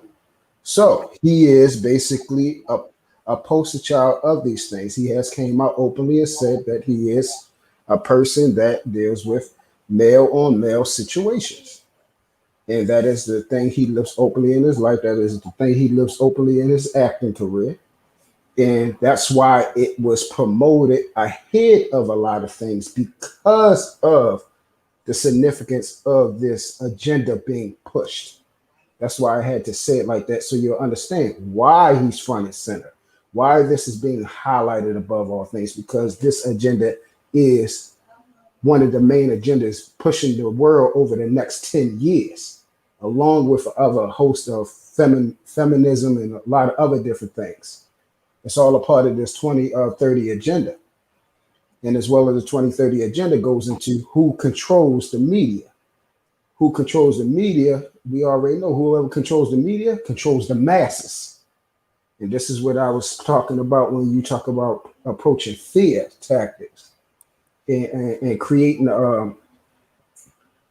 people to react out of emotional decision makers. Case in point, when somebody get hurt, with a black man gets killed by a white cop, you see over and over and over and over again, they will promote and show these type of things as if other, colored people is not getting killed by black cops, is not killing black people, or white cops is not killing white people. They keep promoting this same agenda because they want to push this, because it creates fear, it creates anger, creates turmoil, and it's going to create people reacting. And then that's when you got these people out here pillaging and destroying things. All right, so I'm gonna throw something out here, and I'm actually bringing Queen Forever 2K21 in. What's going on, Queen? How you doing today? I'm good. What's up, my rock?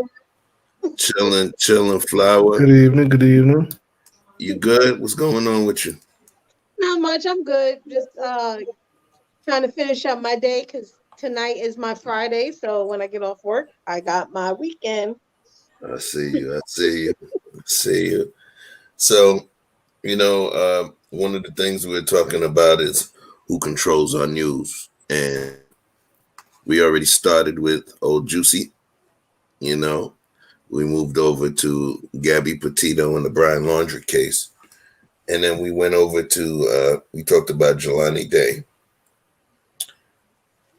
Now, Truth is never favored was just talking about, there was some particular movements that it may have been done by people that were pushing particular movements, all right, to create certain things or push certain agendas out there. That was one of the pieces that he stated. Me, in terms of the question, and you guys are gonna figure it out as we get through this. At this time, it was, some would say, it was a black man. Think about it. There's a lot of other things that's going on during that time.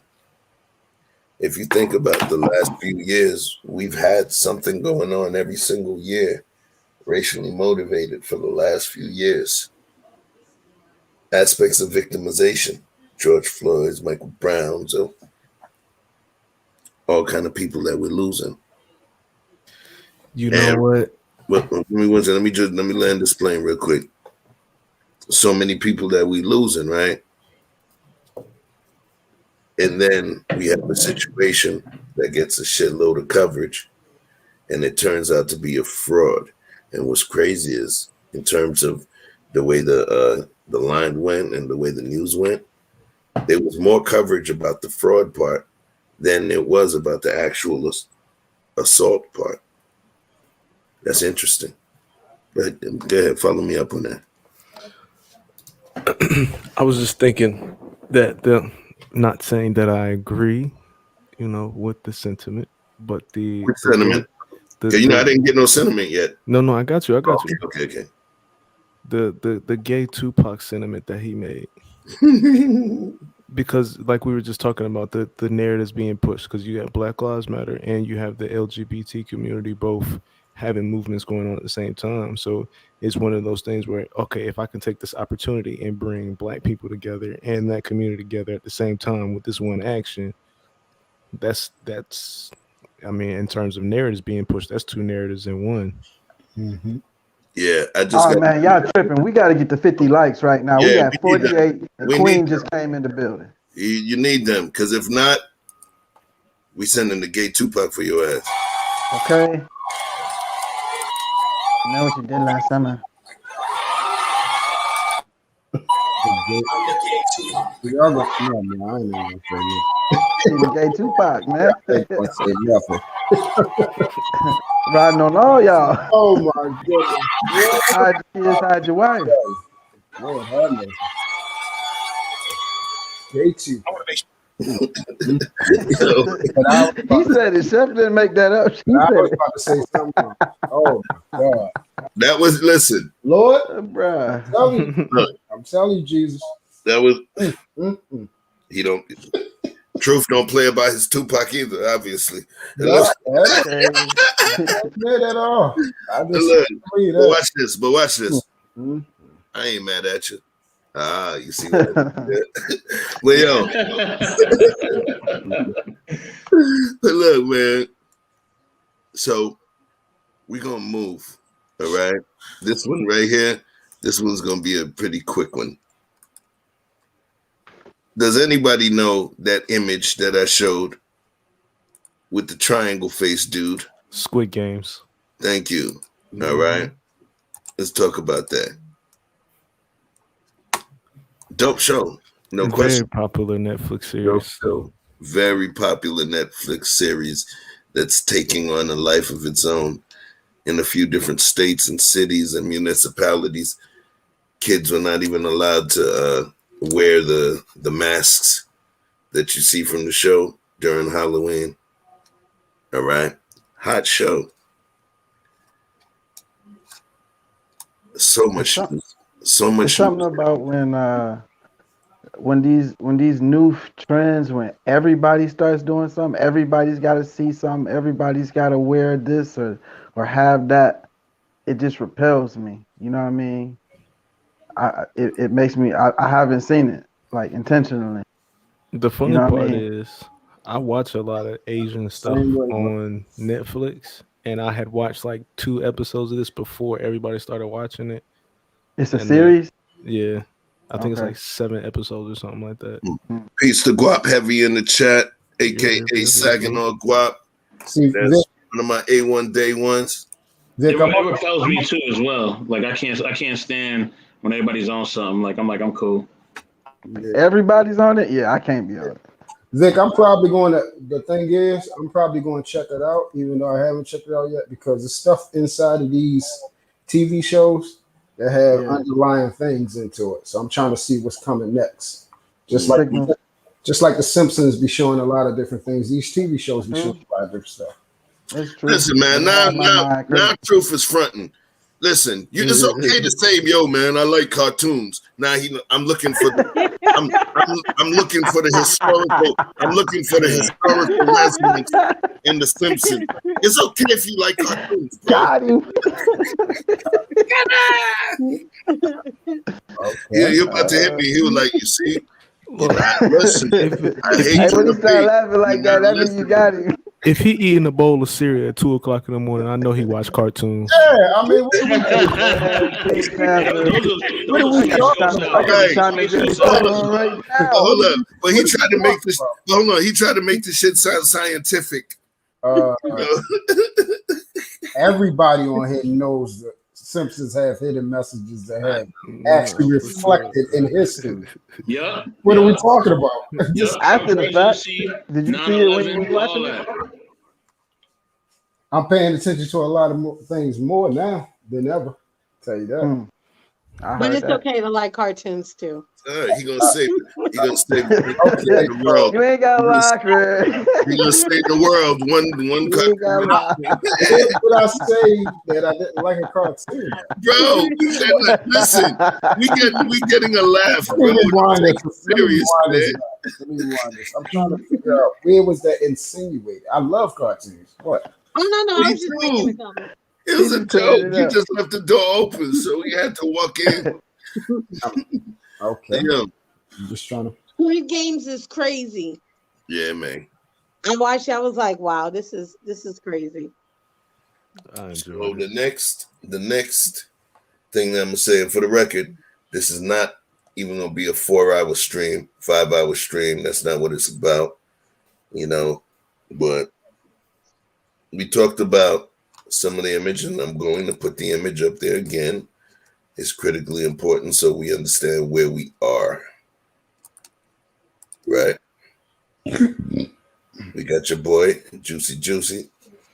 We got Petito and Laundry. We got Squid Games. Good show.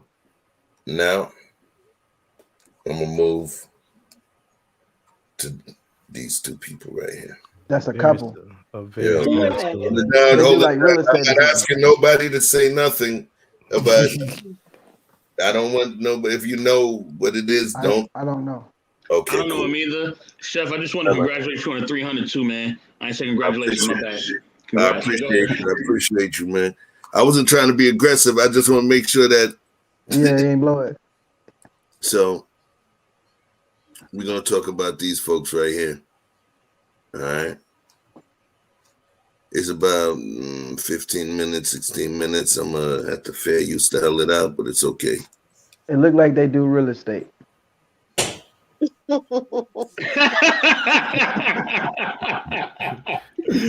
Vic is crazy, boy. That's my man right there, yo. Word. They do though, for real. For real, man. Power couple right there.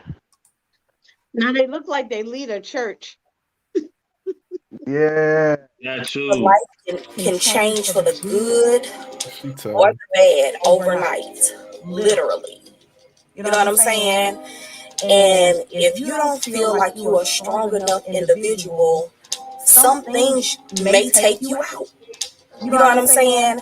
I've come in contact with so many people where they feel like they can't make it to the next day because certain circumstances happen.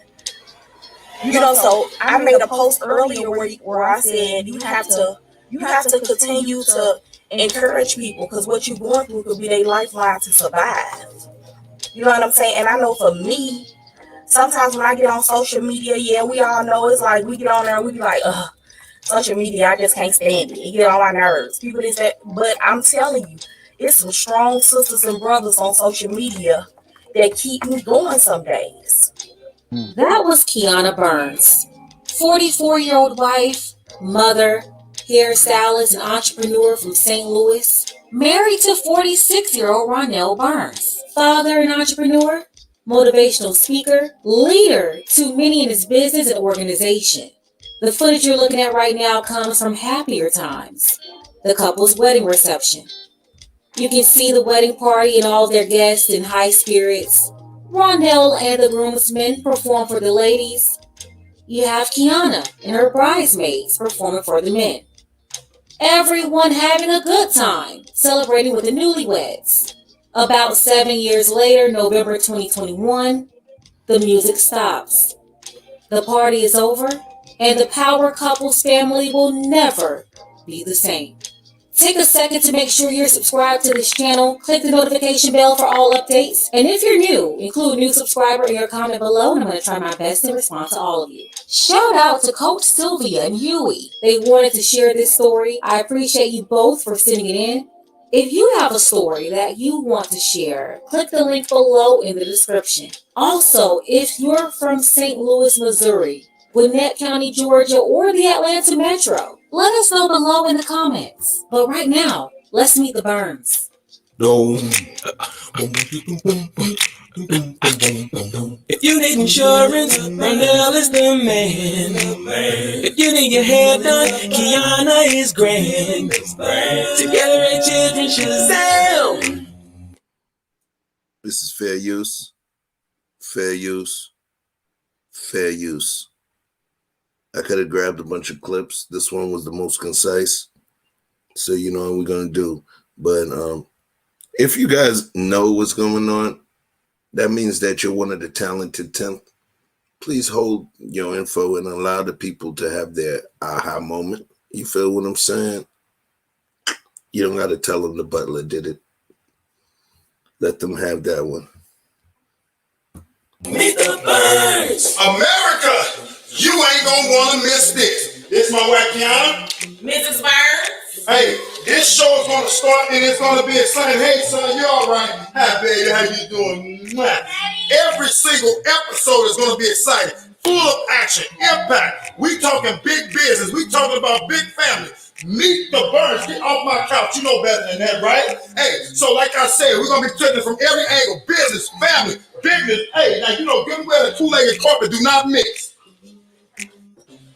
Y'all thought we was done? No, we just getting started. So now we at our salon. Critique Design is actually one of the best in the loop. So we got 2 of them, and as you see, it's always cracking. But you don't just come here to get your hair did. You want some cripple pig feet, razor blades, braids, whatever you want. What's up, Kaka? That's my cousin mine. But they say whenever you getting your hair did, women barbers do it better. And so from the top to the bottom, you look at Running the Beach. She want to take family. What's up, man? Hey, she empty today, but hey, she normally popular, y'all, right?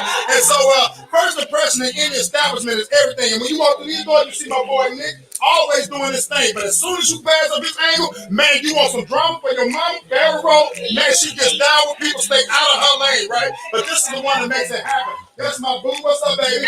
She the one to make it happen. I stay out the web in her. She run this thing from the top to the bottom. Hey, y'all, meet the Burns. Now, this right here, this is my baby. I love this. This is my wife. She's trying to catch up with me, baby. We got to move fast, baby, because it's time for big business. So we help families, we change lives, we impact our community. Big family, big business. When I first started wholesaling, I could see so many of my contemporaries have multiple. The couple had 8 kids combined and 1 grandkid, a blended family with children from previous relationships. Ronell, he was married before he and Kiana got together. He and his ex-wife Avis, who was a stay-at-home mom, they had 2 children together, and they appeared on divorce court in March of 2014 after 4 years of marriage. He and his first wife Avis, they connected after she was introduced to Ron, kept sending him spiritual distrust with text messages. No. Let's go down. You can't get what got me. So we've been together, about Sorry, y'all. I'm respecting your time and skipping through the BS and getting you straight to where we need to be at. Explained to the judge that's when he started stepping out on her. That chapter ended in Ronell's life as he and Kiana moved on, celebrated their new marriage together. At the time, Ronell was about 39 years old, Kiana 37, her background in cosmetology, and Ronell, he worked in insurance. A couple of years later, he started selling for Primerica. Ronell's ability to recruit and motivate his team earned him $13,000 his first month in the company. $350,000 the first year, and he continued to grow his team and make more money each year. He spoke at many of the company's events, and he did really well with the organization. The couple relocated to the Atlanta, Georgia metro, Gwinnett County, in early 2021. They wanted to expand their business, possibly opening up another salon and barbershop in Georgia, and having the opportunity to recruit more salespeople to their team. They hosted events, meetups, and retreats. And when it was time to celebrate their birthday, Ronell and Kiana, they knew how to put on a party. They had lots of friends or associates, and everyone loved them. The people on their team always praised them as Ronell was teaching them all how to earn 6 figures too.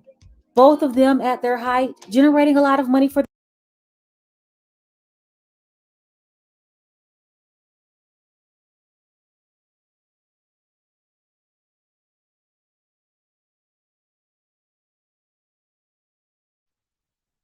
Mute.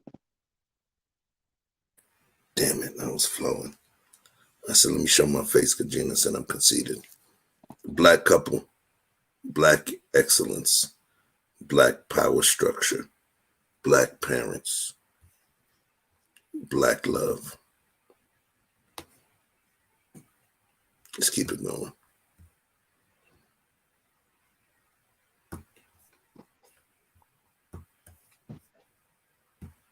their family, and that made the move to Atlanta very easy financially, but emotionally and mentally. Kiana was having a hard time adjusting. Several months after moving to Atlanta, Kiana shared this video on Facebook on October 20th, 2021.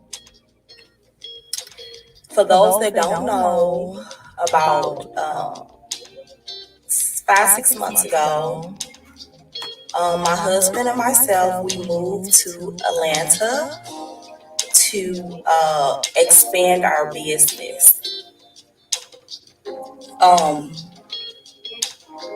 Still have the beauty and barber salon in St. Louis, Missouri. Y'all know that's the hometown, but we did come here to expand.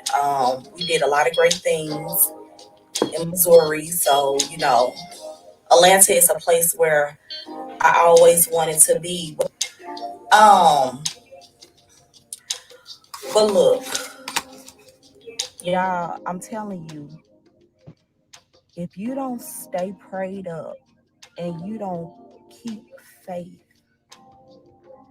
things can swivel in and take you out.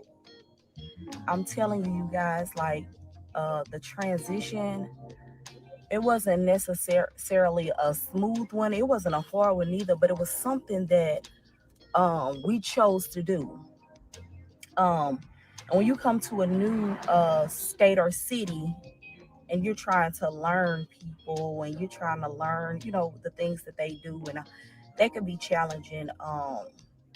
And coming here with our kids, just us and our kids, it's just us. You know what I'm saying? We ain't got nobody. We can't drop the kids off at our kinfolk's house. We can't go, so. If you want to see that full video, I'll leave the link below in the description. But Kiana and Ronell, at the time, they were still going through it. Then a couple of days later, she wrote this on Facebook. She said, "God knows I would do anything to wake up from this nightmare. Hashtag God, I need strength." 2 weeks later, November 6th, 2021, she was seen dancing with her daughter on Facebook. She wrote, "Man, I love this little girl so much." And then a little over 2 hours later, 911 dispatch in Gwinnett County received a phone call to report to their home. By the time they got there, Ronell and Kiana, both DOA. According to Gwinnett officers, Kiana shot Ronell first before taking herself out. Many of their supporters and team members went to their social media in disbelief, referring to them as the power couple or the Christian power couple, with lots of folks wondering, how could the lives of this happy couple end like this? This video from a while back shows the couple had problems previously and even considered divorce. Take a look. The story I'm about to share with you guys was the story from about, I don't know, let's say, I guess about 7 months ago, something like that. 7 months, 6, 7 months ago, when my wife and myself, we decided we was going to get a divorce. Serial procrastination is something that affects 80% of the population. Even high-performing, intelligent individuals suffer from it. That we didn't want to be with each other no more. We was just done with each other. And so I just thought back as I was talking to Erica, she was saying that she was going through a divorce. She works in a business, same business that we work in. And she was saying she was going through a divorce and things are tough and she had to go get a part-time job and, all these reasons as to why she had to go get a part-time job. A lot of us centered around her going through a divorce. And and it took me back to 6 months ago when Kiana and I decided that we didn't want to be with each other no more, and some of the things that transpired. And so I remember like it was yesterday, we were sitting in front of our beauty salon, Critique Designs. We had a party Saturday, y'all. Saturday from 9 to 1, free everything. Y'all need to stop by. Saturday from 9 to 1, 10849 West Florida. So come and see your boy Run Daisy and Kiana. So anyway, we sitting out in front of the salon, and we talking about, we just didn't want to do this no more. She was tired of me. I was tired of her. We was going to go on about our business. And as we sat in the truck and we said, hey, you know what? If we're going to get a divorce, let's be civil. We got kids. We got businesses. We said, well, let's just sit down and just talk about how this all going to work out. Meaning from a business aspect. We didn't talk about why we should stay together. We love each other. None of that conversation was being had. We was done with each other. And this goes for everyone. Don't ignore the red flags. First off, we know why no one is talking about this story and why you haven't heard about it yet. That's because it was the wife who carried this out.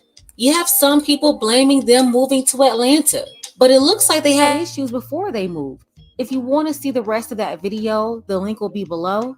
She seemed to be unhappy and struggling mentally, and that brings me to this question. Is it possible to make today's woman happy? And how should their mental health issues be addressed? Sending condolences to their family, especially their children. Ronell was a very hands-on father, so no one can come for his character. He was always with his kids, taking them different places, showing them different experiences, very hands-on with them at home and the household. So since they can't come for his character, they're going to just act like this story never happened. And we all know what the real problem is. I've covered this on so many videos.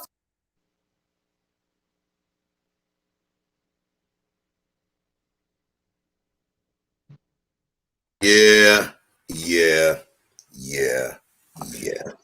Wait, so Chef, let me get this correct. She shot him, and then she shot herself. That is correct. Oh gosh, bro. What about the children? The only reason before the kids are fine. The kids are fine. So for the record, in terms of the news and today's show, it kind of works too. The earlier question, 100 watts. You were the one that generated that question, the one related to what we talked about with the video we watched earlier. Yeah. This particular topic was actually this one was someone else, recommended that topic to me. And it's crazy, man. It's crazy. So, with respect, we all understand that there's 8 beautiful souls that exist on this planet right now that have no parents. Somebody hit me up, was like, yo, you sure you want to, because they knew what it was about. They like, you sure you want to do that? You want to mess with the vibe? I was like, this is part of what the conversation is. Let's talk about it. Before we go deep, I'm just asking y'all, like, how did it make y'all feel? Let's talk about it. Till death do us part. That just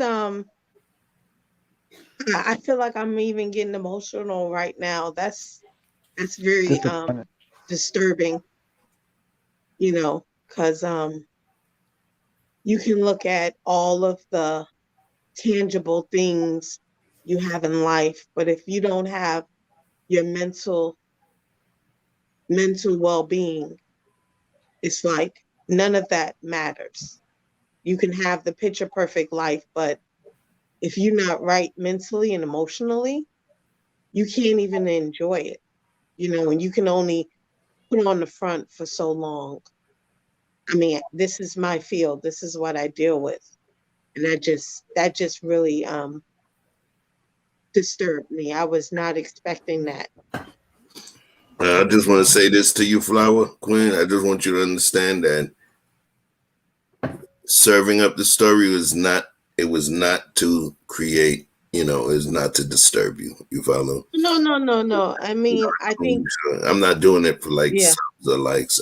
Oh, no. I think it's something that has to be talked about more, because so many people think true happiness comes from the number of zeros in your bank account or the number of vacations you take, or, how many houses you got, the car you drive. Those things can only satisfy you but for so long. But if you are unhappily not right mentally or emotionally, you can't even, it's almost like you exist, but you're not even living. You don't live. It's not true life. So thank you for sharing that. I mean, I was thinking they cheated on each other, and when that was like, whoa, yeah. I was not expecting that. Yeah, this was deep. This was deep, but this, like she said, this is you can't put value on money only but so much. It only brings temporary, happiness, and happiness is when something's happening. It can't produce joy. And yeah, if your mind is convoluted, which means you can't really think, your emotions is all over the place. The question that I got to stop you. I got to stop you because we're going to delve into it and we're going to dig deeper. Only thing I'm asking for each of the people, how did it make you feel seeing it?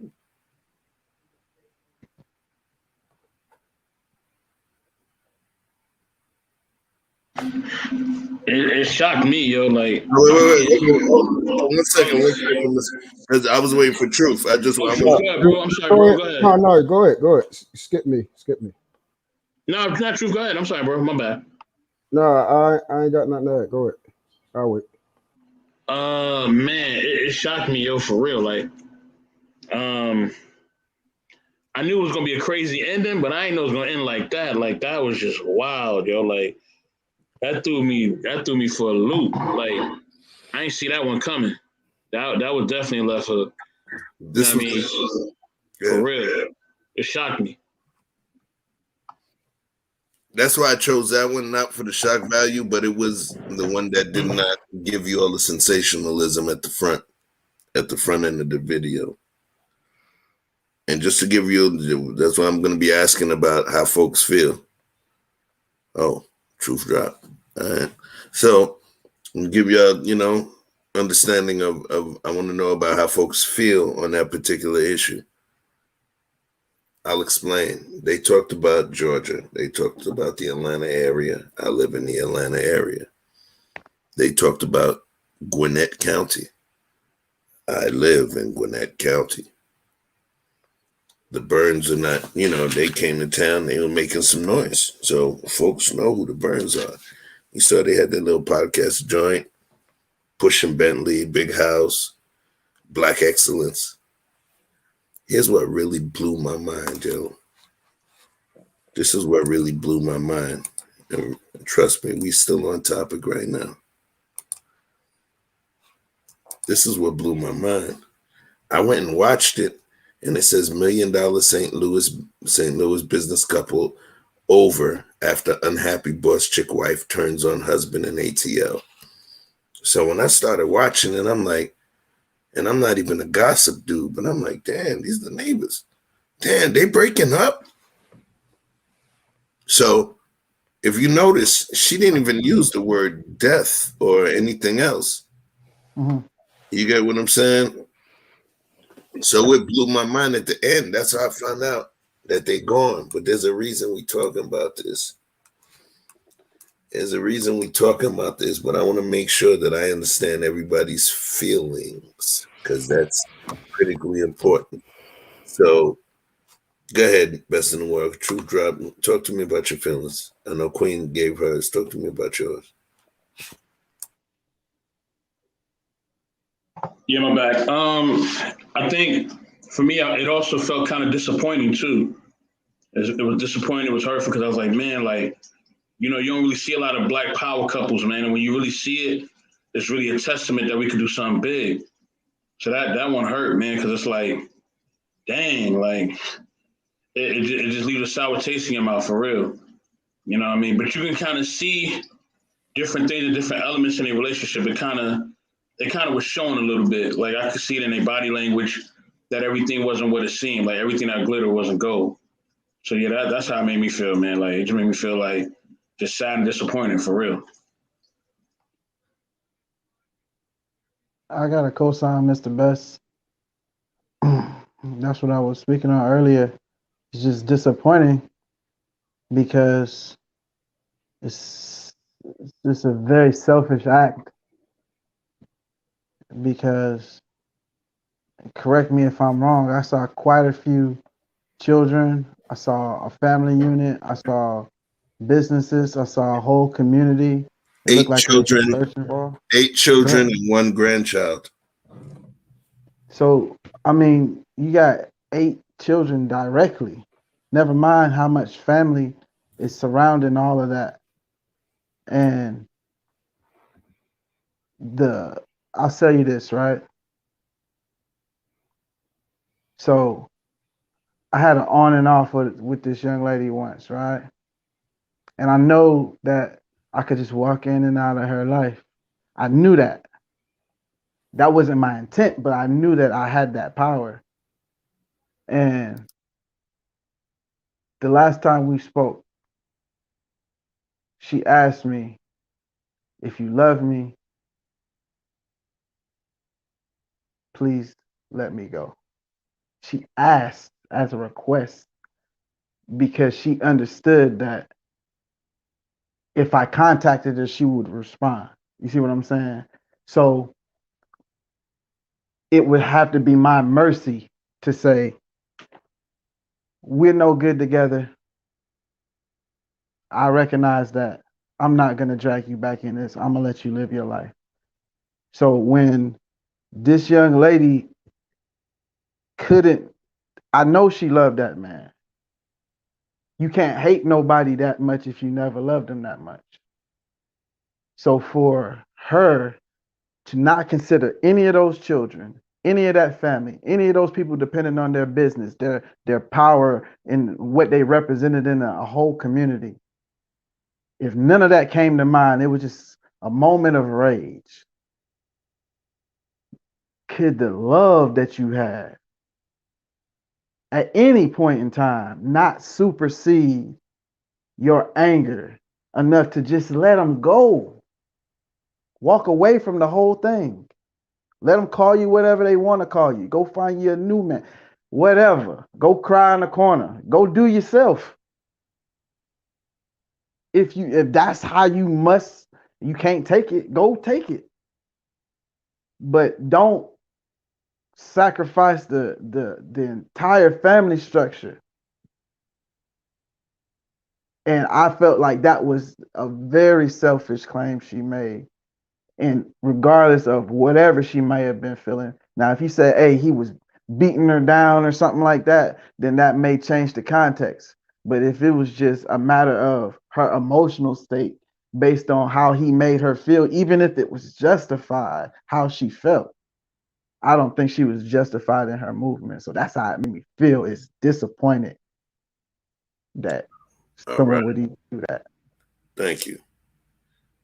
What my man Watts said. Talk to me, Watts. And it Watts. I really think that everybody hit on all of the valid emotions. Other than being numb, honestly. Right?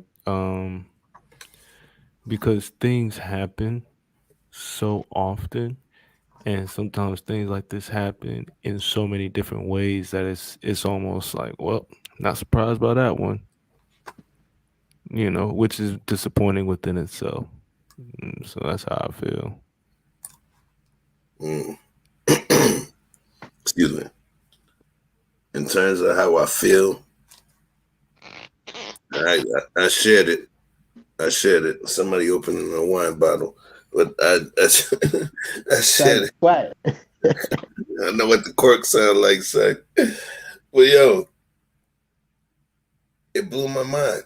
It blew my mind because at one moment you're being walked and props. Listen, I'm not trying to get over on anybody. I got to give special props because out of all of the videos that I could have used, Pink Book Lessons. Thank you, Pink Book Lessons. You handled this in such a respectful fashion, and you were not rude, nasty. You were respectful, and I think that the way the verbiage you used, you actually cared for people's emotions. This was not sensational, so thank you, Pink Book Lessons. All right, I appreciate you, and so. Back to you guys and make sure that, I share love. I didn't edit that stuff. That was her. I'm assuming it's a her because of Pink Book Lessons, but if it's a dude, thank you, bro. Anyway, back to what we talking about. Guap Heavy, a.k.a. Saginaw Guap. That's my best friend. That's my bro. He said what's crazy is this is a common story here in Atlanta. I heard of 3 or 4 stories like that. He's absolutely right. We've heard of 3 or 4 stories like this. But guess what? A lot of y'all have not seen these stories. And it all ties back into the main conversation. The parents of 8 human beings were deleted from this planet. The grandparents of a creature were deleted from this planet. And these were millionaires. So it's not about socioeconomics. These are millionaires. We were just talking about will and testaments too. Mm-hmm. Oh, I know. Bro, I care already, as I said, it all ties back in. It all ties back in. You know, there's a method to this. These are parents. So now when we look at this thing now and we see him, we want to know, and we want somebody to answer this damn question. This one. Who controls our news, right? So let's remember this one. Let me find that thing. You know your boys, man. One of these things is not like the other. One of these things ain't the same. You remember that? That's Yeah, the I remember remix. that shit. Right. That was the joint. So when we talk about one of these things, I had said that earlier. One of these photos on this screenshot is like the other, but it ain't the same. You got your boy Juicy Smoulier. You got Gabby Petito, rest in peace. We got Brian Laurie, allegedly. We got the Squid Games guy. All of those three people, you saw a shitload of coverage and trending. A shitload of coverage and trending on those folks over the course of the past year or more. But if you scroll all the way to the right, you see Kiana and Ronell Burns, rest in peace. Mm-hmm. Their souls left their body last month in November. And a lot of people don't even know who they are. Does it have to be a racial talk? No, it doesn't have to be a racial talk. There's so many different ways we can kind of unpack this thing. Some people may say it's race, as it was a black family. Some people say some of the red pill soldiers, and when I say soldiers, I'm not a red pill guy, but the red pill soldiers will probably say it's feminism.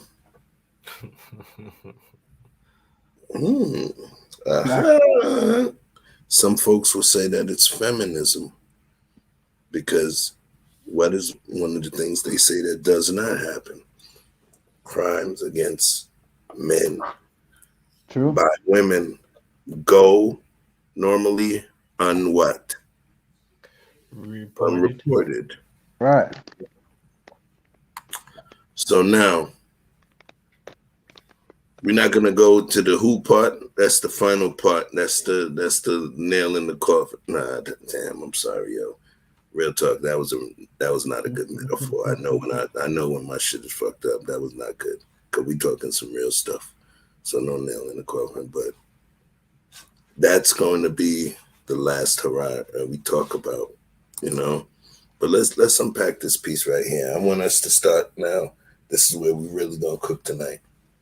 Come on, let's talk about what y'all think about the implications of what happened and some of the issues related to men and women and what goes reported and unreported, because this was a father. This was a father. He was on divorce court with Jocelyn Toller. And, you know, he showed he was a good guy. He handled his divorce the right way. His wife was the one cheating and he was out. So out of everything we know, this was a good dude, you know. So let's unpack it. Now we in Battlegrounds phase. So I'm gonna pull that off and let's talk about it. Ain't nobody jumping first, just go. Speak your speak.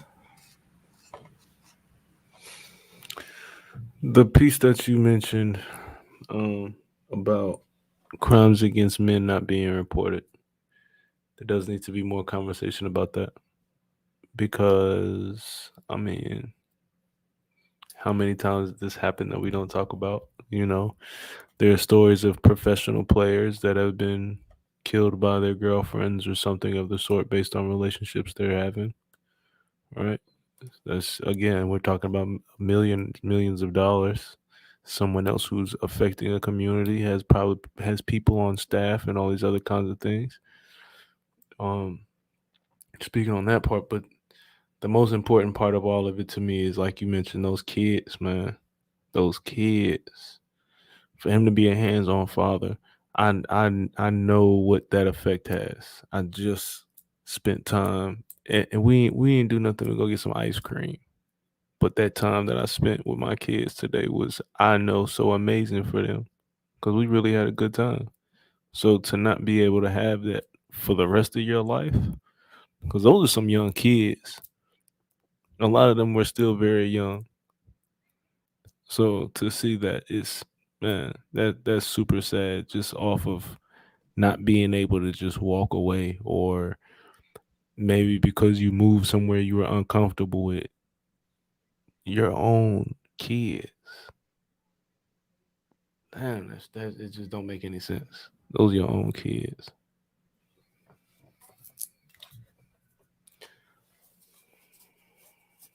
I'm sorry, I was stuck on that.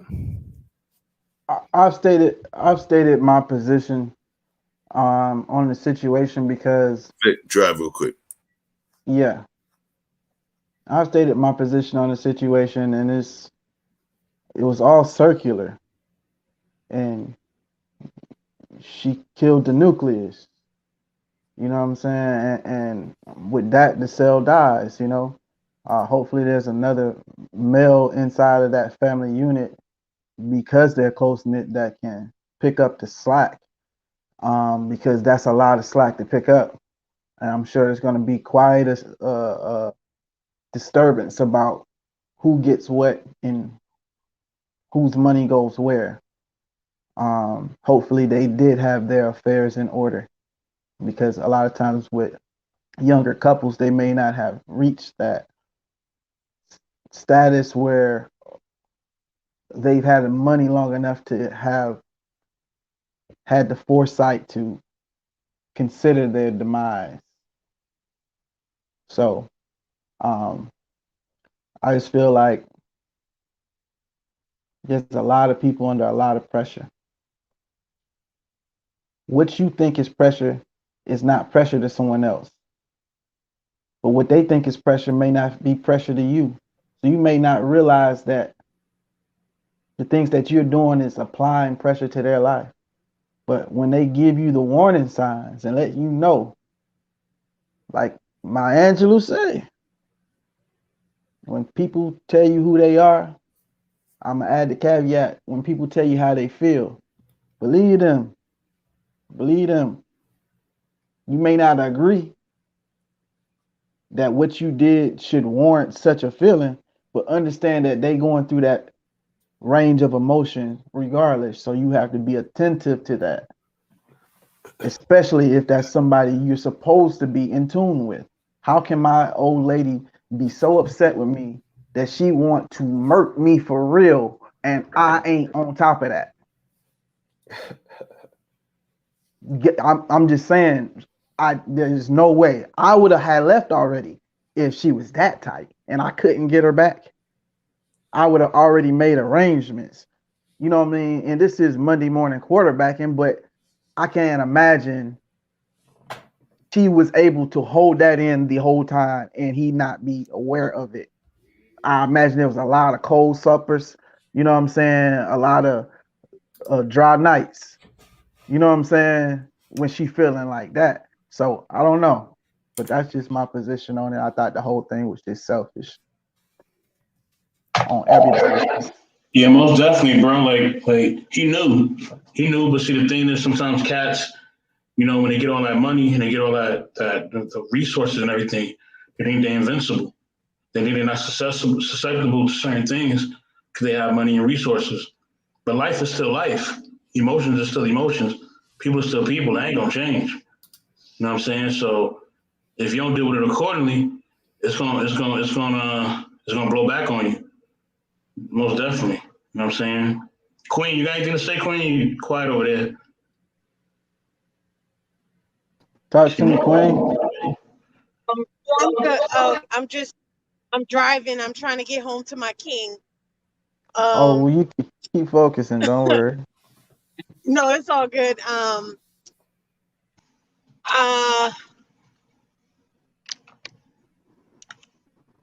think it's if you are just unhappy in a relationship, just walk away. It's one of the most selfish things. So Mr. Best, try to hold can you on please? to it. Huh? No, you get Oh, it. Keep going, Queen. oh, it's one of the most selfish things to not be able to just walk away and take someone's life. You know, we've seen it with other relationships. I think that's why it's so important to check the whole being in your relationship, meaning don't get so caught up in being busy that you don't check in. You don't check in with your mate. Not saying that they didn't do this. How are you doing mentally? How are you doing emotionally? How are you doing physically? Like checking in, and individually checking in, meaning taking care of yourself, self-care. You know, I have a very stressful, mentally, emotional, and physically sometimes job. I've been attacked. I go through things at work, and I know my rock can't always handle what I'm going through. He can't always hear it because it may be too much. But the one thing my rock does every time I come through that door, how was work? How you doing? Yeah, it was rough, blah, blah, blah. You know, I don't go into details, but I get a moment to check in. So I think people just have to, I don't know what was her mental state, you know, I don't know what was going on, but, you know, I think it's just sad, you know, it's sad. I see it at work every day when people don't take care of themselves mentally and emotionally, the behaviors that come from that. And in that moment, when you're so gone, like I said, allegedly, I don't know what her mental state was. There's no coming back sometimes. Like I say, there's a wick in every candle. And sometimes you don't know how long that wick is. And once that wick is gone, it's gone. So, yeah, I think it's unfortunate. Once that wick. So I'm going to talk because remember, there's going to be a tie-in, you know. But I want to talk about, and for the record, just so y'all understand what's going on. I know. Remember, I told you the first couple of weeks, 2 to 3 weeks of this initially post-game show, which turned into Nighthawks, which turned into its own entity. I said, first, what we're going to do is we're going to freestyle it. We're going to allow the garden to see what's what. So if you notice tonight, this is a topic. We're actually taking this topic into something else tomorrow night. You know what we do on Fridays?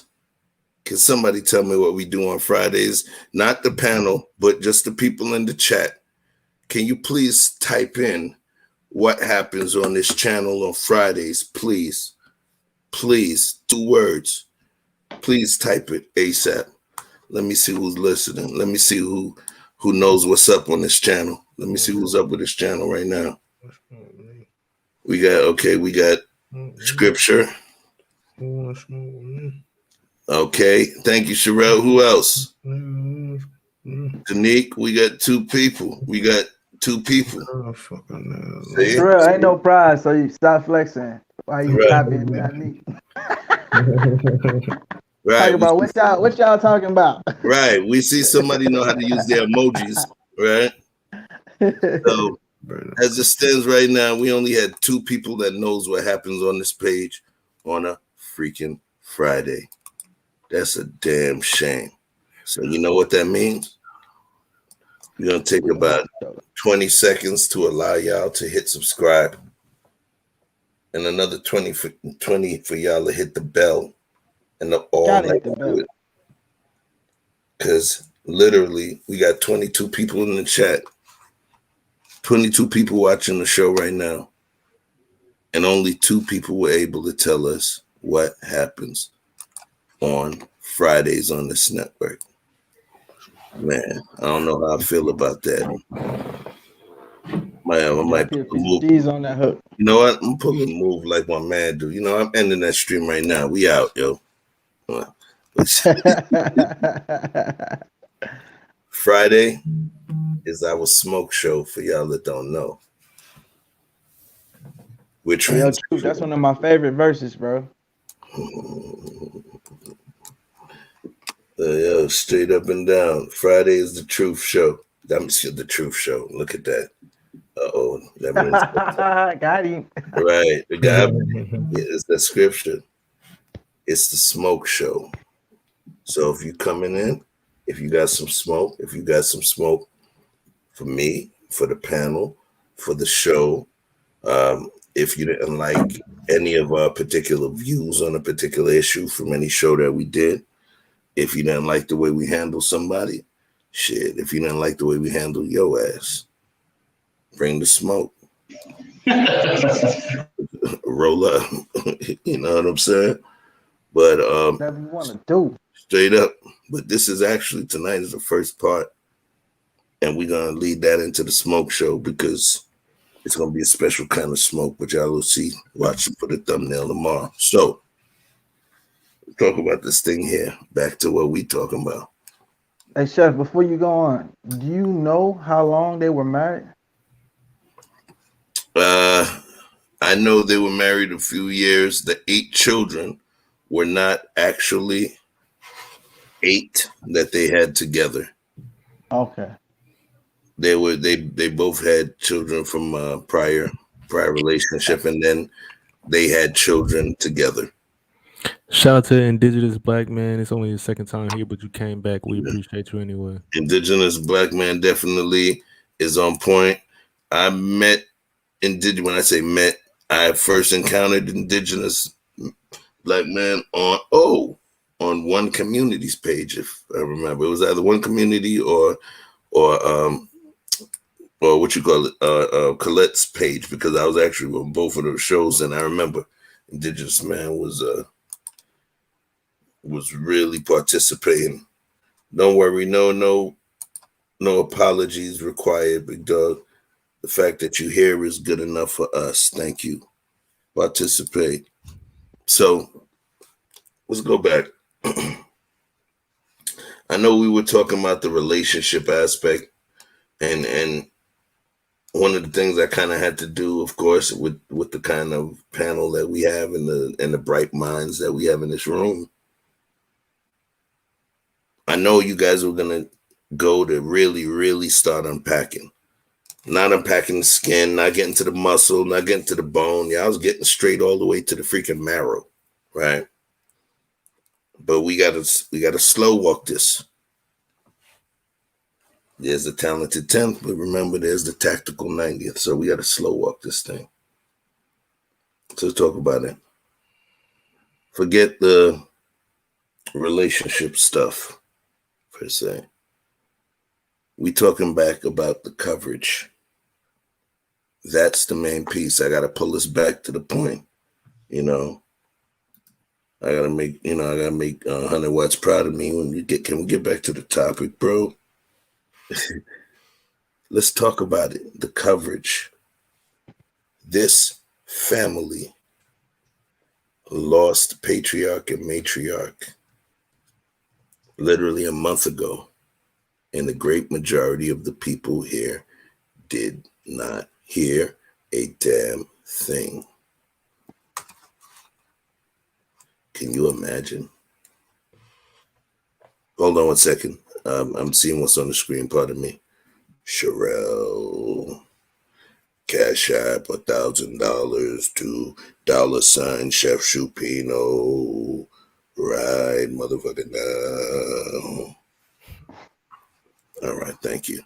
Oh yeah, and Crow Like a Chicken every Tuesday at 3:23 p.m. All right. Shout out to Sherelle too. Shout out to Sherelle. Sherelle, what up, Sherelle? Well.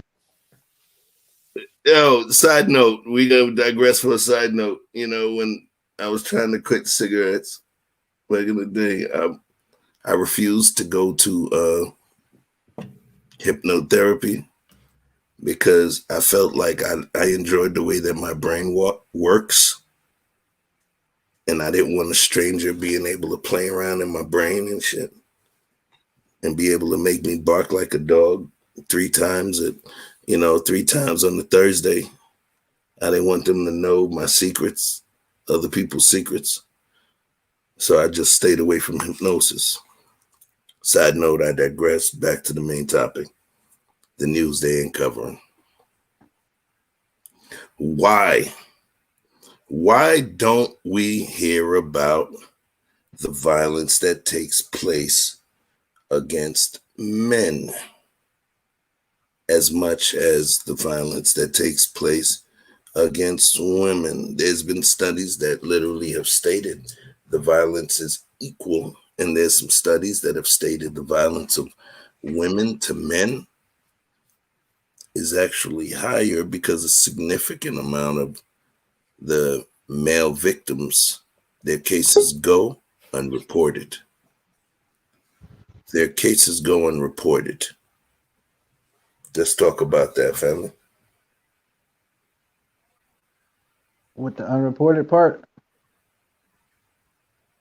I mean, that's about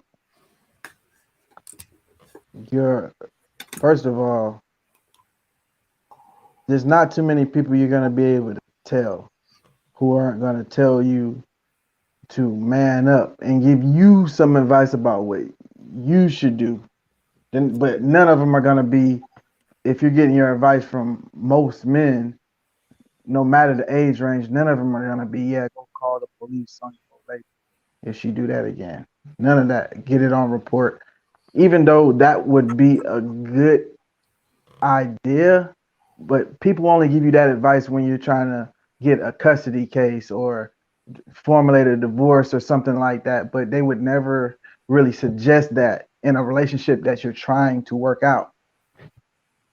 So I think most men in general are just going to avoid interaction with the police in general,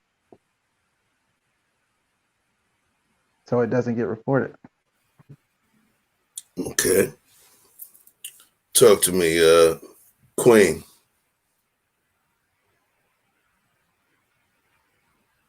All right, I know Queen is on the road, so I want her to focus.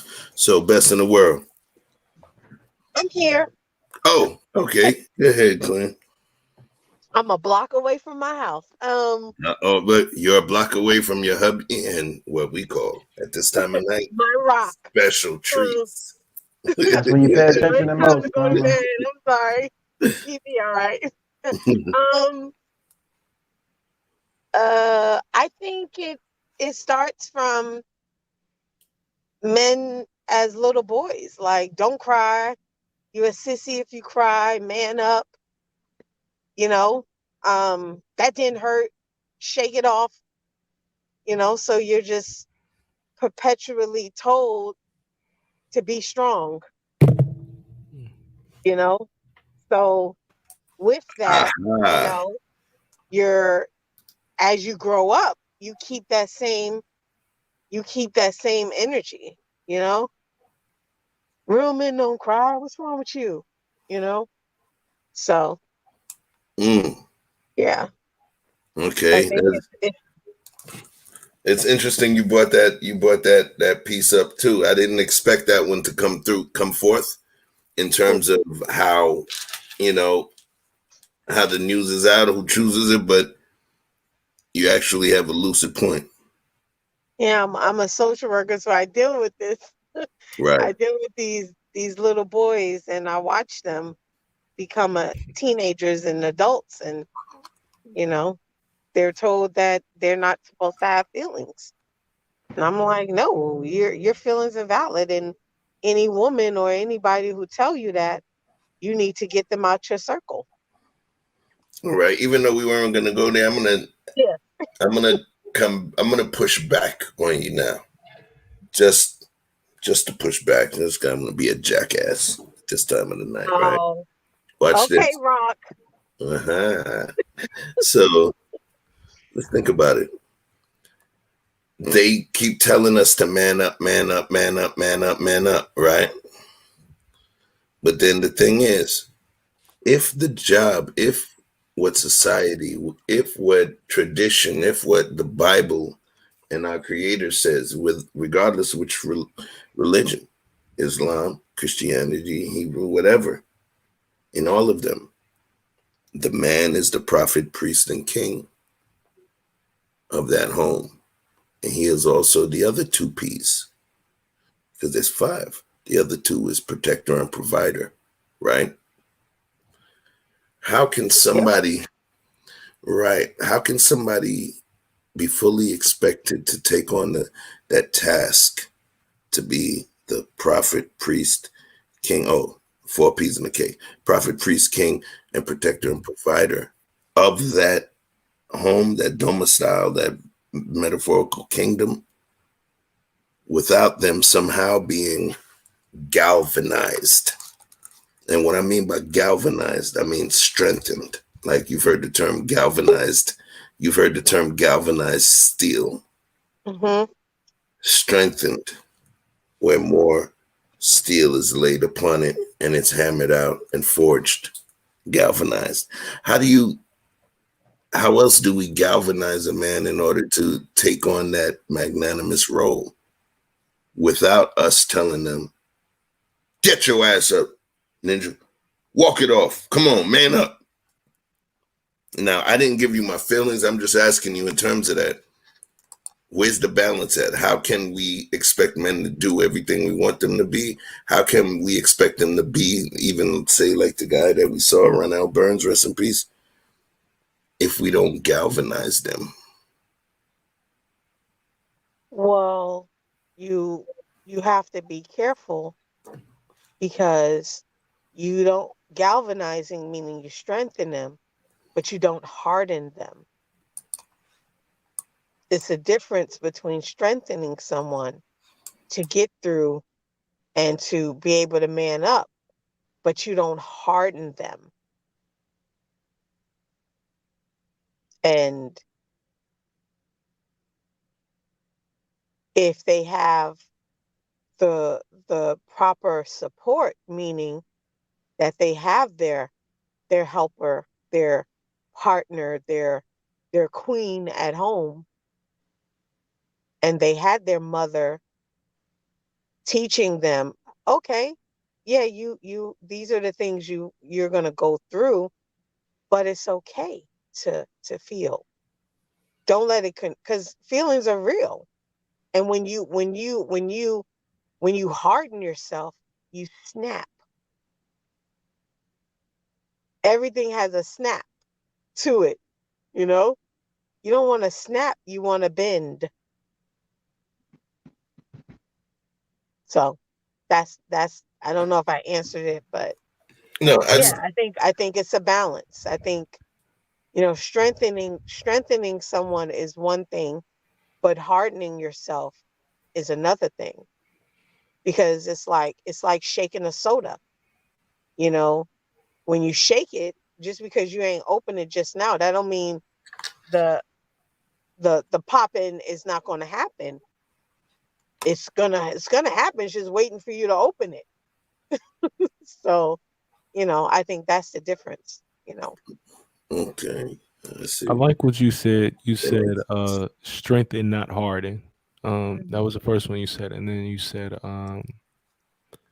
you had mentioned it's okay to feel, right? It's okay to feel, and those are 2 things that I do think about all the time. Like when I'm talking to my oldest, I tell her all the time about how it's okay for you to feel the emotion, but I need you to be aware of what you're feeling. Yeah. Right. maybe something happened and you may be embarrassed by it. Don't let your being embarrassed turned into you getting physical, right? Like, be aware of what's happening, be aware of what you're feeling. Like, sometimes something's going to happen and you're going to want to cry about it. It's okay to want to cry. Maybe in the middle of the lunchroom is not the best place to cry, though. Yeah. That's pretty much just what I try and teach her. Like, that's pretty much that right there. And then, like, with my son, like, trying not to harden him but strengthen him, right? So, like, for example, great examples with him, he's one of those kids that likes jumping off of everything. He'll climb on the couch and just jump off the couch and everything like that. And then sometimes we'll be walking and he'll trip over his foot and he wants to start crying, right? So whenever those happen, every time he falls, first thing I tell him is stand up, brush yourself off. Are you bleeding or did you break anything? And if he says no, are you hurt or did you hurt your feelings? And then he just runs off crying. Like, he just runs off and continue doing what he's doing. Like, we're not about to, are you okay? Oh, Yeah. come here, son. We're not about to do that. And then, like, I do understand the extreme. Hey, get up, man. Ain't nothing wrong with you. Boy, suck it up, man. That's just, it gets a little too intense. So it has to be about making sure that you're actually, whether it's your kids, your wife, your family members, whoever, is just making sure that you're aware of the fact that other people do feel. You're strengthening him through his feelings and how to process it. So, because the other way is you stifle them. When you tell them, get up, what's wrong with you? You don't cry like that. Only peas cry like that. Blah, blah, blah. Because then you're teaching him, that way you're teaching him not how to deal with disappointment, hurts, failures, setbacks. And that's a whole nother story and topic. Like when you get a broken heart, I remember getting a broken heart. I remember my dad talking to me. I didn't like talking about boys with him. He like, so I don't see so-and-so anymore. Yeah. Well, things happen, but just know you're beautiful. Learn what you can and move on. My mom was the one who was like, oh, it's okay. I'll take you to lunch, blah, blah. So I got different things from different people, but I was able to learn how to process loss or rejection or, I know it's process it the best, but, I don't feel like I was stifled. I feel like I was trained,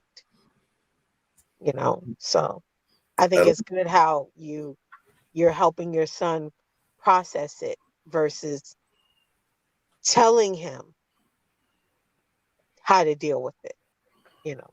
That's the difference. So, and I definitely like the way the balanced approach that you're taking with your son as well, 100 watts. Remember this particular thing, remember this is moving part 2 into the smoke show tomorrow, and that's going to be the action step part. What we do, that's what we're going to talk about. And not just what we do, that's not the gold magical being. What it is the how. At some point tomorrow, we're going to discuss the how. But we covered a few things today, right? Hey, hold up, Chef. I'm going to give Queen a little bit of pushback on her last point if we got time. Push. Go ahead. You said, Queen, you know I got to get you, okay? It's all good. Come on with it. I'm ready. Okay, so you said that to strengthen and not harden. Mm-hmm. Now,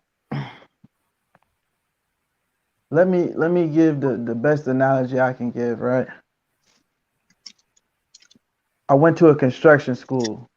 My instructor would make us take our hammers and we would have like a telephone pole and you had to give 500 strikes on it every day. He said, because this is what you're going to do in the field. We had to prepare ourselves to get your muscles conditioned, strengthening.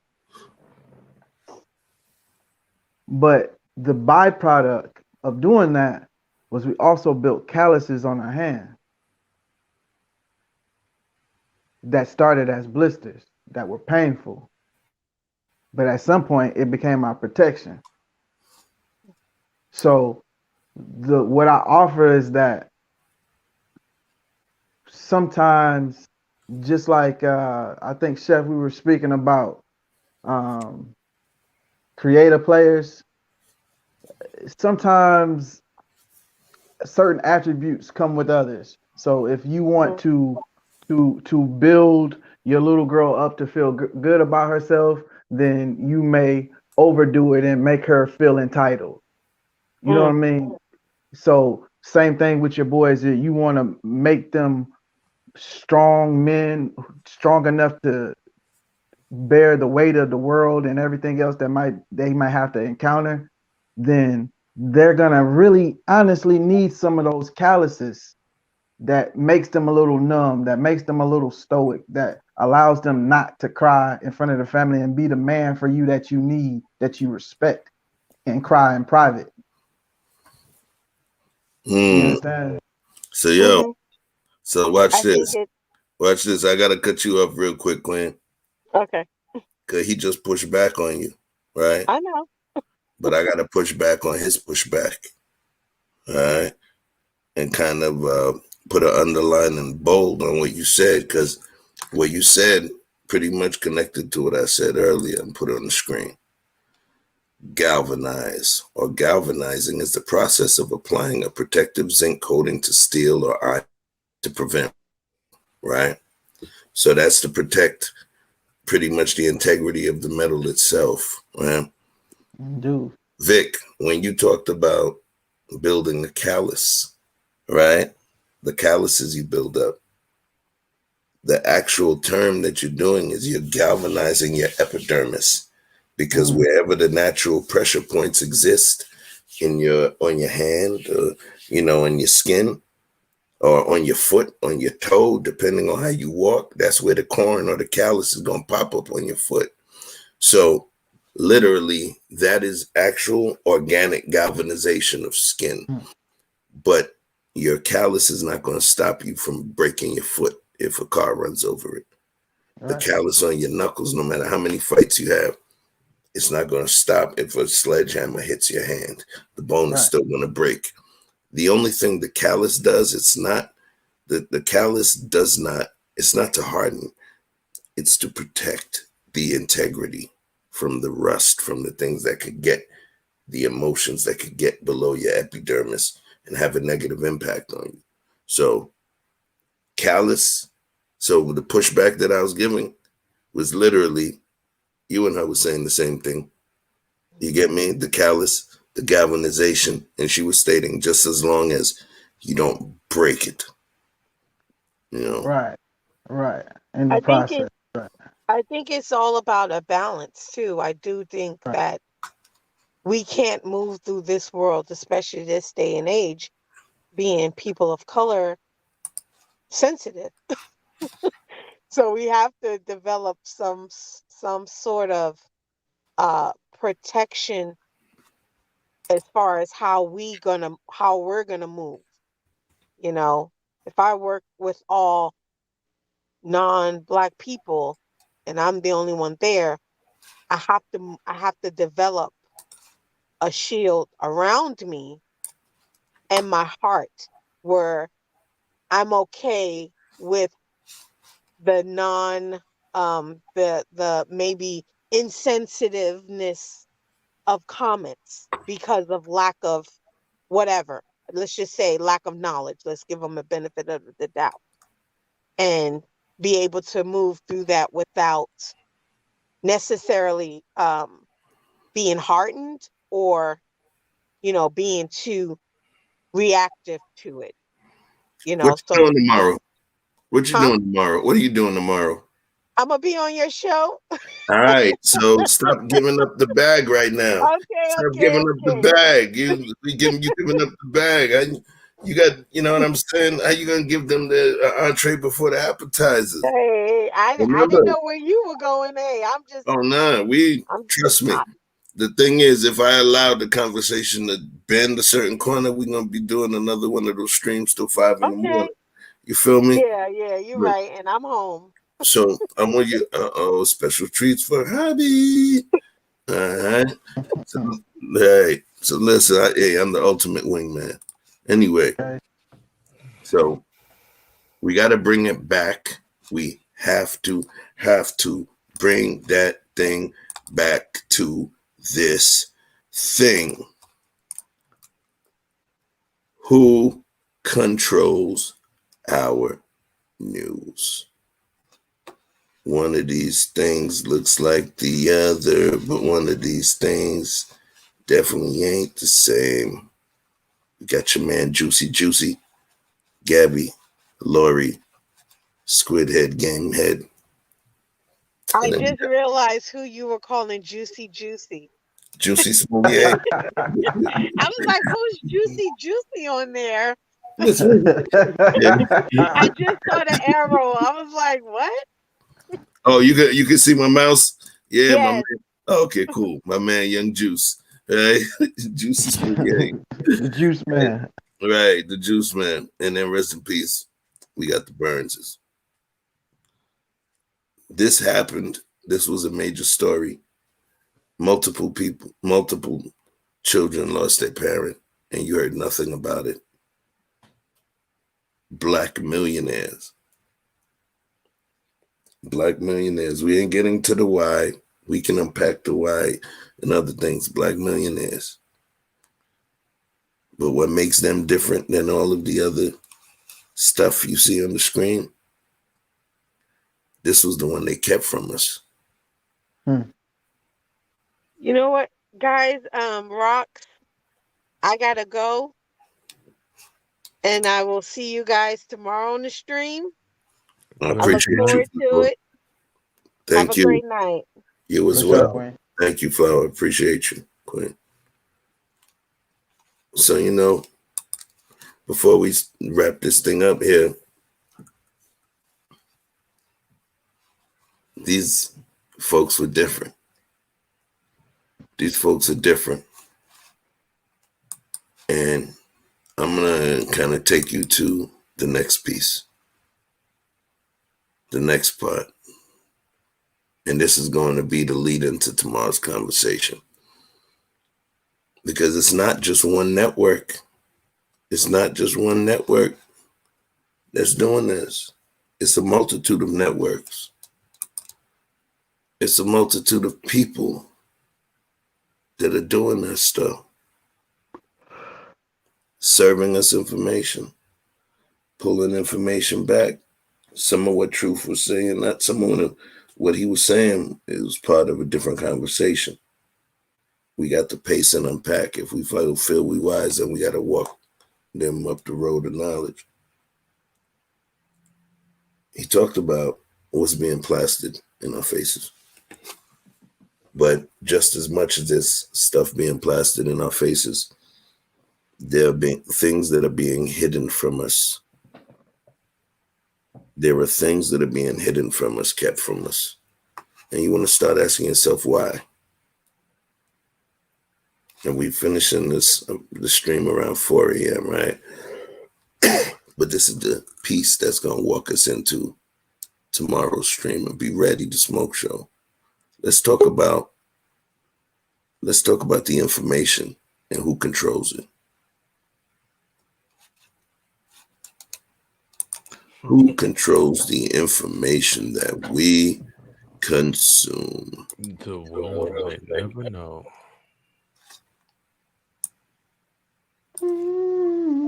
These 6 corporations control 90% of the media in America. GE, they own Comcast, NBC, Universal Pictures, Focus Features, News Corp. They own Fox, Wall Street Journal, New York Post. That's Rupert Murdoch, of course.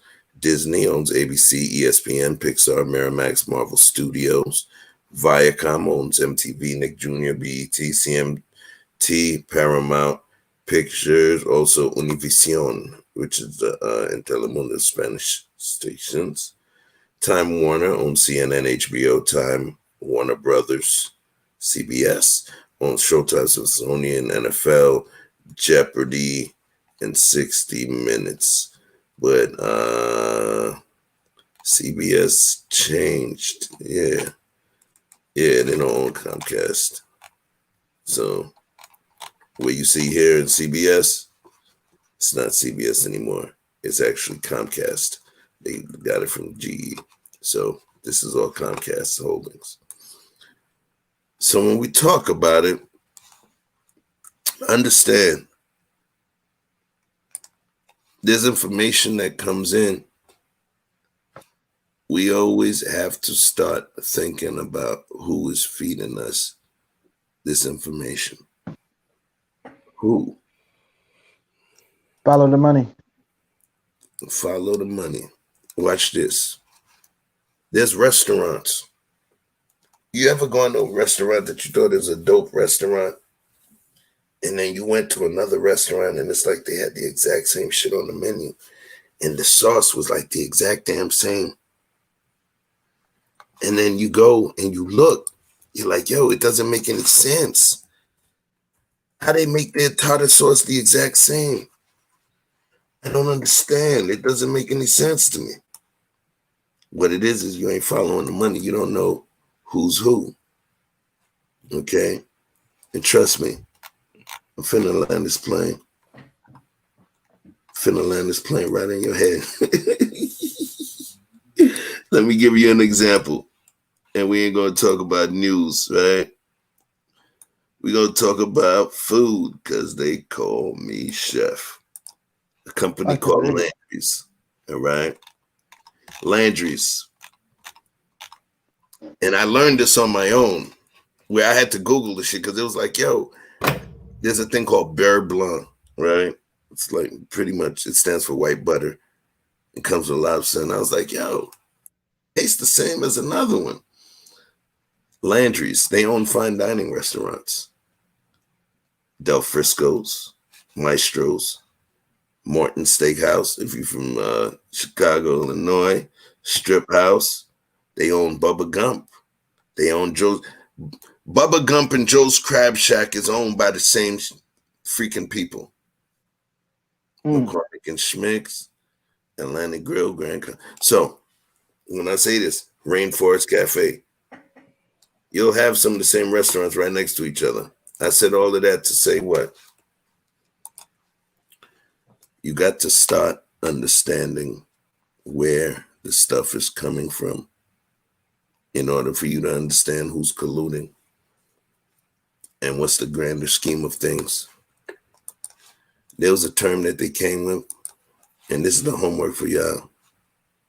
It's the homework for y'all before I let you go. There's a term I'm about to put in there, and it's something real. And we're going to talk about it tomorrow. You know, like your teacher said, quiz on Friday. There's a term called the fifth estate. All right? And I'll pull it up and I'll show you. It's called the fifth estate. What the fifth estate is the actual term that they utilize to define the new media, the internet news media, bloggers, journalists. So I'll let you see. The fifth estate is a socio-cultural reference to groupings of outlier viewpoints in contemporary society, and is most associated with bloggers, journalists publishing in non-mainstream media outlets and the social media or social license. The fifth estate. I just wanted y'all to kind of get a taste for what the fifth estate is, what it means. You could go on YouTube, Fifth Estate, and understand, because that's going to be a part of our conversation tomorrow. Was the dynamic to come to a full resolution? Nah, man. We like vacationers. Okay, with lots of luggage. We got shit to unpack. Hey, see what I did there? But yo,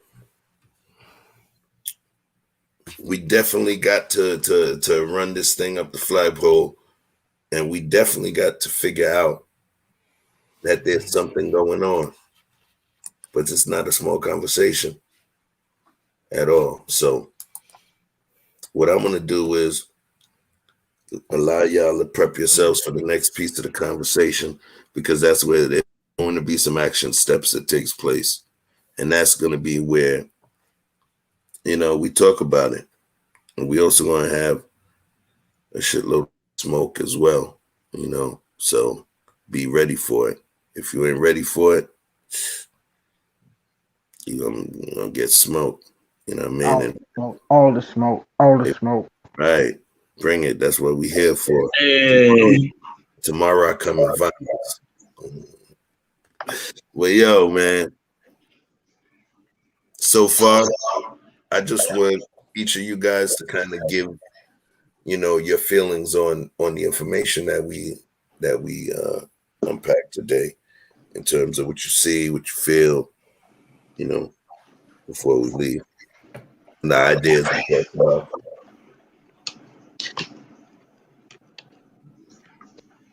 My grandmother. Oh, go watch. No, I was about to say, you go ahead. Okay. My grandmother always said, watch as well as pray. You know what I'm saying? And I think that's a big instance on this. You got to watch and you got to pray, man. You got to definitely watch what you're doing and be mindful and pray or meditate so that you can become better. You know what I'm saying? Because the thing is that there are things that are controlling what you see. You know what I'm saying? Controlling what you are able to view, the information that you're able to put in, sometimes even the food that you're able to eat, but I'm not going to go that deep down the rabbit hole.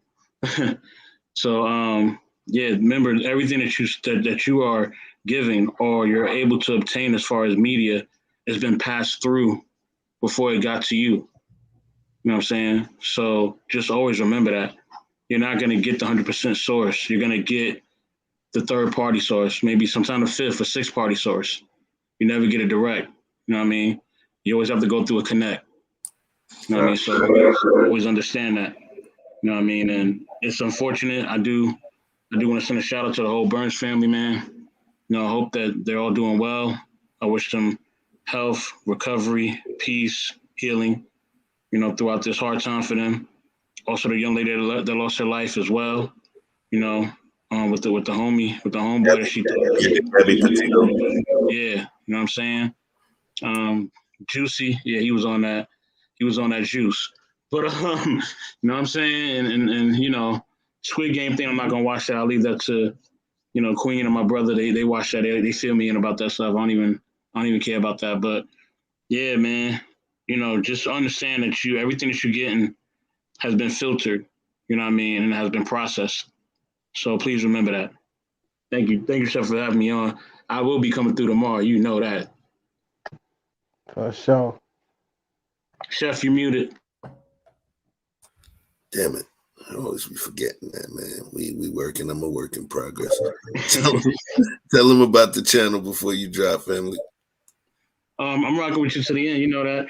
Knowledge and relationships, man. Like and subscribe. Like and subscribe to the Chef Shapino and his experience. Like and subscribe to Conversations with King. You know what I mean? The whole family on the block with Jen, Sharabi Chicago, everybody, Sherelle. You know what I mean? Sherelle, we see you in a minute. You better be on tomorrow, Sherelle. I better see the Woe Day. You know what I mean? The Woe Day. For real. Ooh-wee. Who's next? What's happening? What it is? I go by the name of Juan Watts, and I love those that love me. I need y'all to do me a favor. While you're here on YouTube, go to that search bar, search Finesse Visions, hit that subscribe, and tap that bell so you can get the notifications whenever we drop videos, because I promise you they're all coming back to back, consistent, ready to go for you, okay? Now, you can follow me on Instagram and Twitter at 100watts_2fly. That's 100 WATTZ_2fly. All right. One more time, I love those that love me. If you know the motto, go ahead and say it along. I don't know about you, but I feel good. Y'all stay beautiful. Bang, bang. That's my brother. Hold on, I got to address something real quick. I'm sorry, Vic. Truth, what do you mean in this comment, man? He put something. I gotta ask him what he mean. Please elaborate as quickly as possible. Yeah, they know that's too much elaborate. You don't know. You Yeah, told he me. put something in there. I'm trying to think what he's trying to say. Be sober, be vigilant, because your adversary, the devil, as a roaring lion, walketh about seeking whom he may devour. So what that means to me is keep your eyes open to understand that the devil will manifest himself in many ways. Yeah. And he's lurking and walk with your spiritual head on a swivel to know that that creature is lurking in this jungle of life that we live in. And if that's not what he meant, shit, we're gonna make believe that's what he meant, because yeah, that's what he meant. That's what he meant. The time's what I was saying. Thanks, Truth. Thank you, Chef. Right. You know he's gonna clarify tomorrow. You know what I'm saying? Well, word up, man. So, Vic, do you think, fam? Yo, man, y'all know who it is. It's your boy Victor Freeze. When you see that, you should know what it is. All you need to do is type in Victor Freeze music, all one word, or you can use one of those links that great moderators have made so convenient down there in the chat, and check out the rest of these gentlemen up here, 100 watts. You already hear what my brother Chef, and check out Mr. Best in the World at Knowledge and Relationships. And you know what it is. We having a 300 party in here today, so we appreciate y'all support so far. All we need y'all to do is go ahead and make sure you share this with your family and with your friends that you think can get something from this. You know, don't go spamming nobody folder who don't even be on social media. Just hit them folks that you know can appreciate this, and we're gonna grow this thing organically. My name is Victor Freeze. I go by Victor Freeze Music. Find me on there. Hit the About tab. You'll see my link tree. Check my Reverb Nation for the newest music. Shout out to the Garden. Shout out to the Garden. Shout out to Conversations with King. Shout out to the Four Horsemen. Shout out to Darrell Long. Shout out to E Blizzy, aka E Black TV. My guy. Shout out to everybody that was there when Chef started his page on October 12th and uploaded, even though it shows October 8th, ain't nothing go up on there until October 12th. We're giving shout out to my co-host Super Burr. Shout out to my co-host Yafi Kalafi. Y'all make sure y'all go over to my page and check out our stream from last night. We had a pretty good time last night. All right. So, you know, October 12th, we started, no subscribers. We had 300 subscribers and we didn't even hit December 12th. So that's not even 60 days, man. So you know what it is. 500 by the new year. Come on, man. Y'all make sure y'all show some love, man. We trying to get 500 by the new year. Let's get to it. 500 by the new year. Let me just there's a couple things in the mix. You know, Pluto land on the moon. You know what I'm saying? Yeah. We shooting for something outside of the Milky Way galaxy right now. We'll talk. Yeah, man. But listen, at 301 subscribers, that's pretty dope. Let's keep this thing going, man. Let's keep this thing going. Keep watching. Keep sharing. If you don't want to drop a $5 or $2, whatever, it's okay. Sharing to your folks on Facebook. Sharing the link, not uploading or downloading it to your phone and uploading it. Sharing the actual YouTube link to your Facebook, to your Twitter, to your IG, to whatever, man. That's worth something. Because what you're doing is you're putting me on another stage to be able to touch multiple other people. And you were down with us when we shooting in the gym. I appreciate all of this. I want to keep this thing going. I had no clue we were gonna hit 300 a day. You know, that was a lot. There's another reason that jumped up to 300 today. You know what I'm saying? And that's because, you know, thanks to a special person in here, my man Danique Anthony, we actually opened up my TikTok. Yeah. You Shout on out to TikTok Nick. now?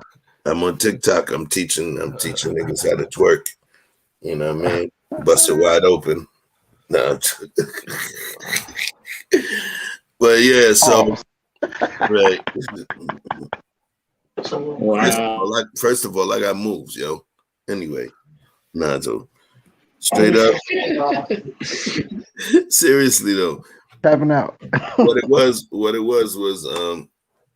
you know, there was a few folks that were like, yo, you got a lot of clip-worthy things, one-liner stuff, some motivational nuggets.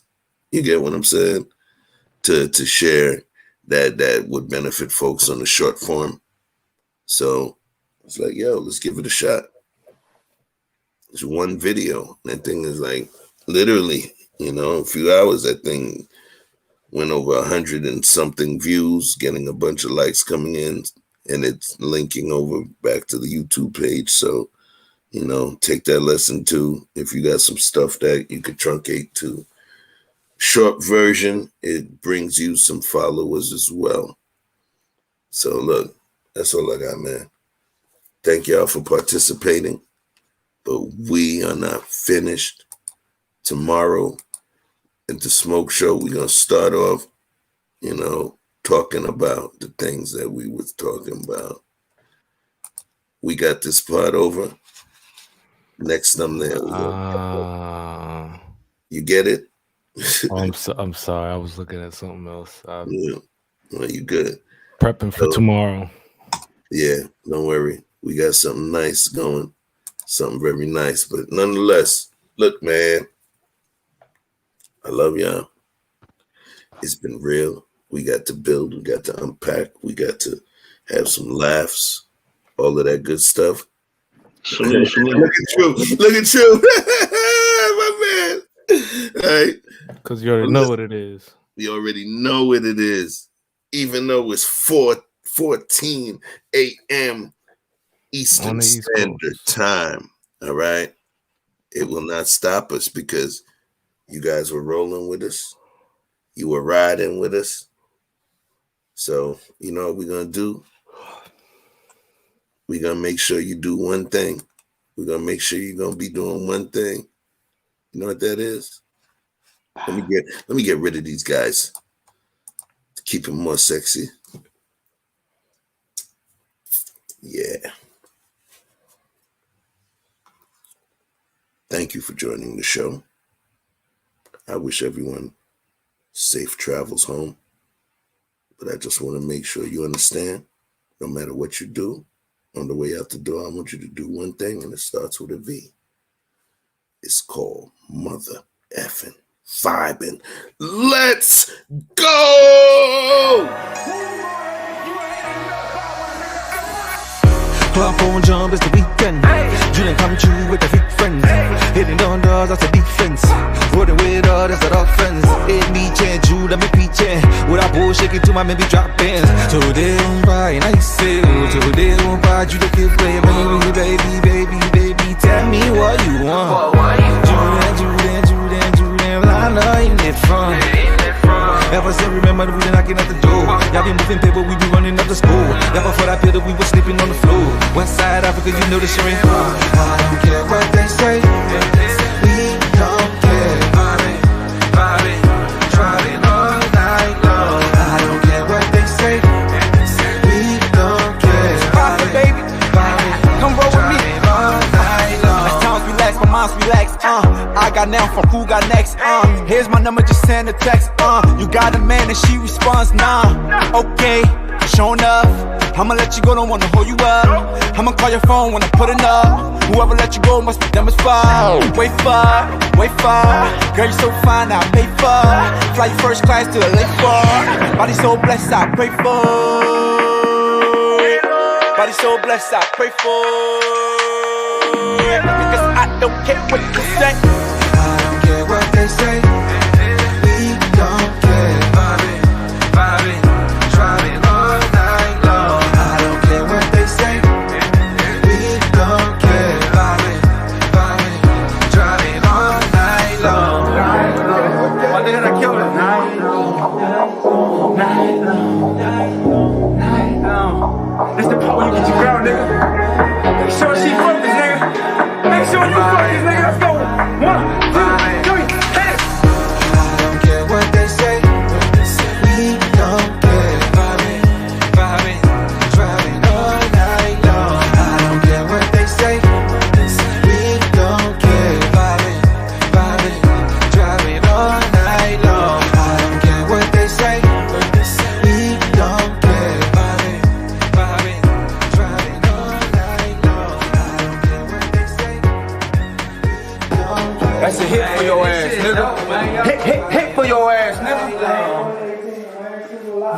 all night long. Prophet the One. Follow me on all Instagram sites. PROPHETTHEONE. That's Prophet the One. All night long. Peace. Chef out. Please take your ass to sleep.